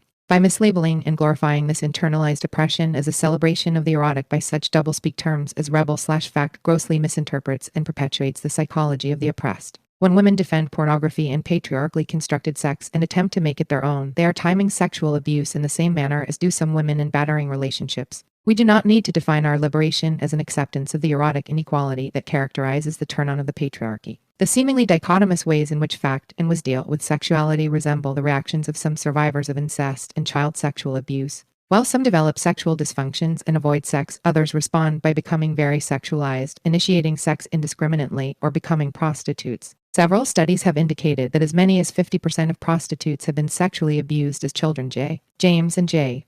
Merding, 1977. Fact's position on sexuality seems to be in line with the second response, i.e. to identify with the oppressor and adopt his view of sex. In this vein, Fact members try to appropriate sex for themselves, but do so without questioning the dynamics of oppressor and oppressed and by eroticizing dominance and submission. The Fact creed seems to be okay. You call us bad women, so we'll show you just how bad we can be. Ironically, this effort at self-definition and rebellion against sexual subordination is in reality conformity to the sexual paradigms of the patriarchy. Fact has lost its ability to distinguish between a positive sexuality for women and the patriarchally constructed practice of sex. Another mode of response to incestuous abuse is the avoidance of sex and a diminished ability to distinguish between coercive and non-coercive sexuality. Some incest survivors find themselves involved in situations in which they continue to be hurt, feeling as if they deserve it or it is the best they can do or that ongoing abuse is an inevitable part of a sexual relationship. In treatment, a period of celibacy is often recommended to allow the woman to heal from her injuries. Was contends that it is necessary to resist all sex practices within the current social structure, that none can occur outside the context of coercion, in either subtle or obvious forms. Was emphasizes that we cannot trust our feelings, a statement common among incest survivors. It is true that the patriarchy may have eroded our ability to distinguish between sex that is consensual, mutual, and egalitarian, and sex that is exploitative and violent. Was claims that all sex is the same under patriarchy and assumes that nothing good can happen sexually under current conditions. If one accepts this premise, arguing for the possibility of healthy forms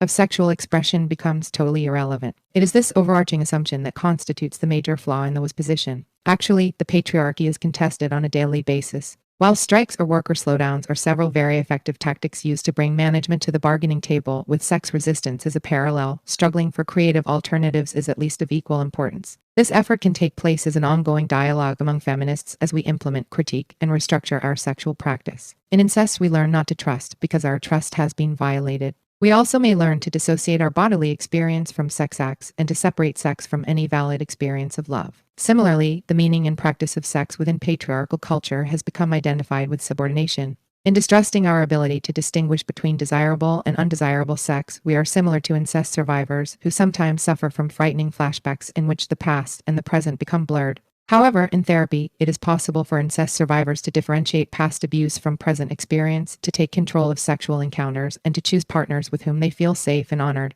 These changes are not accomplished by avoiding sex. I am raising the possibility that, even in an imperfect and misogynist society, even in the area of sexuality, healing and growth can occur. Given that we all exist under patriarchy, it influences us at all levels of our being, including our sexuality. Changing these conditions cannot be accomplished in a vacuum or through withdrawal. We may choose to withdraw from individual relationships that are intrinsically unequal and oppressive, in which sexuality cannot occur without the burden of that inequality. Extrinsic to all sexual relationships is the context of gender inequality, which must be recognized and struggled against as it impinges on the relationship. In some situations, it is survival to withdraw. In others, however, it is accepting disenfranchisement and ghettoization not to stand firm and demand change. Demanding change within institutions and within relationships is a crucial and effective way to push back the boundaries of patriarchy. There are many other examples of social change implemented successfully on a massive scale. 1. Assertion training for women has resulted in a more widespread and public acceptance of assertiveness as a normal and healthy quality for women. This training involves teaching actual skills and, more important, identifying basic rights and fostering a sense of entitlement, a belief in one's basic integrity.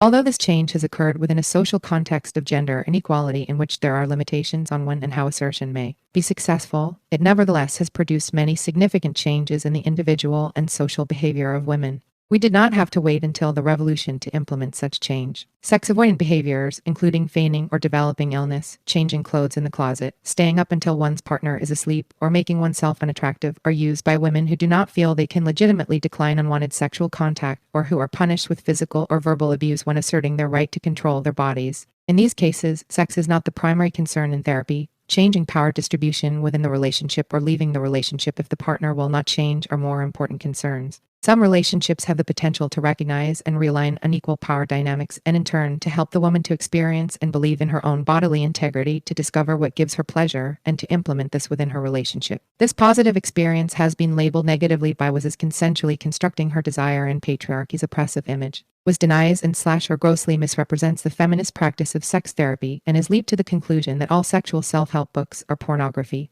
This description could as easily apply to several excellent and sensitive books available for women with sexual problems, such as Becoming Orgasmic. J. Hyman, L. Lo Piccolo and J. Lo Piccolo, 1976, and For Yourself, L. Barbach, 1975. These books encourage, in gradual stages, self-exploration and discovery of what specifically, uniquely is arousing to the individual woman. The exercises, which was refers to as scripted masturbation, are actually suggestions to explore the vaginal area visually with the use of a mirror, something that many women have never done, and tactually to identify sexually sensitive areas. The ultimate goal of these exercises is to bring the woman's sexual arousal and sexual knowledge under her own control, rather than her partner's. In both books, orgasm during intercourse is not the focus. Instead, the emphasis is on discovering alternative pleasuring techniques that are more strongly associated with women's enjoyment of sex. 2 more recent books, The Courage to Heal, E. Basin, L. Davis, 1988, and Incest and Sexuality, W. Maltz and B. Holman 1987 are books sensitive to feminist issues and invaluable resources for incest survivors in addressing sexual problems, either within or outside the therapeutic context.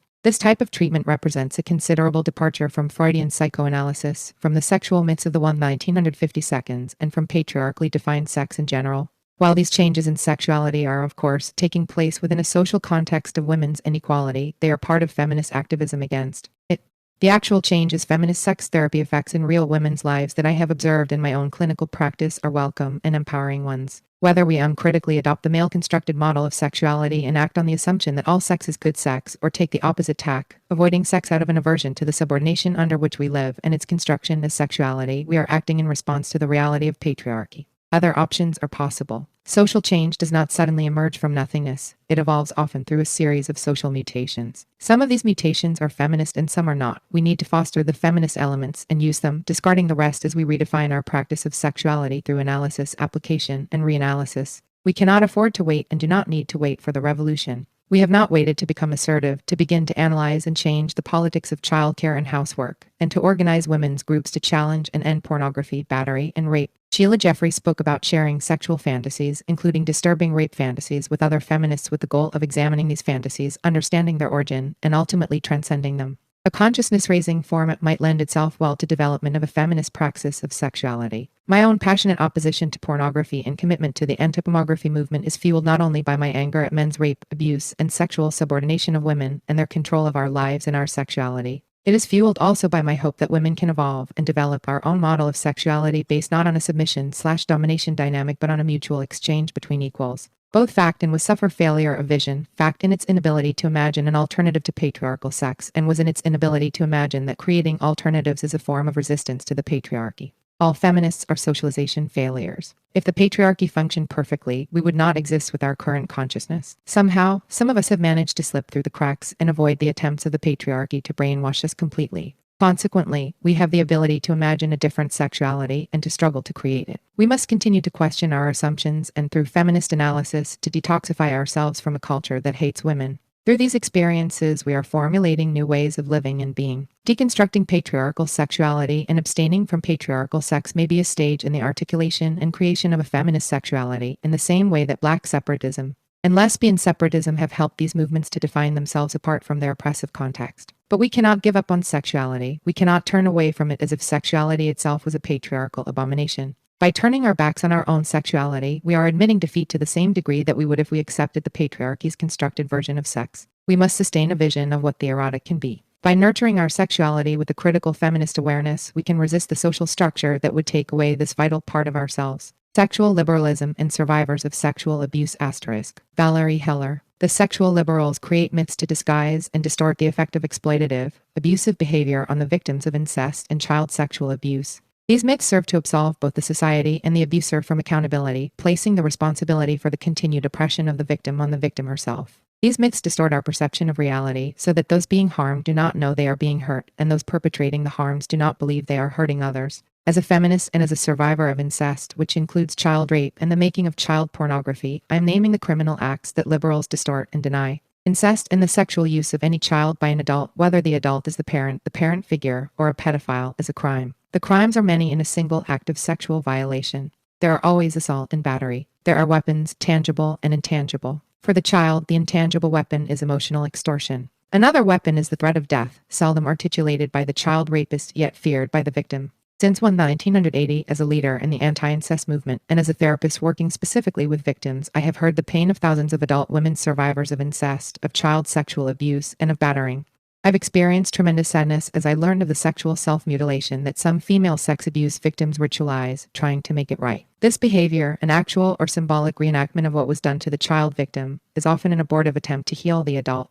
I'm infuriated when I think of the thousands of women and children who attempt suicide as the only way to end their sexual abuse. Attempting suicide is another way of expressing the hurt that is going on in their lives. The fact is that in most of these cases the victims were either not heard or not believed. Consider the harms a child sustains during the development of her sexuality when she has been sexually abused. Remember that I am not speaking of a single rape. I am speaking about the hundreds of rapes and sexual violations that many sexually abused children endure while growing up. I am speaking about multiple acts of sexual violation, lasting many years and some of the times involving more than one abuser. I am speaking about a form of social conditioning experienced by 25% of all women. Many women who, like myself, have been repeatedly sexually assaulted believe that their sexuality has been robbed from them as a result of the sexual abuse. I don't believe that. I think that our sexuality cannot and has not been taken from us. It has without a doubt been thwarted. Sex was one weapon, one of the tools my abusers used against the development of my autonomy. In the past, I measured my self-esteem through my sexual performance, which had nothing to do with my sexuality. My sexual performance had to do with how excited he got, how satisfied he was, how full of lust I appeared to be for him. My sexuality, the inner experience of my sexual energy, is in actuality something that I am becoming aware of and experiencing for the first time. The inability to distinguish between what is abusive and painful and what is desired and pleasurable is central to the self-hate of most adult survivors of childhood sexual abuse. In a conversation I had with a survivor, she said, because I didn't like the sexual abuse that was happening to me, I believed I was a prude and uptight. I thought there was something wrong with me because I didn't enjoy the pain during sex. She went on to say, when men exposed themselves to me on the street, I thought they couldn't help themselves because I was an attractive woman. As a child, I had been taught to be attractive and to want to elicit these responses. Eliciting them meant that I was a success as a woman. When I was sexually abused as a child, I was taught that the way to become a woman was to have sex, and therefore, as an adult, I believed that the better I performed sexually for a man and the more pleasure he got out of it, the better a woman I was. It had nothing to do with my pleasure. It had to do with how well I could perform for a man. Myths are not just untrue facts. They are unproved collective beliefs that are accepted uncritically and used to justify a social institution. The social institution, in this case, is the oppression of women through sexual subordination. This includes the practice of incest and child sex. You will abuse pornography as a reinforcer of the process of dehumanization, prostitution, and wife battery. The myths I speak about are believed by abused and non-abused alike. It was painful for me, a woman who has experienced much sexual abuse, to realize that I have accepted these lies. I understand now that this acceptance helped me to defend myself emotionally against the painful reality I was living. It probably also kept me alive. When I was very young, I learned to distort my perceptions to accommodate the myths about what I was supposed to be as a girl and woman. I have no doubt that if I had taken in the reality of my child life, I would have risked insanity. The question is why those who were not abused believe and perpetuate these myths. One answer may be another myth specifically designed to invalidate the realities of the adult survivors of child sexual abuse. The myth is that adults who were sexually abused see sexual abuse everywhere. Therefore, when victims and survivors say no to the sexual abuse of themselves or others, the response they receive is that they are just too sensitive because of what happened to them. They are just imagining it. The result is that the survivor's no is not respected. Abusive situations are dismissed as innocuous, and the survivor's reality is seen as fantasy. The truth is not that sexual abuse survivors are too sensitive. It simply is that we know what abuse looks like, what it feels like, and what effect it will have on the abused. Another myth is that some women need pain in order to feel during sex. This is translated, mostly by men, into she likes it, she wants it, she needs it. This is said, like a mantra, to excuse the abuser's behavior. It is acceptable to inflict pain when the pain is seen as wanted, which means that no one has to acknowledge that a woman or child is being abused or snuffed out. The rational question to ask is, who likes to be repeatedly beaten, raped, cut up, drugged, or starved? The answer is no one, no animal or human. Yet there exist those who believe we like it, we want it, we need it. When this myth is internalized by survivors, the end result is women who make statements like, it's healing for us to act out our child's sexual abuse experiences in adulthood through sadomasochism. I totally disagree. Acting out sadomasochism reinforces the survivor's conditioning of self-hate. That is all that it does. Sadomasochism is nothing less than assault and battery. Healing begins with the accurate identification of that abuse. The belief that females exist to be unconditionally sexually available to males is central to the perpetuation of child sexual abuse. Abusers rationalize their behavior by believing that the child is their sexual property. Foster fathers believe the abused child is damaged sexual goods and can therefore be abused again. Some adult survivors of incest and child sexual abuse internalize this myth. As if on automatic, these women act as though the protocol for any interpersonal interaction requires sex, which they will obsessively pursue if others do not initiate it. Another liberal myth is that the victim of sexual abuse really wants it because she just lies there and takes it. This is a justification of the condition of the sexually abused child, who is taught to lie still and take it. In adulthood, this myth reinforces learned patterns of submission. Survivors think they can't say no to the sexual needs or advances of a person they think they like or care about. To say no means not being believed, facing the devastating fear of annihilation and rejection by another person. To say no requires that the survivor have confidence in what she perceives reality to be and what she knows her needs to be. As adults, some survivors think that they are resisting abuse by lying still and taking it. It isn't true. The internalization of this myth in sexually abused adult women is demonstrated by the masochist who contends that the bottoms have power and the prostitute who believes that she has control over her tricks.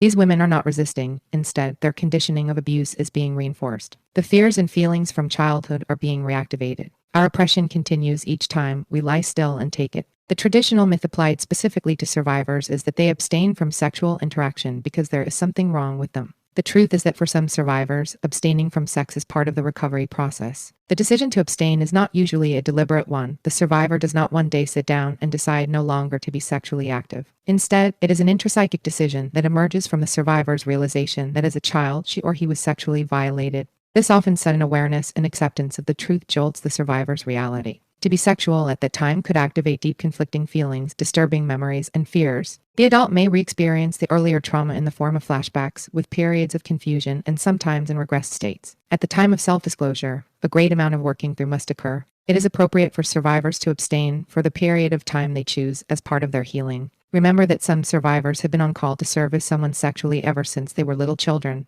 To abstain from sexual activity may be the first time in a survivor's life that she is able to explore her own sexuality. This last myth pertains only to survivors. Some of the time we believe that by experiencing the intensity of our sexual energy in the present day, it will destroy us, that it will make us disappear. This is something that we had a tremendous fear of as sexually abused children. The heightened states of arousal, foreign to a child's body and mind, the terror, the indescribable pain, and the absolute devastation and our abandonment by adults we loved and trusted are all attached to our experience of our sexuality. In adulthood, as we experience our sexual energy and when the intensity increases during arousal, many of us leave our bodies, just as we did when we were children. To stay as the adults that we are in the present during sexual arousal and orgasm means for many of us to experience our sexuality for the first time. We begin to take control of our sexuality, choosing when to continue sexual stimulation and when to end it. We separate ourselves from the pattern of harmful sexual experiences from childhood. We learn to associate our adult sexual experiences with self-empowerment and autonomy. We tell the truth about our experience, first to ourselves, then to others. Each step of the way we are replenished with renewed strength. When we challenge all the myths, those we have internalized, those that have been imposed on us, we begin to free ourselves from the prison our sexual abuse constructed for us and reclaim our sexuality. Part V. The male backlash. The many faces of backlash. Florence Rush. Suffer women wants to arrive at equality with you, and they will at that moment become your superiors. Cato, Roman statesman, 195 BC. The second wave of the women's liberation movement was born a brief 22 years ago. A large segment of this movement was generated by left-wing women who painfully discovered that their male comrades dismissed their struggle as trivial compared to the larger issues of classism, racism, capitalism, and imperialism. The male mentality could not, or would not, grasp the premise that women as a sex suffered from discrimination, rape, and battering, whether located in the gilded cages of suburbia or the slums of the inner city. After many bitter confrontations, these women came to understand that men, whether Marxists or reactionary warmongers, were equally reluctant to forego their male prerogatives. So they struck out for themselves and created the radical arm of the women's liberation movement. When the sit-ins, street theater, anti-war demonstrations, and student rebellions dissipated in a conservative climate no longer conducive to their protests, the revolutionaries of the 1960s and early 1970s exchanged Karl Marx, Mao, and Che Guevara for the teachings of Eastern gurus Werner Erhard, EST founder, the American Civil Liberties Union, and the Human Potential Movement. They moved from collective freedom to freedom of the spirit, from group action to self-assertiveness, from the rights of the oppressed to the individual right of Nazis and pornographers, and from radical change to superficial reform. The radicals of the 1960s became the liberals of the 1970s and 1980s, and in the process undermined the work of the women's movement. For a while, women's liberation was a household word, and it was no longer fashionable to belittle its impact. The simultaneous emergence of the sexual revolution, however, became a convenient, though erroneous, synonym for feminist revolution. It offered some free thinkers the comfortable illusion of tolerating feminism without depriving men of their legacy of sexual privilege. They could support issues favoring birth control and abortion. These issues eased sexual access to women without the responsibility for unwanted pregnancy. They could, with good conscience, enjoy Playboy and Penthouse as women-loving feminist publications and still retain the identification of women as sexually available playthings. Others, who wanted in on the then exciting attention-getting women's movement, adapted the principles of feminism to a masculine cause. The feminine mystique was replicated by the masculine mystique. Women as sex objects were matched by men as achiever objects, and the stifling sex roles which socialized women to be passive and dependent were equated with stifling sex roles which conditioned men to be brave, strong, domineering, and independent. Just as women sought to free themselves from the constraints of sex roles, so men wanted to break the bonds of machismo. Joseph Pleck and Jack Sawyer, 1974. From the rib of the women's liberation movement, the men's liberation movement was born. Men's meetings and consciousness-raising groups were organized. Books and articles appeared announcing that men's emotional lives were stunted. Being a master was a burden. Men no longer wanted the strain of competition or of living up to a masculine image of strength, success, and sexual performance. Warren Farrell, prime organizer and founder of this movement, said in his book The Liberated Man, "This is the only revolution women's in which the alleged oppressed is in love with and sharing children with the oppressor. Therefore this makes it possible for the growth of one person to benefit from the growth of the other." Warren Farrell, 1975, p. 5. This struck a chord in many women. He offered the possibility that these newly sensitive men understood the plight of women and wanted to change and grow by embracing and integrating the precepts of feminism. On the surface, the pleas of the men's liberationists were very appealing, but closer examination and personal experience revealed a self-serving program and a disarming strategy to defuse the threat to male hegemony posed by our movement. Male liberationists overlooked the fact that, no matter how much women tried, their association with feminist men was opportunistically exploited in the workplace, the home, the family, and in bed. This oversight was the logical consequence of misinterpreting female emancipation as a boon to men. The financially independent woman, Farrell claimed, will share the bread-winning burden, will no longer use men as security objects, and will give men more time to spend with the children. The woman in control of her life will not feel the need to control her husband and, in case of divorce, will relieve him of alimony and child support. And most important, since men traditionally make the pass and expose their fragile egos to the emotional hurt of refusal, the sexually free women will do the asking and men will have the opportunity to do the rejecting. But Farrell warned, men cannot be expected to participate in these changes unless women's liberation is redefined as a two-sex movement which provides enough benefits for men to make the change worthwhile. Warren Farrell, 1975, p. 161. What changes is Farrell talking about? Farrell and his followers manage not to notice that working women have always shared the breadwinning burden, and in today's standard two-income home, they do so more than ever.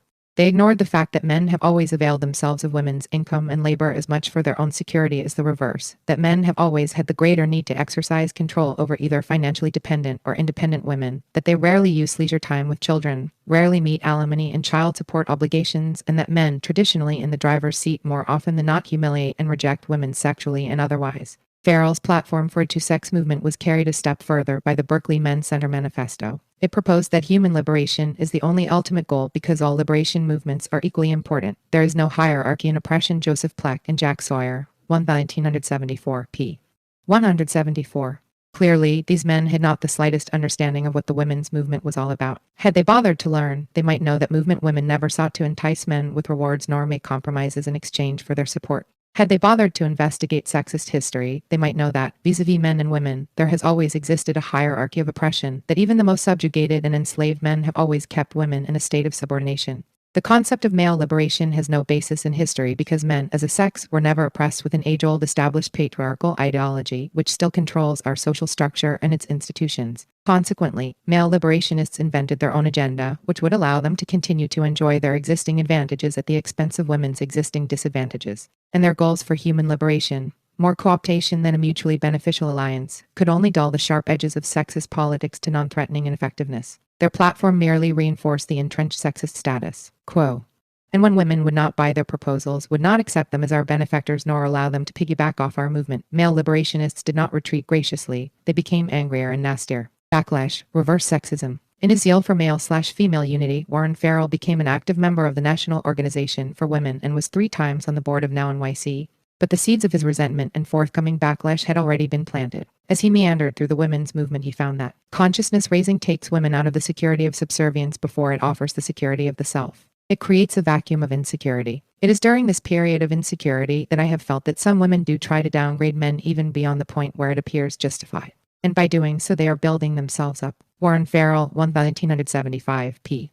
223. It should come as no surprise that when Farrell's efforts failed, when women were not impressed by the feeble attempts by sensitive men at emotional expression or communication, or when they did not burst into grateful applause each time daddy made a bed or changed a diaper, Farrell concluded that movement women downgrade men and are motivated by superiority rather than equality. I have not read Farrell's last book, Why Men Are the Way They Are, but his recent article, Gender, a noted author warns of reverse sexism, sufficiently summarizes his position. Why is it, he asks, that the more independent-oriented the women's magazine, the greater the attack on men?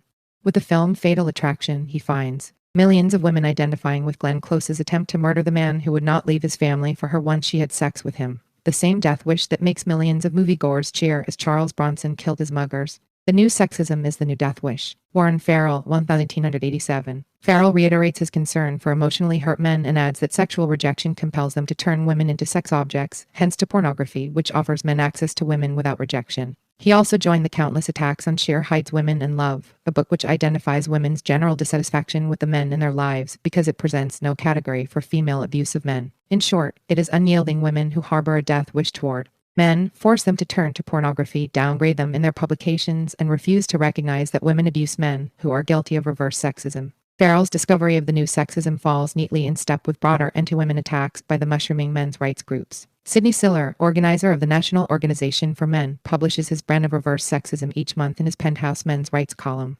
He finds discrimination against men in matrimonial and child custody disputes. He insists that men are victims of false accusations by disgruntled, angry women in cases of sexual harassment, rape, and child molestation, and that women struggle for pay equity and their programs for affirmative action deprive men of employment and their livelihoods. Reverse sexism has come to mean that not only individual women, but also our institutions, our justice system, and our limited hard-won legislation to protect women's civil rights discriminate against and oppress men. The Farrells and the Sillers are now frequently exhibited in the print and electronic media, and their misogynist reverse sexism is presented as a legitimate, bona fide protest. 1. Backlash, gender neutral. About 2 years ago, I was notified of the formation of a committee of male rape survivors. Its purpose was to raise public awareness of the problems of the rape of males, which, the notice said, is far more common than people realize, citing statistics which indicated that a quarter or more of all rape victims in New York City are males. The committee hoped it would not be dominated by one gender. This appeared to be an invitation for women to join because the problem of rape is a concern for both men and women. The stated goal of the committee is to work for gender-neutral assault statutes. Was this group simply looking for equal protection under the law, or was it telling us that male rape is not an issue of sexism because women also rape men? We know, and they know, of course, that it is gay and heterosexual men, not women, who rape men. This fact, however, does not make male rape gender-neutral. Men rape other men because they feminize their victims within heterosexual patterns of dominance and subordination. When men treat other men as women, humiliate and shame them in the same way, then male rape is indeed rooted in sexism. If gay men could understand this, they would certainly have a commonality with feminists, but since so many choose the heterosexual formula as their preference for sexual expression, their problem is hardly gender neutral. Gender neutrality is rooted in the idea that both genders, male and female, are equally oppressed, and that any attempt to hold men and male institutions accountable for transgressions against women is no longer fashionable nor acceptable. This concept has become a useful tool in an attempt to establish that women are as guilty as men for the offenses attributed to them. Professionals and experts tell us that women are also rapists and child molesters, that women batter and sexually harass men and are also the producers and consumers of pornography. And just as men sexually objectify women, so women have their male strippers, playgirl and reality, enjoyed mostly by gay men and their beefcakes and hunks. And if one should conclude that it is only women who are trapped by an obsession with youth, well, damn it, men are also getting facelifts and tummy tucks, using anti-aging formulas and cosmetics, going on diets, and becoming anorexic. True, some small percentage of women sexually abuse children and sexually harass men, but I can safely assure you that if women were the rapists, child molesters, and sexual harassers, the problem of sexual assault would barely exist. If women were the only producers and consumers of pornography, the industry would go bankrupt. And if men were the only sex-supporting cosmetic surgeons and the cosmetic industry, both would go out of business. As for the occasional new terminology beefcake and hunk, the definition of women as cunt, piece of ass, and whore has existed within our culture from biblical times to this very day. The current Webster's Collegiate Thesaurus still defines man as human, husband, lover, and master, whereas woman as wife, ball and chain, doxy, mistress, and paramour. The continued treatment of women as inferior sex objects is not gender neutral. Backlash, the post-feminist era. The myth that in this post-feminist era women have achieved their desired goals has gained credibility with the public. Women, we are told, now compete with men on equal terms for status, power, and material rewards, and the previous conditions which suppress their full human development no longer prevail. I will not bother to list the prevailing conditions which remain as obstacles to women's equal status with men and continue to suppress women's full development. We can, however, surmise that if women have not availed themselves of the options and opportunities now open to them, it's their own fault. This assumption has become the theme of pop psychology, talk show experts, the human potential movement, programs for individual and group therapy, and how-to self-improvement books written by and for women.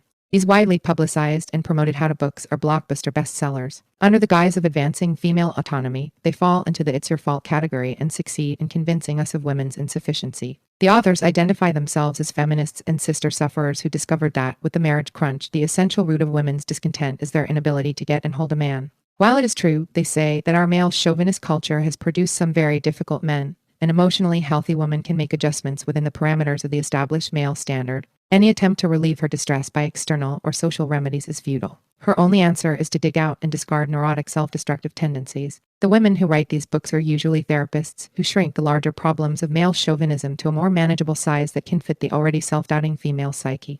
In my neighborhood bookstore, I found endless volumes telling women what is wrong with them and how to overcome the emotional disorders that prevent them from getting and keeping a mate. During this past decade, the Cinderella complex gave us the phobic female whose fear of independence puts men off because she is too needy and dependent.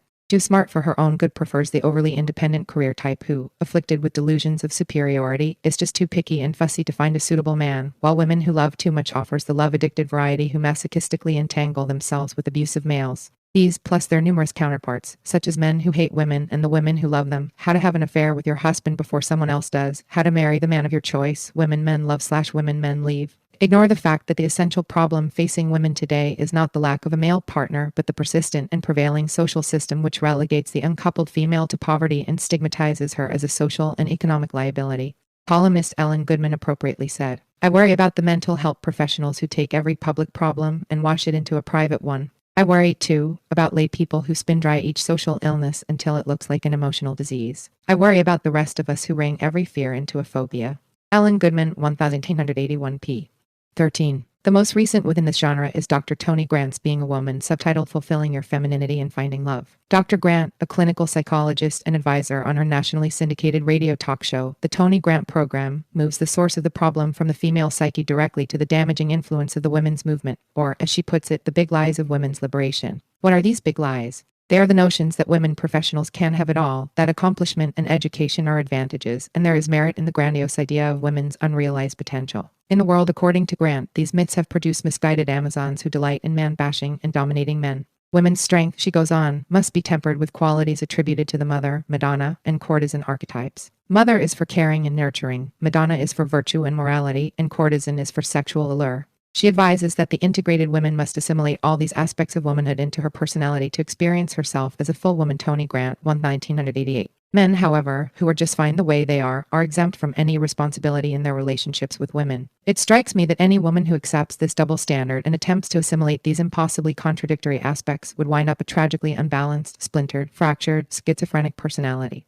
The previously mentioned how-to self-improvement books progressed from keeping women barefoot and pregnant to keeping them neurotic and miserable. But Tony Grant's Being a Woman, 1988 is the most virulent in its attempt to return us to the dark ages of submission and acceptance of our socially imposed inferiority. Backlash, a reaction to strength and determination. Retaliation from right-wing elements against the women's movement is neither sudden nor surprising. It is an extension of the traditional designation of women as inferiors. It is the result of the continued assertion that subordination, ordained by God and biology, is women's destiny. It is straightforward, unabashed misogyny. It is obvious to be expected, and we can challenge it. The reaction by liberals, who come as friends offering support, is deceptive and far more insidious, and has taken an enormous toll. Many women find it hard to resist the promise of a caring, equal relationship with a sympathetic man. Others have been moved by the possibility that men also suffer from their brand of sex role conditioning, and some have come to believe that males and females offend and are victimized equally. The myth of equal opportunity in the so-called post-feminist era is particularly harmful to younger women who, led to believe that they have been born into a free society, blame themselves for what they must endure in this real, sex-biased world. In addition, each day we are inundated with media messages from talk show experts, news reporters, advertisers, pop psychologists, and sociologists, all write us off as a passing trend. Yet we exist and we persist. Throughout the cities of this country, pockets of feminist activity can be found in centers for victims of rape, incest, child sexual abuse, and family violence. Women are organized to deal with birth control, abortion, teenage pregnancy, child care, sex education, pornography, the media, legislation, women's poverty, and women's health. They fight discrimination against lesbians and women athletes. They fight in the workplace, in the courts, in prisons, in schools, and in universities. Just because the media have chosen to promote the liberal backlash does not mean that we are defeated. Just because they choose to ignore feminist activism does not mean that we have been erased. We need to explain this backlash in terms of its defensive reaction against women's strength and determination. A more positive definition is needed to validate our undefeated existence. According to Roget's Thesaurus, the synonyms for backlash are counteraction and recoil. Some alternative usages for counteraction are opposing causes, action and reaction, antipathy, antagonism, defense, neutralizing, canceling out, repression, and suppression. Synonyms for recoil are to spring back in revulsion, shrink, and flinch, but also listed are backlash and retaliate. Robert Dutch, 1962. Funk and Wagnall's Modern Guide to Synonyms tells us that recoil can imply the subject has gone along with the situation as long as possible, but stops short, calling a halt out of anger. Hayakawa, 1968 p. 152. Yes, the subject, the liberals have gone along with the situation, the women's movement, but stopped short in anger when staunch women did not comply with the subjects the liberals programmed to render us ineffective. The Random House Dictionary of English Language says that recoil can mean to fly back as a consequence of force and impact. J. Stern and Lawrence Erding, 1973. Yes. Uncompromised women have triggered the lashing out against the steadfast force and impact of the women's movement. Why not then select a combination of these usages to formulate our own definition? For example, a liberal backlash, the hostile counteraction resulting from frustrated liberal attempts to neutralize the force and impact of a particular radical group or movement. B. Reaction, behavior of male liberationists who balk and become openly antagonistic when female liberationists reject them as allies. C. Action, acrimonious backlash against the women's movement resulting from failed attempts by progressives to neutralize women's demands for radical change. The survival of women's movements is founded on periodic revolts by women over the centuries. Their persistent demand for liberation has given us a history, an identity as full human beings, and hope for a non-biased future. Our history, identity, and hope consolidate us as an ongoing force. The many faces of backlash substantiate the truth that feminism is not dead, cannot be ignored, is effective, has a steady impact, and that, one way or another, it will win. Liberals, libertarianism, and the liberal arts. Establishment. Suzanne Kapler. There has been a very interesting shift in the use of the words liberal and libertarian in recent sexual politics. In my experience, a shift in the usage of words, names, and labels is never insignificant. I consider it significant, for instance, that in public usage and in the media, our movement has become the women's movement or feminism, where we originally called it the women's liberation movement. And this change in name has accompanied an attempt to obliterate the political aims of the WLM, namely the liberation of women from oppression, so that now the terms woman and feminist have apparently become interchangeable and have replaced the term women's liber. While the terms liberal, libertarian, and libertine all have something to do with liberty, they have acquired different connotations and of course have different histories. While a libertine was originally a freethinker on religion, the so-called free thinking of the Marquis de Sade has given the word a new meaning, which the Oxford English Dictionary OED lists as licentious man.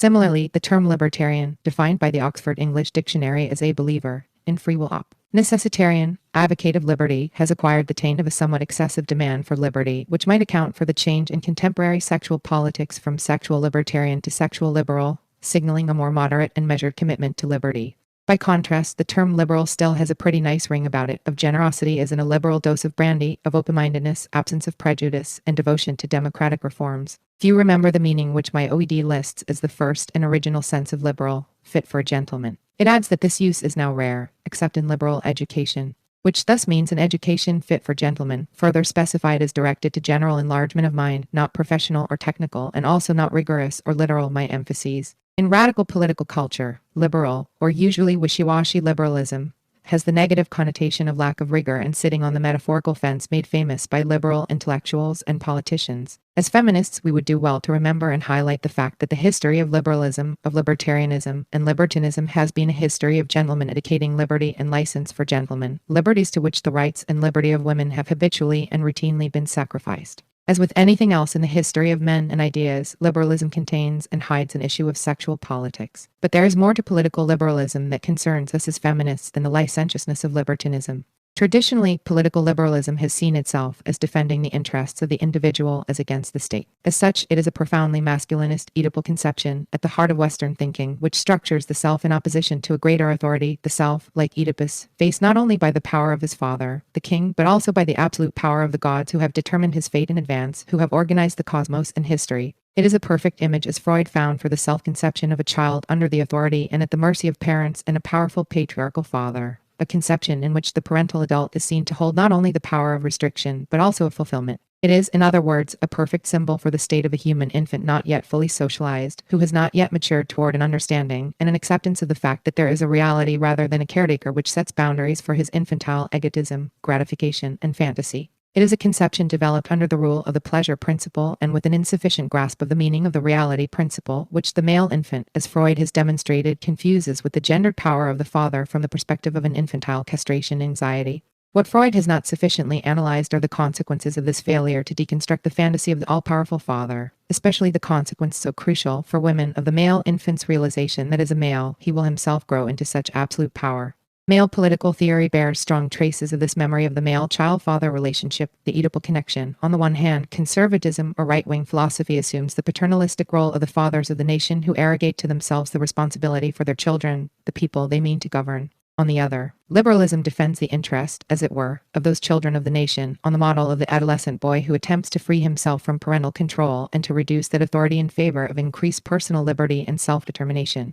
Both political philosophies accept the parent-child relationship as an appropriate model for the relationship of the individual to society and government. In the context of the so-called sexual liberals or sexual libertarians, we have the same schema of the individual claiming greater personal liberty from a repressive social, moral, or legal authority. In the 1960 seconds, this was conceived of simply in male heterosexual terms as a greater permissiveness in response to a past of moral and religious constraint. In the 1980 seconds in Britain, the spokesmen for sexual liberty are most predominantly theoreticians of gay male sexuality who plead for a greater tolerance of minority forms of sexual practice and orientation. What is significant is that both share a common concept of a social authority from which permission is sought and tolerance asked. In the very act of demanding or asking for greater personal sexual liberty, that authority is being acknowledged and thereby validated. This might of course be seen as simply a feature of realpolitik, i.e., recognition of the reality of state power over sexuality in a campaign for a change in legislation, for example, the decriminalization of male homosexuality, reduction of the age of consent for male homosexuals. However, I am concerned with the theoretical discourse on sexuality whose polemic is directed not so much against state and legislation as against conventional sexual morality and increasingly, as this conference highlights, against feminist politics and its critique of male sexuality. In this discourse, which relies heavily on Foucault, the concept of transgression is central to the theorization of desire and pleasure, as central as taboo has been and still is for the sexual libertarians of the 1960s, a reflection of the concern with authority and law, and the adolescent or Oedipal desire to rebel against the former and break the latter. Feminist political theory constitutes a radical intervention in the male conceptions of the political, based as it is on the fundamental principle that the personal is political and, in contrast to the conventional political, that it is the interpersonal, not just the relationship of the individual to the state, which constitutes the domain of the political. The concept of sexual politics encapsulates this, and is made explicit in Andrea Dworkin-Seven's formulation that intercourse both presumes and requires a society of at least two persons before it can occur at all, and the state is concerned about the nature of that society, how it is constructed, that it be hierarchical, that it be male-dominant. Andrea Dworkin, 1987, p.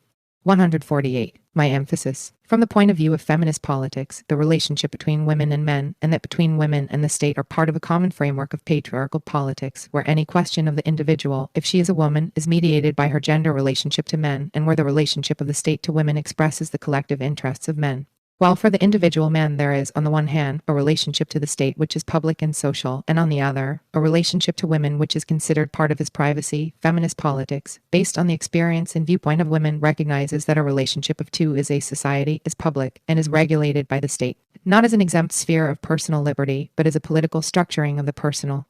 But the recognition by feminist theory that the personal is political also brings concepts of social responsibility to the person, who is thought of as a fully emancipated, socialized, and adult member of a society of equals. The boundaries to personal liberty are seen to derive from an equal interest on the part of the individual in the existence of that society as in her own existence as an individual person. Male liberalism, by contrast, sees every other as a member of that abstract society which is intent on curbing the liberty or license of the male individual. In other words, it perceives every other as a potential enemy. Underlying feminism is a fundamental wish to live in society not despite, against, or in competition with it, to live life as a member of a human collectivity and to maximize the mutual benefits of community, friendship, and relationship, of work, cooperation, and communication, to gain and contribute by sharing, rather than to accumulate privately by taking what you can from others, i.e., publicly. The fundamental misconception at the heart of sexual liberalism is of course the sexual construed as a dimension of the individual wanting more sexual freedom, or more freedom of expression. There is no space in this conception for the sexual other, the sexual partner, or, as it is usually put in libertarian discourse, the sexual object. The freedom which is being demanded from the paternal state or social authority is in fact the license to continue to regard the other as sexual object, vehicle for the individual's sexual pleasure, and not to have to recognize that other as also an individual subject.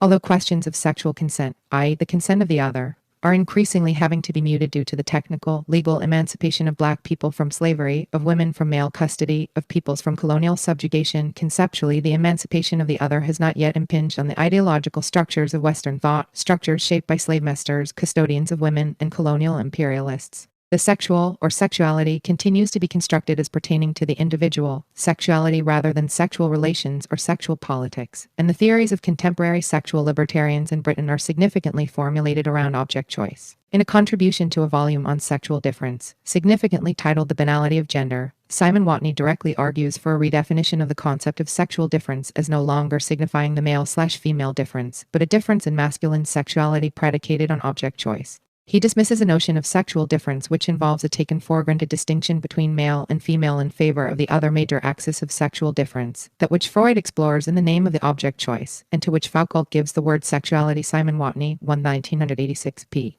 14. In a nutshell, we can see the significance of the recent shift in British usage which has tended to replace gender with sexual difference. For example, what used to be race, class, and gender has become race, class, and sexual difference. The sexual politics of gender gives way to a politics of sex around object choice. The sexual difference at the root of gender gives way to a difference in the sexuality of the male gender, and the oppression of women, central to the analysis of gender, is replaced by what in Watney's view is the actual sexual oppression, namely gay oppression. Simon Watney, 1986 p. 16. Watney is too preoccupied with a given individual's identification. The issue of desire. Simon Watney, 1986 p. 15. In a theory of sexual pleasure to be bothered either with the concept of class or one of gender, both of which share, in his view, the same sense of a single all-determining factor. Simon Watney, 1986 p. 17. Or, as we might note, both describe collectivities or factors of collectivity rather than a given individual, social groups in relations of power and struggle with other social groups rather than an individual subject in relation with a personal object choice. What masquerades as a male challenge to compulsory heterosexuality is in fact a demand for increased choice on the part of the sexual subject, the individual, the gentleman, choice from a wider range of desirable objects, not just women objects, but also men objects and children objects. Along with the liberal sexual consumerism of object choice comes a wider choice also of sexual practice, sadistic, masochistic, fetishistic, a wider choice of forms of relationships than the heterosexual model of monogamy, bathhouses, international sex tourism, and prostitution with a variety of object choices, and entertainment, sex, or pornography, also in all variants of object choice. Heterosexual, homosexual, lesbian, with the mainly heterosexual subgenres of child, disabled, pregnant, old age pornography that are already on the shelves. Harold O'Ferdle, 1986, Mazer Mahmoud, 1986. And along with all this comes a liberal invitation to all, including women, children, and minorities, to share this sexual feast, to become sexual consumers, at least in the theory. In practice, this liberal generosity, this open-minded and unprejudiced democratic reform to extend what is fit for a gentleman to commoners and women and blacks, is liberal in a different sense, too,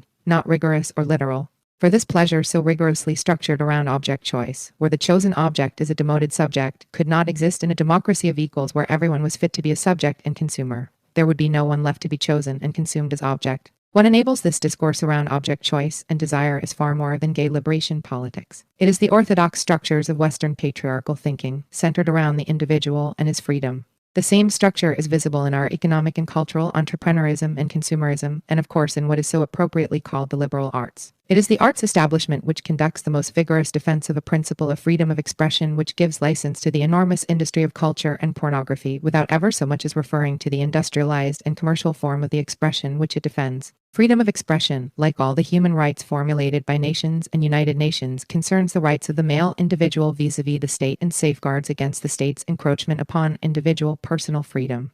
It does not, as women the world over know, safeguard the rights of the individual against the individual. And while the latter is protected by the law of the nation in the case of men, the law, as we have seen, also regulates the rights of men to privacy, i.e. to women, and thus encroaches directly on the freedom and rights of women themselves. Andrew Dworkin, 1987, Catherine MacKinnon, 1983. The freedom of expression defended by the arts establishment, by fact, and by other defenders of pornography is the freedom to produce and market expression industrially and commercially, not the right of the individual to hold and express views and opinions and to seek information. Indeed, the capitalist production of expression can be said to militate directly against the individual's right to express and seek to obtain a diversity of information and opinion. In Britain at this moment, the government itself is launching an attack on the freedom of expression and access to information by a proposed clause, Clause 28, which would prohibit local government from a.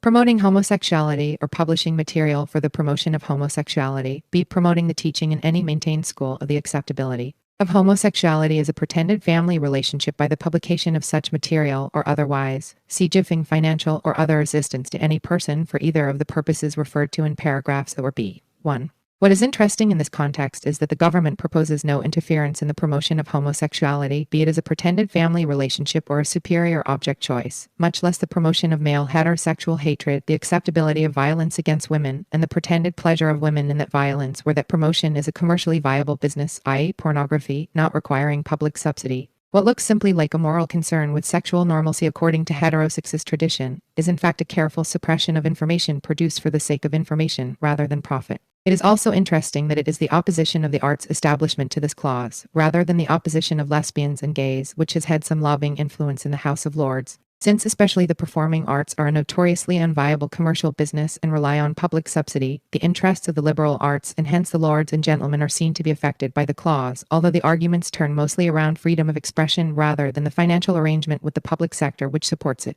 The notion of the artist in fact is kept conceptually untarnished by any commercial considerations. He is our model of the great and free individualist who expresses himself for the sake of self-expression. There is no explicit acknowledgement of the fact that any artist who qualifies for the term is a published artist, an artist who sells and exhibits his products through the channels of commercial establishments such as publishers, galleries, cinemas, record companies, and the entertainment industry generally. The term artist no longer denotes creativity, but public fame. Nor is there very much acknowledgement, even less criticism, of the immense egotism involved in a commitment to self-expression, where expression, like sexuality, is conceived as the dimension of an individual's right or rather, privilege. There is very little sense that the artist wants to reach you in a process of communication where you, of course, might want to express yourself in turn. All the artist wants from you is your receptive attention, your money, and your acclaim. It does not even matter what is the political orientation of those who practice in the arts establishment. The very conception of the arts ensures the continuation of its fundamental liberal individualism, the maintenance of a principle founded on what is fit for a gentleman. Thus, one of the major Marxist critics in Britain tells us that artists need a guaranteed freedom to communicate what, in terms of their own understanding of their work, needs to be communicated.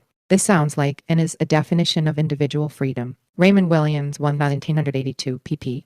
124-125. It also sounds like, and is, a definition of who is an individual who merits freedom, namely artists. For you or we are those who must guarantee their freedom, and we also need to be available for them to communicate to what in their own terms they feel they need to communicate. We need to be communicationally available to them as we need to be sexually available to the sexual liberals. We are their expression objects as we are their sex objects. The artist, like the liberal and like the adolescent, demands what he deems as his need, and the arts establishment, like indulgent liberal parents, justifies his needs and his diminished responsibility. In the received notion of the artist, we defend the fundamental infantilism of the individualist. We celebrate artists as the infants terribles of the body politic who are naughty but clever, and whose daring self-interest we envy. We model on the artist not only our conception of the self, but on his work our desired relationship to work, which is becoming institutionalized in the ethic of professionalism. As professionals, we demand, like artists, satisfaction from our work and the opportunity or the freedom to exercise our talents for the sake of self-expression.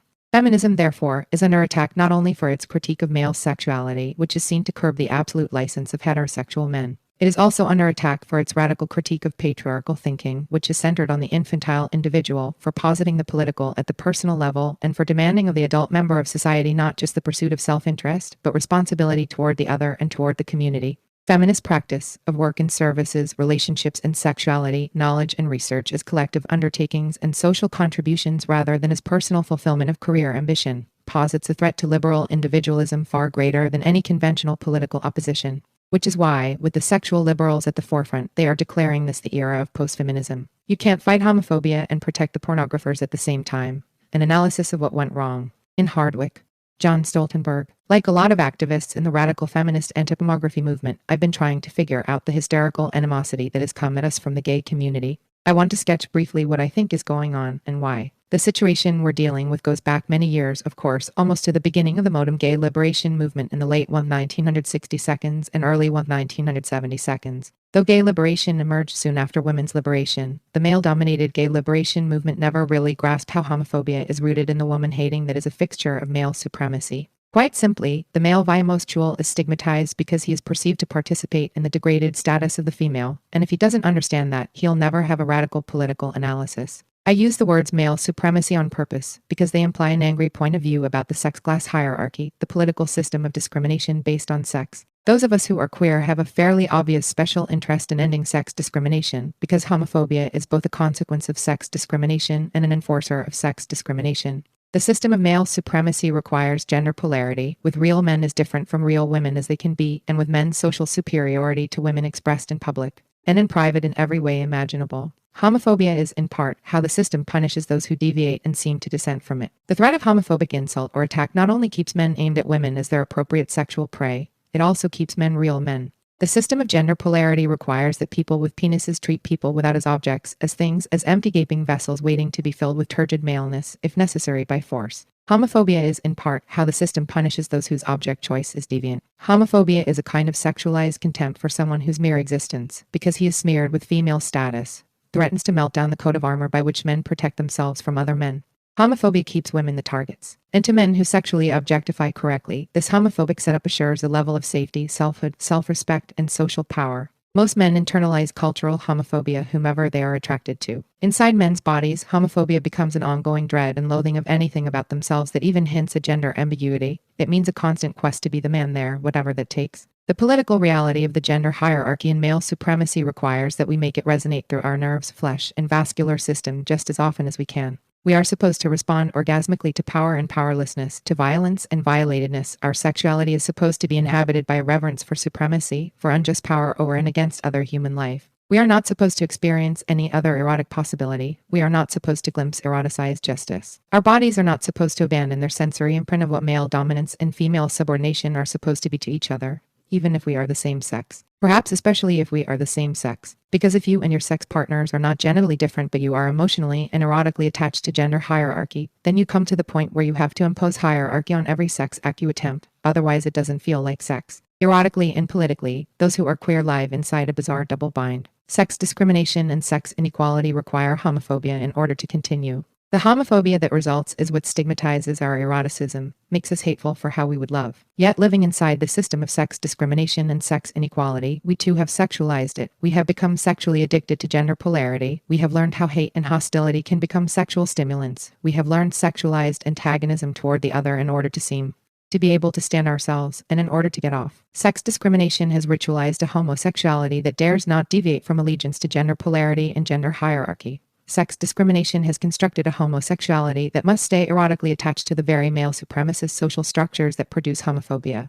It's a little like having a crush on one's own worst enemy, and then moving in for life. If what I've said is true, if in fact male supremacy simultaneously produces both a homophobia that is erotically committed to the hatred of homosexuality and a homosexuality that is erotically committed to sex discrimination, then it becomes easier to understand why the gay community, taken as a whole, has become almost hysterically hostile to radical feminist anti-pornography activism. One might have thought that gay people, who are harassed, stigmatized, and jeopardized on account of prejudice against their preference for same-sex sex, would want to make common cause with any radical challenge to systematized sex discrimination. One might have thought that gay people, realizing that their self-interest lies in the obliteration of homophobia, would be among the first to endorse a political movement attempting to root out sex inequality. One might have thought that gay people would be among the first to recognize that so long as society tolerates and actually celebrates the pornographizing of women, so long as there is an enormous economic incentive to traffic in the sexualized subordination of women, then the same terrorism that enforces the sex class system will surely continue to bludgeon faggots as well.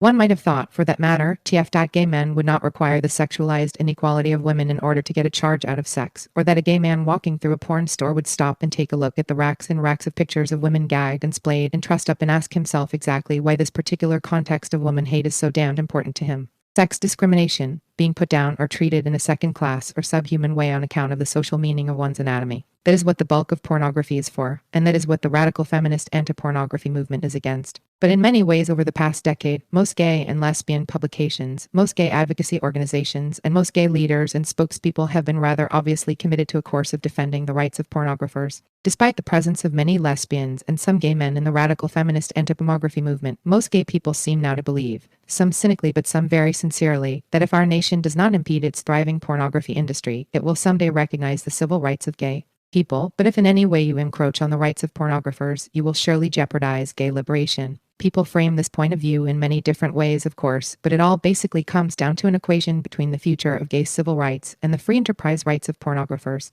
And this is not merely a philosophical meeting of minds between gay rights advocates and pornographers. There have been countless actual coalitions and political convergences. Substantial money contributions to gay rights organizations from pornographers, lawsuits brought jointly by gay activists and pornographers, campaign support from pornographers for pro-gay rights politicians, page upon page in pornography magazines offered to gay writers to trash the radical feminist anti-pornography movement, and so on.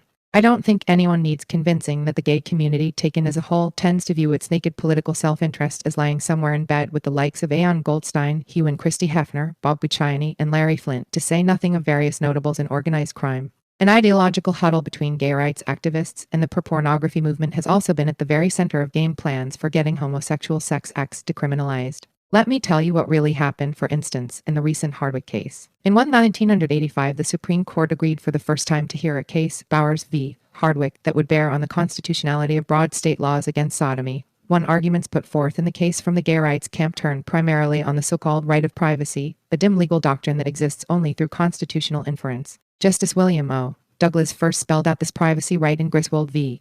Connecticut in 1965, where it was applied to the sacred precincts of marital bedrooms. But the privacy principle really blazed into the libertarian limelight with Stanley v. Georgia in 1969, in which the Supreme Court ruled that a man may legally possess obscenity in his home, even though the stuff is criminally banned everywhere else. Basically, the Supreme Court declared, a man's home is his castle, at least where obscenity is concerned. And this was the narrow crack through which gay rights advocates hoped the esteemed justices would also want to slip when it came to consensual sodomy. The pro-sodomy legal argument in Hardwick was written and choreographed mostly by Lawrence H. Tribe of Harvard. He made quite explicit that gay sex in private should be defended on the same grounds as the private possession of obscenity. It would be ironic indeed if government were constitutionally barred, whatever its justification, from entering a man's home to stop him from obtaining sexual gratification by viewing an obscene film, but were free, without any burden of special justification, to enter the same dwelling to interrupt his sexual acts with a willing adult partner. The home surely protects more than our fantasies alone. 4. In case you missed it, that ignoble equating of same-sex sex acts with obscenity was the liberal position. Tribe's single-minded privacy tactic might have seemed expedient and pragmatic given the Supreme Court's historic hostility to homosexuality. 5. Legally, however, the tactic was sheer sophistry, claiming a shield for criminal sodomy only in the most private of enclaves. The home motel rooms, presumably, did not qualify, but completely conceding the state's power to delegitimize homosexuality however and wherever else it pleases. There is thus no cause for worry, argued Tribe, that a favorable ruling from the Supreme Court would cast doubt on any administrative programs that states might fashion to encourage traditional heterosexual unions.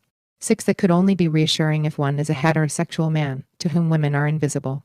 And in the age of AIDS, what exactly did he mean by any administrative programs? Politically, Tribe's argument gets even worse. Consider, for instance, the fact that for women in heterosexual unions, the home is the most dangerous place on earth. It's where women get raped most, assaulted most, and killed most. Moreover, Tribe's privacy-based argument embarked on a slippery slope that could seriously erode the state's ability to protect individuals from injury such as incest. Essentially, by appealing narrowly to the privacy right, Tribe's line of argument paid tribute to some linchpin precepts of male supremacy, among them men's right to sexual release in fantasy and in fact, no matter at what cost to anyone else, and open not a single area of jurisprudential discourse that might conceivably defy the forces that keep homophobia alive and well. One does not need a great legal mind to grasp that if your claim to legal entitlement rests on a self-interested sellout of others who are powerless, you've got a craven and shabby case. The Supreme Court released its decision in Hardwick June in 1986, and by a 5-4 majority it rejected the argument that prior cases have construed the Constitution to confer a right of privacy that extends to homosexual sodomy. 7. Therefore, the court ruled, a state's anti-sodomy laws are not intrinsically unconstitutional. Across the country there were angry protests against the Supreme Court's decision in Hardwick, and in the aftermath of outrage I was approached, often sympathetically, by friends who assumed I was heartbroken. But my response was not what they'd expected. I pointed out that if the Supreme Court had struck down all state anti-sodomy laws because it had accepted the privacy argument as put forth by Tribe et al., it would have done so for wretchedly wrong-headed reasons. So though my feelings about the Hardwick decision were very mixed, I was hopeful that a more honorable argument might eventually come before the court. For instance, a braver strategy would be to argue from the state's interest in eliminating sex discrimination. The argument might go like this. 1. Because social homophobia perpetuates and reinforces sex discrimination, and 2. Because laws against sodomy perpetuate and reinforce social homophobia. 3. It would be in the interest of the state to decriminalize homosexual sex acts in order to diminish sex discrimination. An important corollary of that argument might go like this. 1.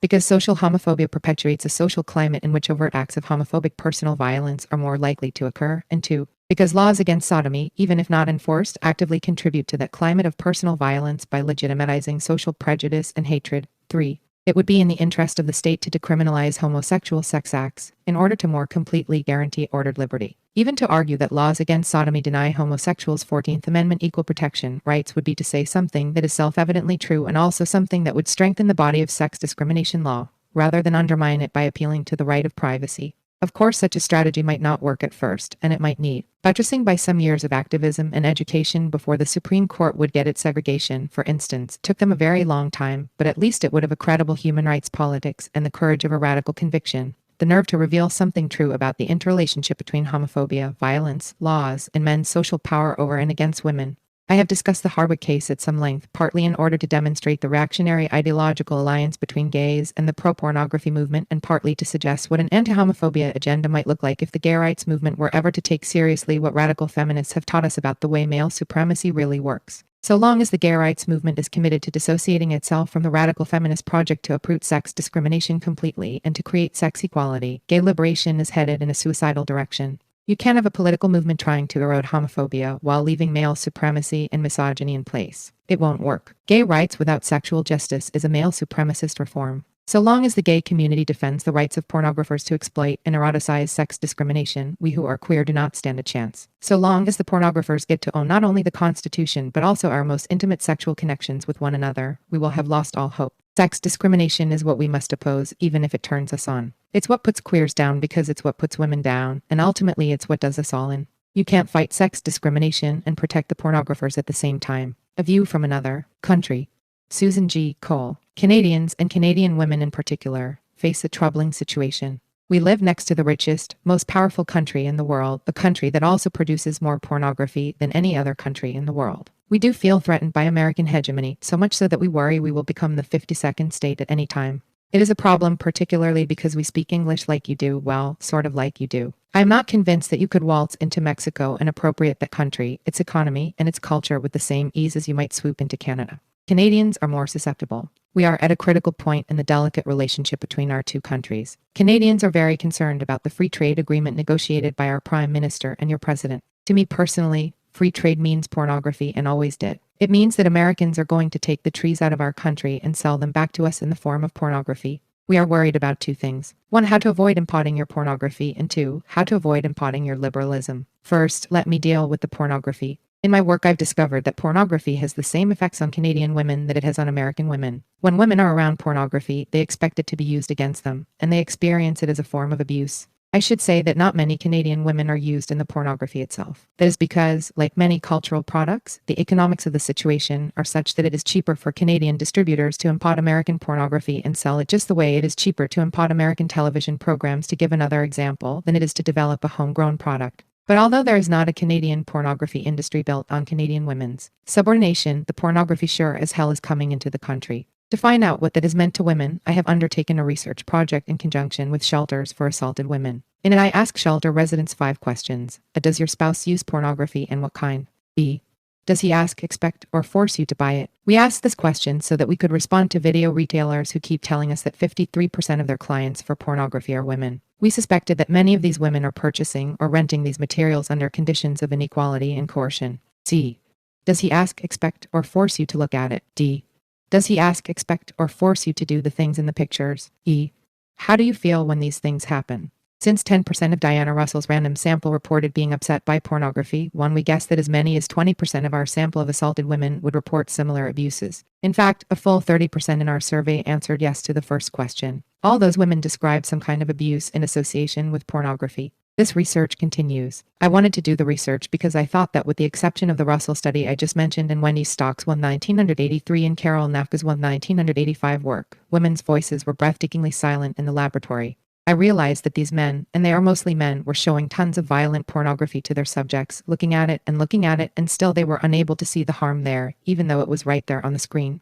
They were wiring up their male subjects' penises and their hearts and their brains and their sweat glands to see what they were thinking and feeling, never wondering what women thought about the pornography that is forced on them so often. So we decided to ask women. My research methodology begins with the premise that women matter and that we should believe them when they speak. We found that the presence of pornography in our lives makes a difference. I don't know if you are aware that in the United States there is a high value placed on a particular kind of pornography. The pornographers in Hong Kong. They are the Americans' chief competitors, produce 2 different kinds of pornography for the world market, one that is sexually explicit and one that is explicitly violent, tailor-made for the American market. Did you know that Americans consume more violent pornography than any other country? The problem for us in Canada is that the sexually violent pornography is the material that crosses our border. Now surely you have detected a note of nationalism in my approach, but I don't want you to get the wrong impression. I've certainly tried to imagine it, but I don't think there is such a thing as a Canadian sexuality. The sexuality of male dominance crosses the 49th parallel and other borders quite easily, and is probably a global phenomenon. What I mean is that there are some patriarchal phenomena we nurture in Canada without the help of Americans. But I do value my Canadian identity, and I do know that pornography hurts Canadians. So what are we going to do about the pornography? This brings me to the big C word, censorship. We have an obscenity law that, like American obscenity doctrine, does not do much. But we do have one law that has been particularly useful to us anyway, and that is our customs tariff. It says to the pornographers, keep it out. It's not a perfect law. The main problem with it is that it was constructed in the terms of decency and morality, which are not words feminists use when we discuss pornography because we see it as a political problem having to do with power, not morality. Too recently, a court decision compelled Parliament to reframe the law with clearer guidelines. And at this time, we could probably design a tariff regulation that used a feminist definition of pornography to create a law that would do a great deal to keep pornography out of the country. Now, if that sounds like censorship to you, you can call it that. But I would say that when a cultural product from one country threatens the cultural integrity of another country, to say nothing of the sexual lives of its people, especially women, then that product has to be dealt with. I get the sense that this is hard for many of you to accept. In fact, I have been amazed at the intensity of the anti-censorship feelings, even at this conference. I sat at lunch with some wonderful women who warned that if the United States allowed any kind of censorship, Americans would never hear anything about Central America or South Africa. I thought this rather bizarre, for in reading your newspapers, frankly, I have found readable ones only in Los Angeles, Chicago, Boston, and New York, and even in those, foreign news seems to be anathema. I find very little about what is going on in those countries and other areas of struggle.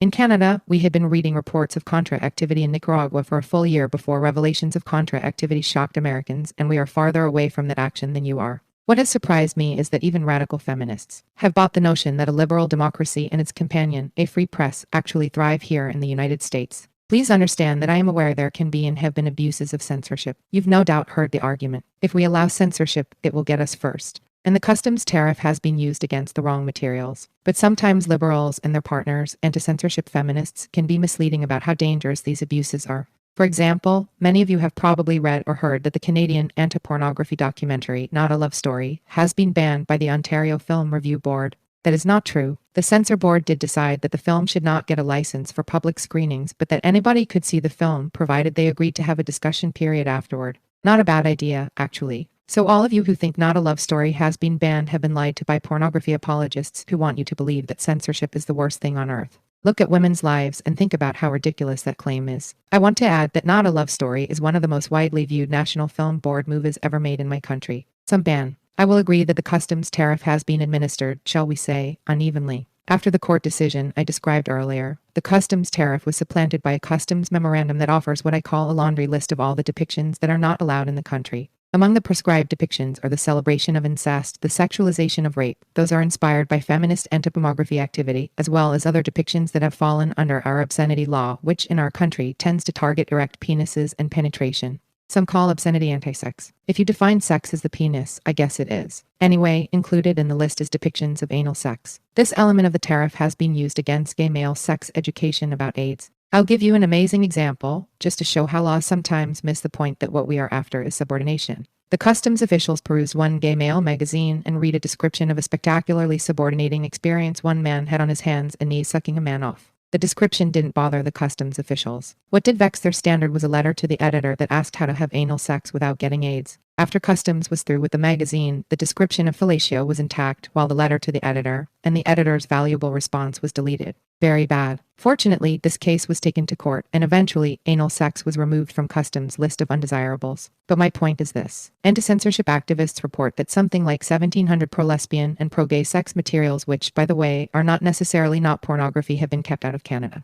But what do we do with the fact that another 8,000 samples of bona fide pornography have been kept out as well? What do we do with this fact? How do you balance out the harms? Gay and lesbian identity gets set back by keeping gay-positive sexual materials out of the country, but fewer women are harmed when we keep the pornography out. Abstract discussions of freedom will not make these questions go away. I am still in favor of some kind of customs tariff. I'm also involved with a group pursuing civil remedies, something like ordinances passed in this country that identify pornography as a violation of women's civil rights. But what I want to say is this. Yes, there are abuses in censorship. Yes, censors make mistakes. Yes, I could live with the removal of the film review boards in Canada. But it is also true that we live with film censorship in Canada, and some of us still have sex. When I hear Americans talk about censorship, they get that glazed look of fear that betokens what I call future tense panic. Is there really anything that could happen to us that is worse than what is happening to women already? Or, let me try this question for anti-pornography feminists who espouse the anti-censorship line. Don't you think that perhaps you haven't totally exercised the liberal in you? Which brings me to the impotting of liberalism. I live in a country that tends to be quite comfortable with authoritarianism. Canadians really don't have that freedom-loving, individualistic liberal streak. For example, our RCMP Royal Canadian Mounted Police, the equivalent of your FBI, illegally bugged phones in 1973, and Canadians couldn't have given a damn. The typical Canadian just said, "Go ahead, tap my phone. I'm not doing anything wrong." We just don't have that civil libertarian impulse. It all hails back to the fact that we shook hands with the British instead of throwing them out. We had a very polite revolution. This tendency is, by the way, not always positive, for it has paved the way for other government excesses. However, it does create a healthy psychological block against US-styled liberalism. Canada just got a brand new Charter of Rights, something like your Constitution. With any luck, we may be able to avoid importing into Canada the liberalism that has been carved into the legal tradition of your country for the past 200 years. So far, almost all the charter challenges based on a freedom of speech claim have failed in our courts. The customs tariff was brought before the courts, and though the law was judged to be too vague, the ruling made it clear that a Canadian democracy would tolerate restrictions on freedom of expression. We have been able to stem the tide of freedom of speech absolutism. But we are having a harder time with another liberal value, freedom of sex. You will have heard these values espoused in the pornography debate and that wishy-washy claim that it is not the sex in pornography we mind, it's the violence. You've heard this, haven't you? We love sex. We hate violence. Well, all of it doesn't take into account that the violence is there for sex, and it completely avoids the conditions of women used in that so-called just sex type of pornography. We found out how dangerous that avoidance can be in a recent obscenity decision made in Canada. We had a judge who had obviously been listening to those feminists who tout the give us sex but spare us the violence line. He had been listening to all those liberal platitudes about consent, and in a mad moment decided that he would look at a picture and decide on its face whether it was obscene. And he looked at the pornography and said, "This is not obscene because I see consent on the screen. I see it in the woman smiling." Guess what movie he was looking at? Deep Throat. So we have a case in Canada in which Deep Throat has been judged not to be obscene. Why? For a number of reasons, because the judge was looking only at the images on the screen instead of considering the practice of subordination on which pornography thrives. Linda Lovelace Marchiano's book Ordeal tells the brutal truth about Deep Throat, because he was listening to pseudo-feminists who were refusing to analyze sexuality. Because he was listening to pseudo-feminists who consider prostitution a profession freely chosen instead of an institution of sexual abuse. Because in some cases in Canada, these pseudo-feminists have actually gone to court to defend pornography against obscenity charges. It strikes me that our movement has to confront these tendencies. We have to be able to say that speech is not more important than women's lives. We have to stop celebrating consent when we address prostitution and start noticing the gender breakdown in the so-called sex trade, especially the painfully obvious questions about who is buying and who is being sold. And we have to avoid the easy liberal path to pro-sex politics and be sex-critical instead. These views may not be especially popular in our hypersexualized culture, but they are the wave of feminism's future. Women and Civil Liberties. Kathleen A. Lahey, the American Civil Liberties Union ACLU, and the Canadian Civil Liberties Association CCLA have long been considered the defenders of civil liberties in North America. Siding with disadvantaged groups and supporting unpopular positions, civil libertarian seedlers attracted their share of hostility as they struggled to carve out a sphere for political and social protest during the great struggles for liberty of the last century. Several of these struggles directly involved feminist issues, such as Margaret Sanger's fight for birth control in the 1910 seconds and 1920 seconds, or issues important to women, such as the right to organize in labor unions. But the traditional male domination of the ACLU and the CCLA has led them, in recent years, to make political choices that primarily serve men, and as a corollary, big business. A quick rundown of the current ACLU-CCLA client list reveals that seedlers now represent rapists and pornographers as well as Nazis and the tobacco industry. These choices have generated huge and painful splits between the women who have decided to stay with the seedlers and those who have felt that they could not work within such organizations. These splits have been all the more painful because many of the women who have made the decision to withdraw have defined feminism as a matter of women's civil liberties and have always felt strongly about the defense of civil liberties of both women and men. Indeed, some of these women have decided that the present CL positions on issues relating to women are a perversion of the meaning of civil liberties, and having left the seedlers reluctantly, are now deciding that it is time to reclaim this part of their movement. There are probably many reasons for the emerging anti-feminism of the seedlers. One explanation is purely structural. The Skokie marches split the ACLU and to a lesser extent the CCLA, and one of the results of this split was that many members resigned in outrage or simply became less active. The people who were left in leadership positions were people who had not been outraged or demoralized by the ACLU support of the Nazis, and these people, one could imagine, would not be any more upset by rape or pornography than they were by the Nazi march on Skokie. It may be significant that the remaining seedlers are indeed split over women's issues, but I think it is also significant that the remaining seedlers are, by now, hardened by the Skokie split. I'm one of those feminists who have very little faith that the Oklahoma, in the absence of structural changes, is genuinely able to serve any interests other than those of men. My reasons for this position are both theoretical and empirical. On a theoretical level, it is clear to me that the civil liberties movement is a direct outgrowth of the larger Western liberal political movement, and that liberal theory to a great extent depends on the continuing instrumentalization and exploitation of women in order to make liberal politics pay off for men. On an empirical level, it is increasingly evident that as women's claims move more fully into the political and legal arenas, the forums in which the CLRs are most active, local and national chapters are increasingly taking positions that are directly damaging to women, whether those women consider themselves feminists or not. To the extent that any CL chapters have self-consciously aligned themselves with the interests of women, it is almost always because feminists or lesbian feminists, as opposed to gay women, have obtained positions on those boards and have used those positions to influence policy, which is what happened with the Southern California chapter of the OCLU in the CalFET case. Liberty and liberal theory. On the level of political theory, it is my contention that so long as liberty claims remain central to the political agenda of Western liberalism, feminists and civil libertarians will remain locked in conflict. This contention has two aspects. First, I contend that not only do women presently have less liberty than do men in the liberal state, but that men have never been able to imagine liberty without assuming the oppression of women. If there were no women socially or sexually, then men could not experience that state or condition they call liberty. Second, contemporary attempts to achieve the liberal ideal, the perfection of liberty, cannot be accomplished without the continued subjugation of women, and in particular, without such subjugating practices as rape, so-called surrogacy arrangements, pornography, and prostitution. The concept of liberty was originally devised by men during the bourgeois revolution that began in Europe in the 1600s. The purpose of the bourgeois revolution was to promote wider distribution of political and economic power among male members of the state. In effect, liberty was a theory of affirmative action for non-aristocratic men. Kathleen Leahy, 1983.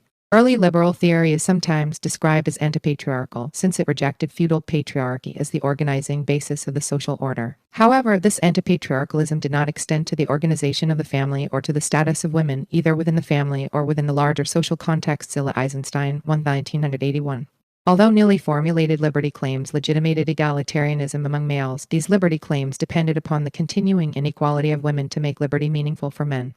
Support for this reading of early liberal theory is not difficult to find. The practices of the Marquis de Sade, which continue to define the essence of liberty for contemporary civil libertarians ranging from Susan Sontag to Larry Flint, included rape, sexual torture, pornography, and prostitution. 1. Sexual practices and preferences of libertarians aside. Political economists such as John Locke conceptualized property and liberty in a way that assumed the continuing male appropriation of women's productive and reproductive energies and treated as reductio ad absurdum any suggestion that women should be treated as equals or as self-determining persons in the emerging liberal state. Kathleen Leahy, 1983. Indeed, if the ability to engage in economic and sexual exploitation is the essence of the liberal bourgeois revolution, then women can only now be said to be emerging from feudalism. 2. And not surprisingly, our bourgeois revolution looks a lot like the last one.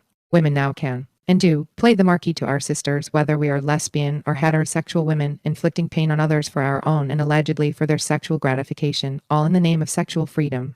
3. Women now can, and do, purchase the reproductive capacities of other women in the name of freedom of contract. 4. Women now can, and do, defend our rights to serve or even to become pimps and johns, in the name of freedom of choice. 5. Women now can, and do, define equality as men's rights to everything that women have, including pregnancy leave, child custody, and mother's allowances, at the same time that they define women's equality claims, such as the claim that pornography harms women, as infringements on the principle of freedom of speech or expression. 6. In our liberal moments, we women, along with all other civil libertarians, are busily engaged in justifying the continuing inequality of some women on the basis of sex, romanticizing emotional independence as the defining core of individualism, eroticizing instrumental rationality as the way to get off sexually, and identifying the state, rather than male supremacy in its entirety, as the source of our oppression. 7. The practices of civil libertarians. Some argue that liberalism has long since exceeded its male-centered origins, transcended its narrow anti-patriarchalism, been transformed in the dialectic of contemporary discourse, and it now forms a viable theoretical basis for feminist practice as well as for the more traditional civil liberties movement. Any tension around specific issues, the argument continues, is merely due to random and uncomfortable lurches of the dialectic, not to fundamental differences between modern-day feminists and civil libertarians. Unfortunately for women, uncritical acceptance of this analysis undercuts the fragile gains that women have made in the last 20 years. I can offer 3 recent cases in point. In the first case, the CLRA and OCLU have been complicitous in the media campaign against the Fraser Report, Pornography and Prostitution in Canada, and the Attorney General's Commission's report on pornography in the United States. In the second case, the Sikh law has led the attack on the Canadian ERA, the sex equality guarantees, and the Charter of Rights in the form of constitutional challenges to the rape shield laws that Canadian feminists struggled to enact in the X-1970s and the 1982s. In the third case, the Sikh law supported a male professor who used a defamation suit to silence a woman who had brought a claim of sexual harassment, contending that she had infringed upon his academic freedom. Pornography. As the controversy over pornography intensifies, civil libertarians are finding it more difficult to conceal their essential anti-feminism as well as their conservative alliances. The 1986 media campaign against the anti-pornography movement illustrates these alliances. In 1985, the Fraser Committee on Pornography and Prostitution, constituted by the federal Liberal government, which lost power shortly afterward, reported on its deliberations. Fraser Committee, 1985. Its findings and recommendations were dramatically different from those of the United States Report on Obscenity and Pornography in 1971. In its recommendations, the Fraser Committee recognized the harms of pornography. It indicated a range of legal methods of addressing that harm, including the enactment of various kinds of civil remedies and the revision of administrative guidelines, including the customs tariff and the film board guidelines, in order to combat the importation of pornography. Fraser Committee, 1985. Canada imports 97% of all pornography that is consumed domestically. 85% comes from the United States. Fraser Committee, 1985. In 1986, the report of the United States Attorney General's Commission on Pornography came to many of the same findings and recommendations as the Fraser Committee. Pornography harms women in a variety of ways, and a range of legal remedies, including civil remedies, should be adopted to deal with that harm. Fraser Committee, 1985. Although civil libertarians in Canada had remained fairly silent in the face of the Fraser Report, they were alarmed by the United States Report, doubtless because they knew that the United States Report would have much more influence than the Canadian Report in both the United States and Canada, such as the nature of cultural domination. Even before the United States Report was released, however, it was clear that it would attract considerable public and government attention in Canada, and therefore Canadian pornographers, led by Ray Argyle, developed a major pro-pornography media campaign. Ray Argyle is the chair of Argyle Communications, Inc., a Toronto public relations firm. Early in 1986, he contacted his United States affiliate, Gray and Company of Washington, D.C., to propose a major media campaign to educate North Americans about the threat to free speech posed by the anti-pornography movement. As a result of this proposal, Gray and Company entered into a contract for $900,000 with the Council for Periodical Distributors Associations. According to the contract proposal, the project would have the following purposes. 1. To discredit the Commission on Pornography and Anti-Pornography workers. 2. To create a major coalition of individuals and organizations opposed to the Commission's findings and recommendations, including academicians, civil libertarians, and others. And 3. To allow NCH a series of preemptive strikes against the Commission's report, using editorials in major national newspapers and magazines, placing spokespersons on national and local television and radio news, public affairs, and talk shows, holding a series of news conferences in major cities, and lobbying. Gray and Company, 1986. Overall, this campaign has been designed to defend the publishers and distributors of pornography by enabling them to hide behind rhetoric about freedom of speech, since even the principals of Gray and Company recognized that public attitudes toward pornography were negative, and it would not be easy for pornographers to get public support if they made free speech claims on their own behalf. And part of the strategy was to recruit civil libertarians as spokespersons in order to legitimize the campaign, especially feminist civil libertarians, who would give this campaign credibility among feminists. The Council for Periodical Distributors is a member of the Media Coalition, along with the American Booksellers Association, the Association of American Publishers, and the National Association of College Stores. Most of these groups, joined by the ACLU and others to make their interests appear to be local, filed an amicus brief written by Michael Bamberger supporting Paul Ferber in the Supreme Court case testing the New York child pornography law. Michael Bamberger is the lawyer for the Media Coalition. Most of these groups, with a few local ones added, again represented by Michael Bamberger with the ACLU as amicus, brought the Indianapolis action testing the Civil Rights Ordinance against Pornography. Catherine McKinnon, 1986. As far as anyone knows, this is the first time that anti-feminists and conservatives have engaged in such major, concerted, intentional, and funded opposition to the feminist anti-pornography movement. Catherine McKinnon, 1986. Not only was the contract executed, but Gray and Company has been very active on its clients' behalf. The list of themes in the memorandum describes precisely the substance of press stories and television shows. Catherine McKinnon, 1986. And there is more to this story. In the wake of the media smear campaign, the Ontario Liberal government announced that its Film Review Board might have to be dismantled in order to adjust the Canadian legal regime to the dictates of an impending free trade agreement with the United States. This announcement was made despite repeated assurances that Canada will be allowed to retain its cultural self-determination even if such a free trade agreement is executed. Kathleen Lahey, 1986. To the list of essential liberal freedoms, then, feminists learned that we must also add free trade. and feminists daring to question the effect that a free trade agreement will have on the availability of pornography in Canada have been accused of media hype and hysteria, with politicians insisting that Canada's self-determination on this issue will be protected by Article 20 of the GATT, which protects local sovereignty from imperialist trade conduct in matters of public morality and safety. Rape. Civil libertarians have also actively opposed feminist efforts to reform rape laws. In the 1970s, Canadian feminists, like feminists everywhere, engaged in detailed studies of the operation of rape laws in an attempt to figure out why this crime against women went largely unreported, and even when it was reported, why it usually went unpunished. Feminists discovered that the nature of the evidence that was considered to be admissible in rape investigations and trials had a lot to do with whether women even wanted to report having been raped, let alone go through a trial. Women could be examined in detail about their past sexual history by police, judges, and defense lawyers. The abuses that women suffered under those evidentiary rules are now legendary, and in some jurisdictions, legal history. Until recently, Canada has been one such jurisdiction, for the federal government enacted a series of reform measures in the 1970s and 1980s to make this kind of evidence inadmissible. Then Canada adopted its ERA, a set of constitutional equality guarantees which not only give sex equality explicit constitutional status, but which also expressly state that any measure designed to ameliorate the condition of any disadvantaged group, including groups disadvantaged by sex, are not to be considered as constituting sex discrimination. Ever since the ERA came into effect in 1985, the largest number of cases which have raised charter defenses have been rape cases, with rapists arguing that the past sexual history rules of the reformed rape laws violate their rights to a fair trial. 8. To my knowledge, no rapist has yet argued that rape is also protected by freedom of expression. In recent appeals to the Ontario Court of Appeal in 2 of these cases, the Seaclaw was an intervenor, making the constitutional argument for the rapist. In a letter explaining why she did not think that she was acting against the interests of women, Louise Arbour, the feminist lawyer who acted for the Seaclaw on the appeal, contended that she understood the importance of civil liberties in Canada because she had been in Quebec when the War Measures Act had been invoked. Louise Arbour, 1987. Sexual harassment.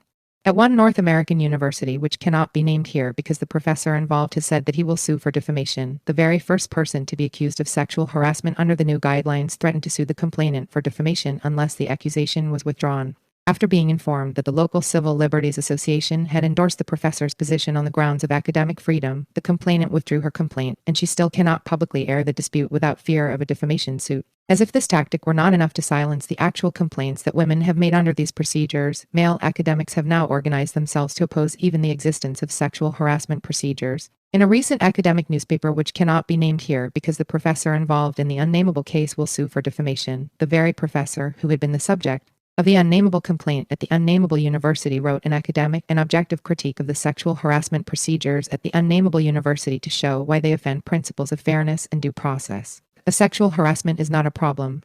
Everyone knows that statistics can be manipulated to support any position. B. There are no men or faculty members on the 5-person panel that is to hear the complaints. C. There are no men or faculty on the standing advisory committee that screens the complaints. D. A verdict is reached by majority vote, which means that if there is even one prejudiced person on the panel, she can affect the outcome. E. The rules imply that a plaintiff's mere allegation that she felt uncomfortable in a situation is some evidence that the accused sexually harassed her. F. The university, in essence, pays for the complainant's lawyer. G. The long and drawn-out proceedings are not worth the time and effort. H. The whole procedure amounts to ideological thought policing. And who has supported the male professor throughout this entire process? Yes, it has been one of the civil liberties organizations in North America, but I have been requested by the complainant not to disclose which one because she does not have the resources to defend against a defamation suit. Conclusion. As these examples indicate, the differences between the sealers and feminists are scarcely superficial or trivial. On the contrary, they go to the core of the feminist agenda, and if one is interested in analyzing them from the perspective of sealers, they also go to the core of the Western liberal agenda. These differences are fundamental, and I submit they are fundamental because feminism challenges male prerogative on all points across the male political spectrum, including the point of liberalism's greatest aspirations and activism. As a political movement, Western liberalism is dedicated to improving the quality of life for men and for those who share their psychological styles, aesthetic tastes, and economic goals. Access to and exploitation of women is basic to maintaining and optimizing the male quality of life. As a political movement, feminism is dedicated to improving women's quality of life, and particularly to combating oppressions that women experience at the hands of men. This means that so long as women experience male domination and exploitation as oppressive, feminists and liberals will continue to differ. And these differences will not be resolved until the men and the women who run the ACLU and the Seaclaw admit that this is all true. Part VI. Politics and Possibilities. Bewitching, recalling the archimagical powers of women. Mary Dolly. This is an invitation to myself and to you, my sisters, to an otherworld journey. And by otherworld I don't mean spacing out, although at times I'm a sort of space cadet, but an otherworld journey which is very much this worldly and very much grounded in being in this world. And that invitation is to the country of the strange. And since, as wild women, we are strange, it is to our homeland. I also would like to conjure our sisters, the elements, the earth, the air, the fire, the water, the archimagical powers of words which have been muted by the mind and word mutilators. I would like to conjure our sisters, the planets, the stars, the moon, the farthest galaxies, and our four sisters, past, present, and future. In the past there were, oh, so many, Sojourner Truth, Matilda Jocelyn Gage, Virginia Woolf, Sappho. In the future, there are our blossoming selves and others to come. And in the present, I would like to mention Robin Morgan, who gave us, years ago, this wonderful kind of mantra. And it's about lust. You remember? I want a women's revolution like a lover. I lust for it. I want so much this freedom, this end to struggle and fear and lies we all exhale, that I could die just with the passionate uttering of that desire. For Monster, in Monster, New York, vintage 1972 p. 82. There is, of course, a battle going on. Pornography is one major part of it. It is also a symptom. I see the battle as a battle of principalities and powers. It is a deeply psychic/spiritual, as well as physical battle. It is a battle about life and death. It is about biophilia, or love of life, which I hope we represent, which I choose with every breath to be, to have, and necrophilia, the hatred of life, the love of what is decaying, dead. And I think that the way we fight this battle most essentially is not on the men's terms, on the boys' terms, but by expanding our auras, our ozones, our being, by turning, as Sonia Johnson says, our eyes away from the guys, very frequently, even though on another level we may be watching them. This means opening our third eye, and opening our inner ear, our third ear. It means also making a crucial distinction which every one of us can understand very deeply, and maintaining that distinction. That is between the foreground, which is the father's flatland, the plastic world that they have manufactured, and the deep background, named by Denise Connors, which is the wild realm of women's selves. In the 1980 seconds, as I hardly need to tell you, we have been facing a time in which all the Earth's creatures, including ourselves, are targeted by the maniacal fathers, sons, and holy ghosts for extinction by nuclear holocaust or, failing that, by chemical contamination, by escalated ordinary violence, by man-made hunger and disease that proliferate in a climate of deception and mind rot. Within the general context of this decade's horrors, women face in our daily lives forces whose intent is to mangle, strangle, tame, and turn us against our own purposes. And yet, at this very time, somehow, living, longing, through, above, before, and beyond it, thousands, hundreds of thousands, hopefully millions of women struggle to remember ourselves and our history, to sustain and intensify the life-loving that is a biophilic consciousness. I would like to say something about lust. I would like to talk to you about the very word lust and the expression pure lust. The very title of my book, Pure Lust, is double-edged, and the word lust is double-edged.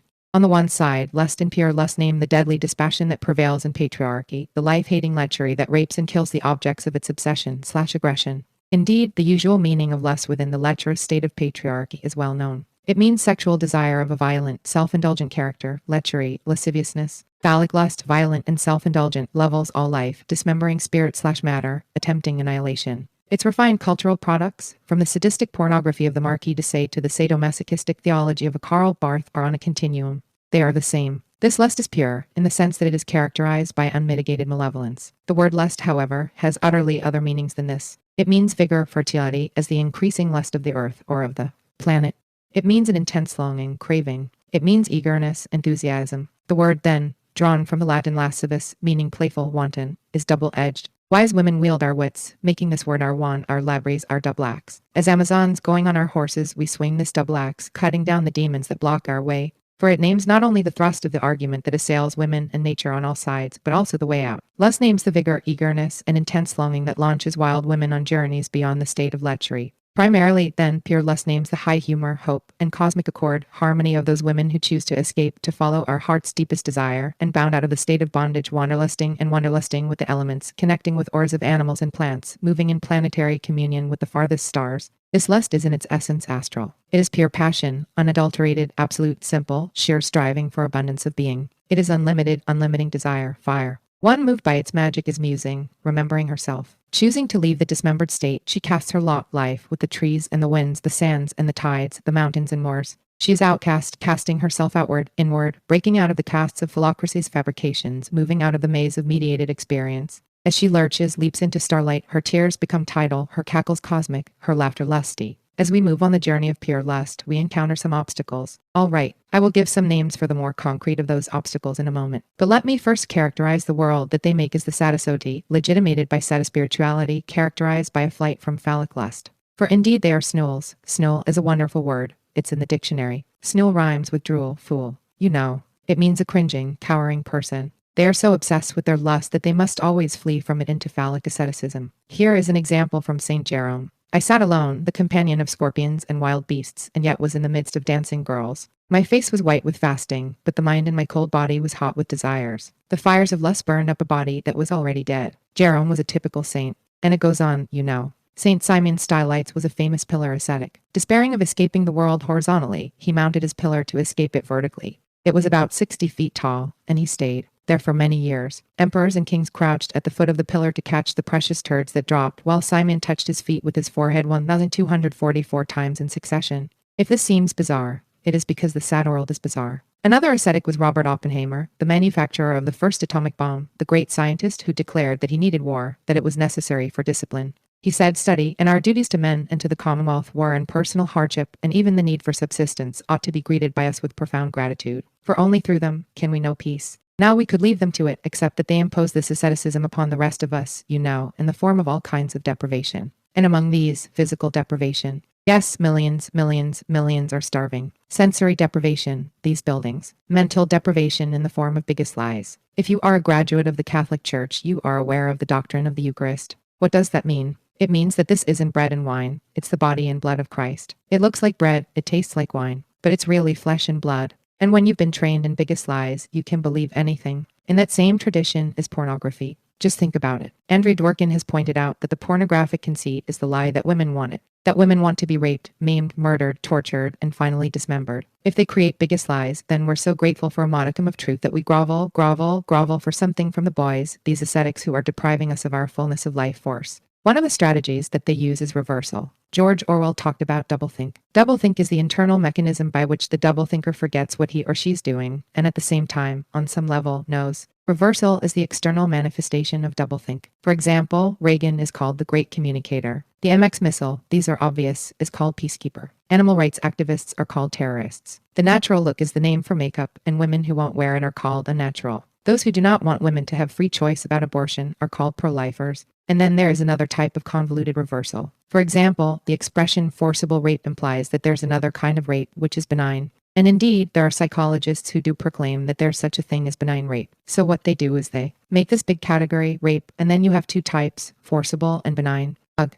So reversal and doublethink permeate the atmosphere of the sad society. Among the obstacles are embedded needs. Embedded in women is a false need for belonging. There's this box, this need to belong to a man, to belong to some organization, to belong to a movement which isn't moving, to belong to some little community, to belong to a therapy group. And the more women try to belong, the more they forget about belonging. And if I capitalize and make it belonging, then I'm naming the lust for happiness. Our real lust is not to belong, it's belonging, ontological longing. Another box which is a trap, which they've embedded into women, is the possessed need for befriending. The need to be befriended, dead-ended. This makes me think of therapy, you know, all of this need to be befriended by this person that you're paying a fortune to because you don't have friends or whatever. So, the need to be befriended is a shrunken caricature of the desire for befriending, which is the sharing of happiness. Befriending is the lust to share happiness, and bewitching is another box which is a trap. You know, the need to be bewitching, feminization 101. Femininity, feminization. And what is really underneath the captivated, warped desire is the desire for bewitching, which is the lust for metamorphosis.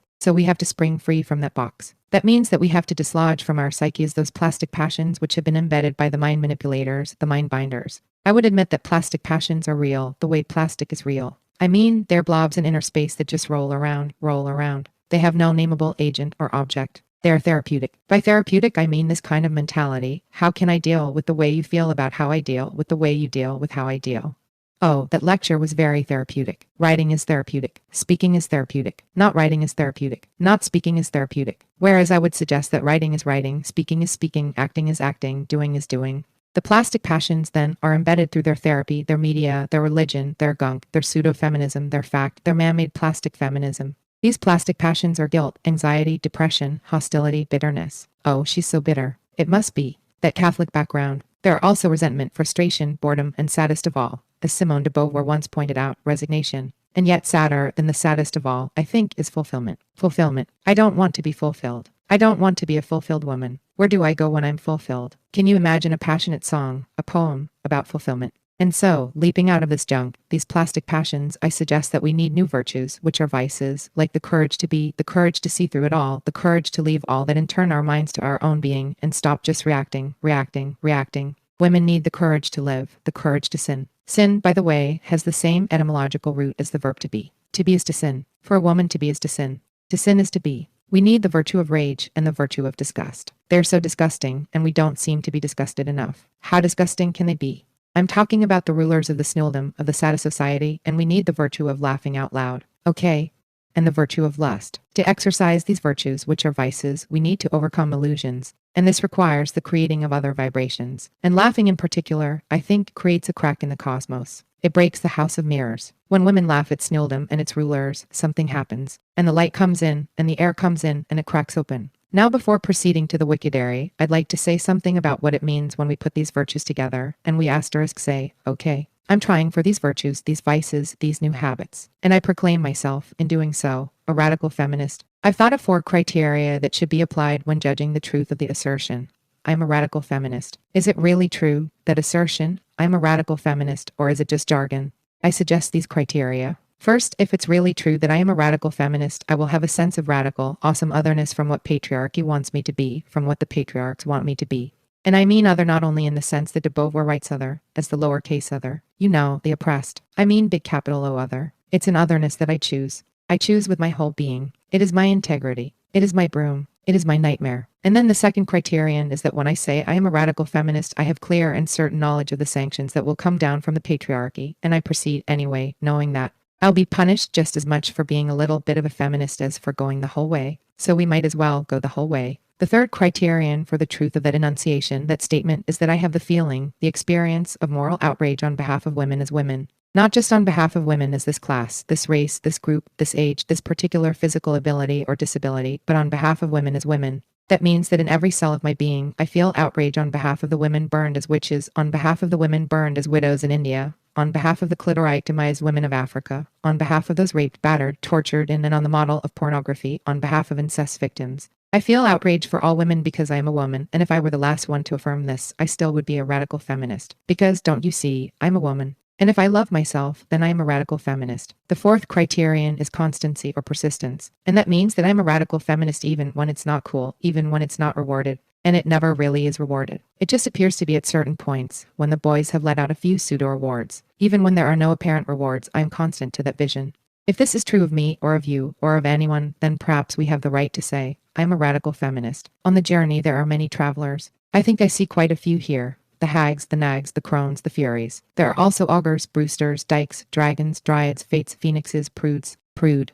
I like the word prude. Prude is from the French prude de femme, meaning a wise, good, proud woman. Prudes, then, are proud women. And we are shrewd. And we are shrews. Prudes are shrews. A shrew, according to the Oxford English Dictionary, is a person, especially a woman, given to railing, or scolding, or other perverse or malignant behavior. And we are scolds. A scold is a woman addicted to abusive language. Given the usual language in patriarchy, this is thought-provoking. And some of us are Websters. A Webster, as Judy Grahn first pointed out, is, according to Webster's, a female weaver. And we are weirds. A weird is a fate, a norn. And of course we are dykes, some of us. A dyke is, according to Webster's, a barrier preventing passage, especially excluding something undesirable. There are obstacles. Women are called mysterious, and that's a very convoluted ideology, isn't it? I would like briefly to comment on the mystery of man. Men are mysterious. The patriarchal male is the most mysterious creature there is. Notice that it's really not a very nice word. If you look up mystery, you'll find that it is derived from a word meaning to close, used of the eyes and lips. I don't want to close my eyes and my lips, but that's what it means to be bound by mystery. Each definition of mystery is more unappetizing than the next. According to Webster's, it means a religious truth revealed by God that man cannot know by reason alone, and that once it has been revealed cannot be completely understood.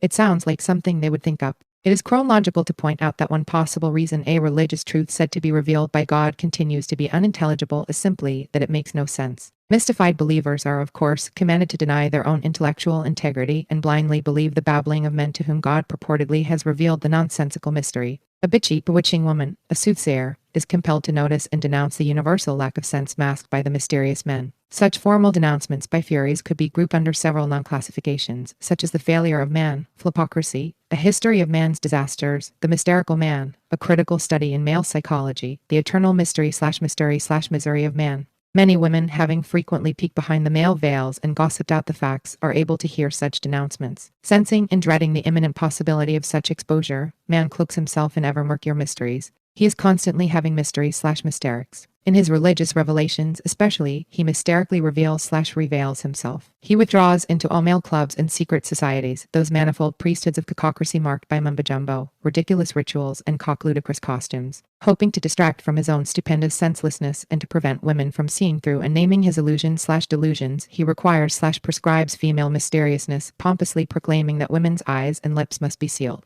And so, opening our eyes and lips further, what can we think and what can we say? What we can say is sometimes blocked by the fact that our vocabulary to name the snools is limited. We can say prick, prick, prick, here a prick, there a prick, everywhere a prick, prick. And whereas there's a multiplicity of precise pejoratives, these have not been accessible, and so I devised the glossary of snools in pure lust, and then in the wicked area I went further off the edge. Among the snools are the fixers, the jocks, the plug-uglies. Plug-uglies are among the grosser forms of snoolish incarnations. I would like to fly ahead here to speaking about the doomsday clock. You know, the doomsday clock is an image that occurs in the bulletin of the atomic scientists, and they have had this little logo for many years. Actually, for 40 years, since about 1947. The hands of the doomsday clock have been moved from various positions, such as 12 minutes to midnight, midnight representing nuclear holocaust, to 7 minutes to midnight, to 3 minutes to midnight. In 1984, for the second time, the hands were moved to 3 minutes to midnight. And when we think of the various atrocities of pornography, of incest, of sexual abuse, of all of this, we must think also most profoundly of the rape and holocaust of our sister the Earth, which is the rape and holocaust of all of us, and which they intend.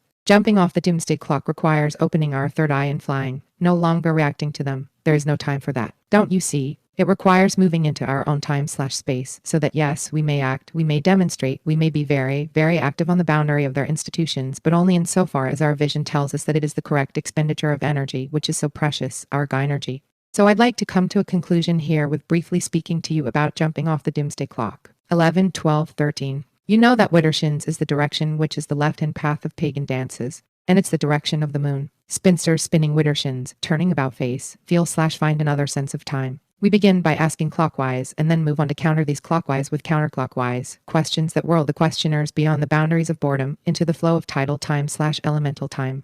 The mandated world is clockocracy, the society that is dead set by the clocks and calendars of father time. It is marked by measurements that tick off women's lifetimes/lifelines in tidy tidbits. Clockocracy is marked by mail-ordered monotony that breaks biorhythms, preparing the way for the fullness of father time, that is, doomsday. The father's clocks are all doomsday clocks, meting out archetypal dead time, marking the beat of the patriarchal death march. They are measures of the untime of the state of possession, tidy time, nuclear time, doom time. Spinsters spinning about face the fact that clockocracy's clocks are elementary moons.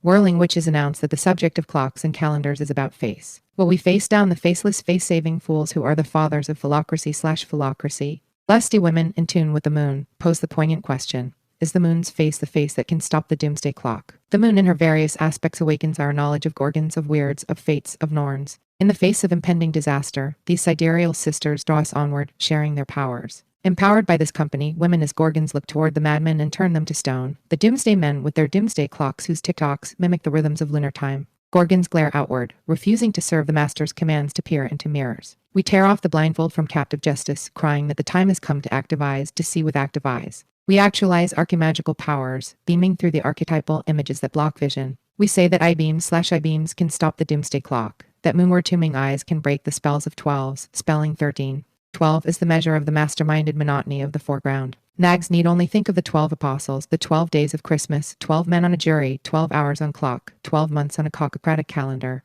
13 represents the other hour, beyond the direction of disaster. It signals the presence of the other world, metamorphous spheres, true homeland of all hags, crones, furies, furries, and other friends. It represents the realm of wild reality, the background, the time/space one/where the ores of plants, planets, stars, animals, and all truly animate being connect. It spells awakening of metamemory. The awakening of metamemory is crucial to the eye-biting power of the crone. Since metamemory is deep ecstatic memory of participation in being, it is also the broom of the crone, enabling her to jump off the doomsday clock of doomdom to hop into the hour of hope, the bewitching hour of 13. To chronologically leaping intelligence, 13 spells the hitherto/as yet unknown, the elemental forces/sources that can save even planets doomed to destruction. It signals events that are not measurable, controllable, predictable, the call of the wild, the ever-curring spring of new creation. This is our context, not these tiny pinhole cubbyholes that they have given us, but the expansion of our spirits that is endless possibility. This celestial context is real. We have only to name it and act on it, to believe in it and to be. 13 recalls hope. It spells hope. It recalls possibilities of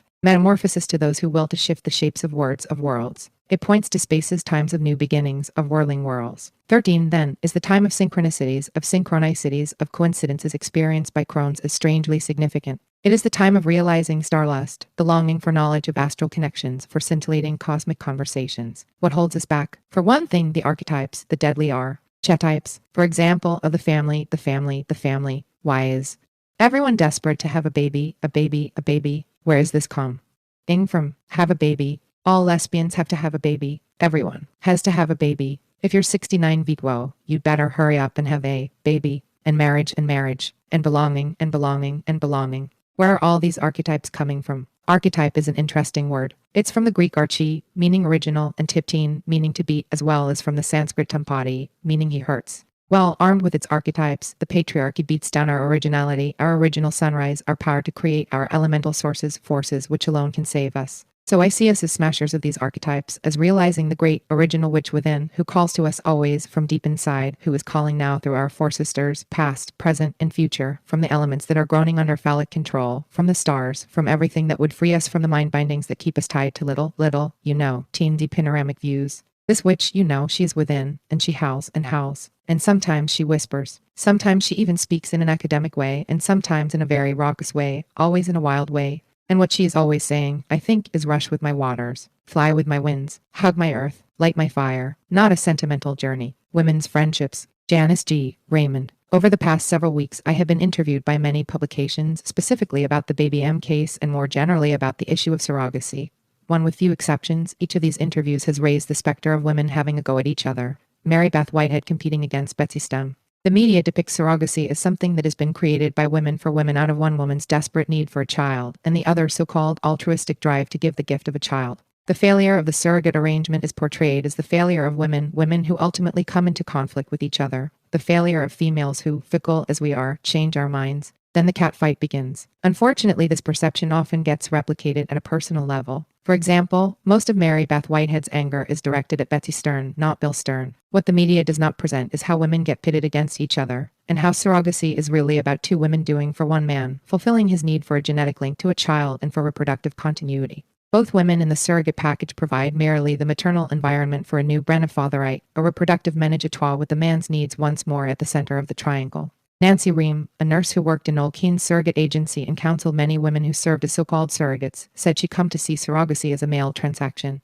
The real interaction, she said, is between the sperm donor and the male psychiatrist who ultimately adjudicates the fitness of the supposed surrogate mother. Gina Coria, 1987. This does not make the news. The left-wing media has a more subtle take on women's supposed catfights. I was called several weeks ago by a writer from the Chicago-based Democratic Socialist Weekly in these times. He told me, near the middle of the interview, that his angle on the Baby M story, for which I was being interviewed, was dissension among feminists over surrogacy. He believed class to be the essence of this case and wanted to highlight how feminists were divided over surrogacy because of their class consciousness. When the left-wing New Statesman, a major socialist journal in Britain, wanted to excerpt for publication a section of my book, A Passion for Friends, I was surprised because much of my work has been critical of the left's anti-feminism. The section that was excerpted was part of my chapter on the obstacles to female friendship. The way this excerpt was headlined, wrenched from its context and introduced, made it sound as if the book was a testament of women's inability to sustain friendships because of the various obstacles, and that this was the essence and substance of the entire book. We witnessed the same highlighting of dissension among women in the so-called pornography debates, this time with women writing the copy. The headline in the June 1986 issue of Off Our Backs read, Coming Apart, Feminists and the Conflict Over Pornography. Barbara Ehrenreich, in her review of 2 books on pornography in the New York Times Book Review, contended that the level of intra-feminist invective on one issue, pornography, has sometimes threatened to surpass the anti-feminist invective from the far right. Writing in Sojourner, during the campaign for the anti-pornography ordinance in Cambridge, Boston FACT members accused ardent ordinance supporters of dividing the women's movement by name-calling and discrediting dedicated feminist Sojourner, 1985. Even a radical feminist journal, in an editorial that basically supported the ordinance, chastised defenders of the ordinance for their extremism and intolerance, which supposedly presents a dire threat to the women's movement and which promotes tension, fear, and mistrust among women. Lies while 1985. There was one thing that was terribly lopsided about all these charges and warnings. Most of them put the blame for this dissension squarely on the shoulders of those women who supported the ordinance and who reacted with creative rage to the fact brief, because they found in it a real betrayal of women. But there is another thing that is very wrong about all these charges and warnings. They sentimentalize dissension, and they sentimentalize unity among women. It is as if to hold a strong position on feminist issues anymore is tantamount to dividing women. If you're not a moral relativist, you're an extremist or, in some circles, a fascist. Enter the liberal notion of unity, a unity that is achieved only by ceding the capacity for making moral and political judgments. Let us not sentimentalize dissension, as we should not sentimentalize unity in the women's movement and from whence it comes. What kind of unity can be built on an unwillingness to make judgments about what is pornography, about sadomasochism, about incest? More recently, what kind of unity can be built on a perception of surrogacy as reproductive choice, enhancing the liberation of women? What kind of unity can be built on an unwillingness to create a politics of resistance to this violence against women? It was easy in the early days of this particular wave of feminism to assert judgments that were in opposition to clearly accepted male-dominant values. Sentimentalism set in when judgments and action came into conflict with those of other women, especially women from within the ranks of those supposedly committed to the same cause. In the name of some amorphously defined feminist unity, value judgments and the will to enact them in opposition to other women is now seen as divisive. What truly divides women is a legal brief that supports women's victimization in pornography by equating the defenders of the victims with the pornographers. What truly divides women is a call for model legislation which defends surrogacy as reproductive freedom while reinforcing the reality of a breeder class of women which has vast implications for the reproductive traffic in women worldwide. What truly divides women is trying to take real legal power out of the hands of women before women even have that power. What truly divides women is using the real ways that women have been abused in pornography, as well as the ways that women have been committed to motherhood at any cost to themselves, as simple harmless stereotypes that reinforce women's victimization. What truly divides women is claiming that women need pornography for sexual freedom, and the whole gamut of the new reproductive technologies for reproductive freedom. What truly divides women is doing nothing for women while doing everything to support the pornographers in a burgeoning medical and legal empire that makes its money and its reputation off the bodies of women. We fight for these things not to divide women, but because we care about women, and most of us fight for them because we love women. But love, too, is real. It is not sentimental. What often passes for a loving unity among women may actually make us passive and uncreedy. Because this kind of unity is sustained only at the cost of ignoring what causes the real divisiveness among women. Love for women cannot only appear to be sensitive and respectful of other women's opinions. It must be a love that takes action, even in the face of other women's opposition to that action. A sentimental love for women fosters a tyranny of tolerance. We do not have to be tolerant of any opinion or action that other women express in the name of unity, especially when that tolerance becomes repressive. Women have the right and the authority to say no, pornography is wrong, surrogacy is wrong, and to persuade others to make judgments, and to make those judgments real in the political world. During 6 years, in the course of writing a book on female friendship, I have been preoccupied with the obstacles to female friendship. Janice Raymond, 1986. One of the most horrendous obstacles is the state of violation, subordination, and atrocity in which many women live their lives. And one of the most devastating consequences of this state is to make women not lovable to their own selves and to other women. When a woman sees a sister dehumanized and brutalized throughout history, throughout her own life, in almost every culture, when a woman sees the endless variations of this abuse and brutality and how few women really survive, when a woman sees this graphically depicted all around her, female friendship is erased from memory and women are not affected by other women. The state of pornography, incest, and surrogacy among others reinforces the absence of women to each other. Violence against women is not only central to women's oppression, it is central to the lack of female friendship. The forces of sexual liberalism tell all of us who have a vision of female freedom and female friendship not to make that vision real. They tell us to settle for a superficial unity that is built upon the apolitical and sentimental notion that anything that divides us is not worth the price of the conflict. Female friendship is much more than the private face of feminist politics. We need an ideal and reality of friendship that invests women with power. Radical feminism befriends women because it empowers women to act on behalf of ourselves and each other. Working for women is a profound act of friendship for women. It makes friendship political. Our work is based on the conviction that it is possible for women to be free to struggle against those forces that are waged against us all, and to win only if we have a real vision of what unites women, only if we are capable of translating that vision into a reality that makes our affection for women political, and only if affection for women translates into action for women.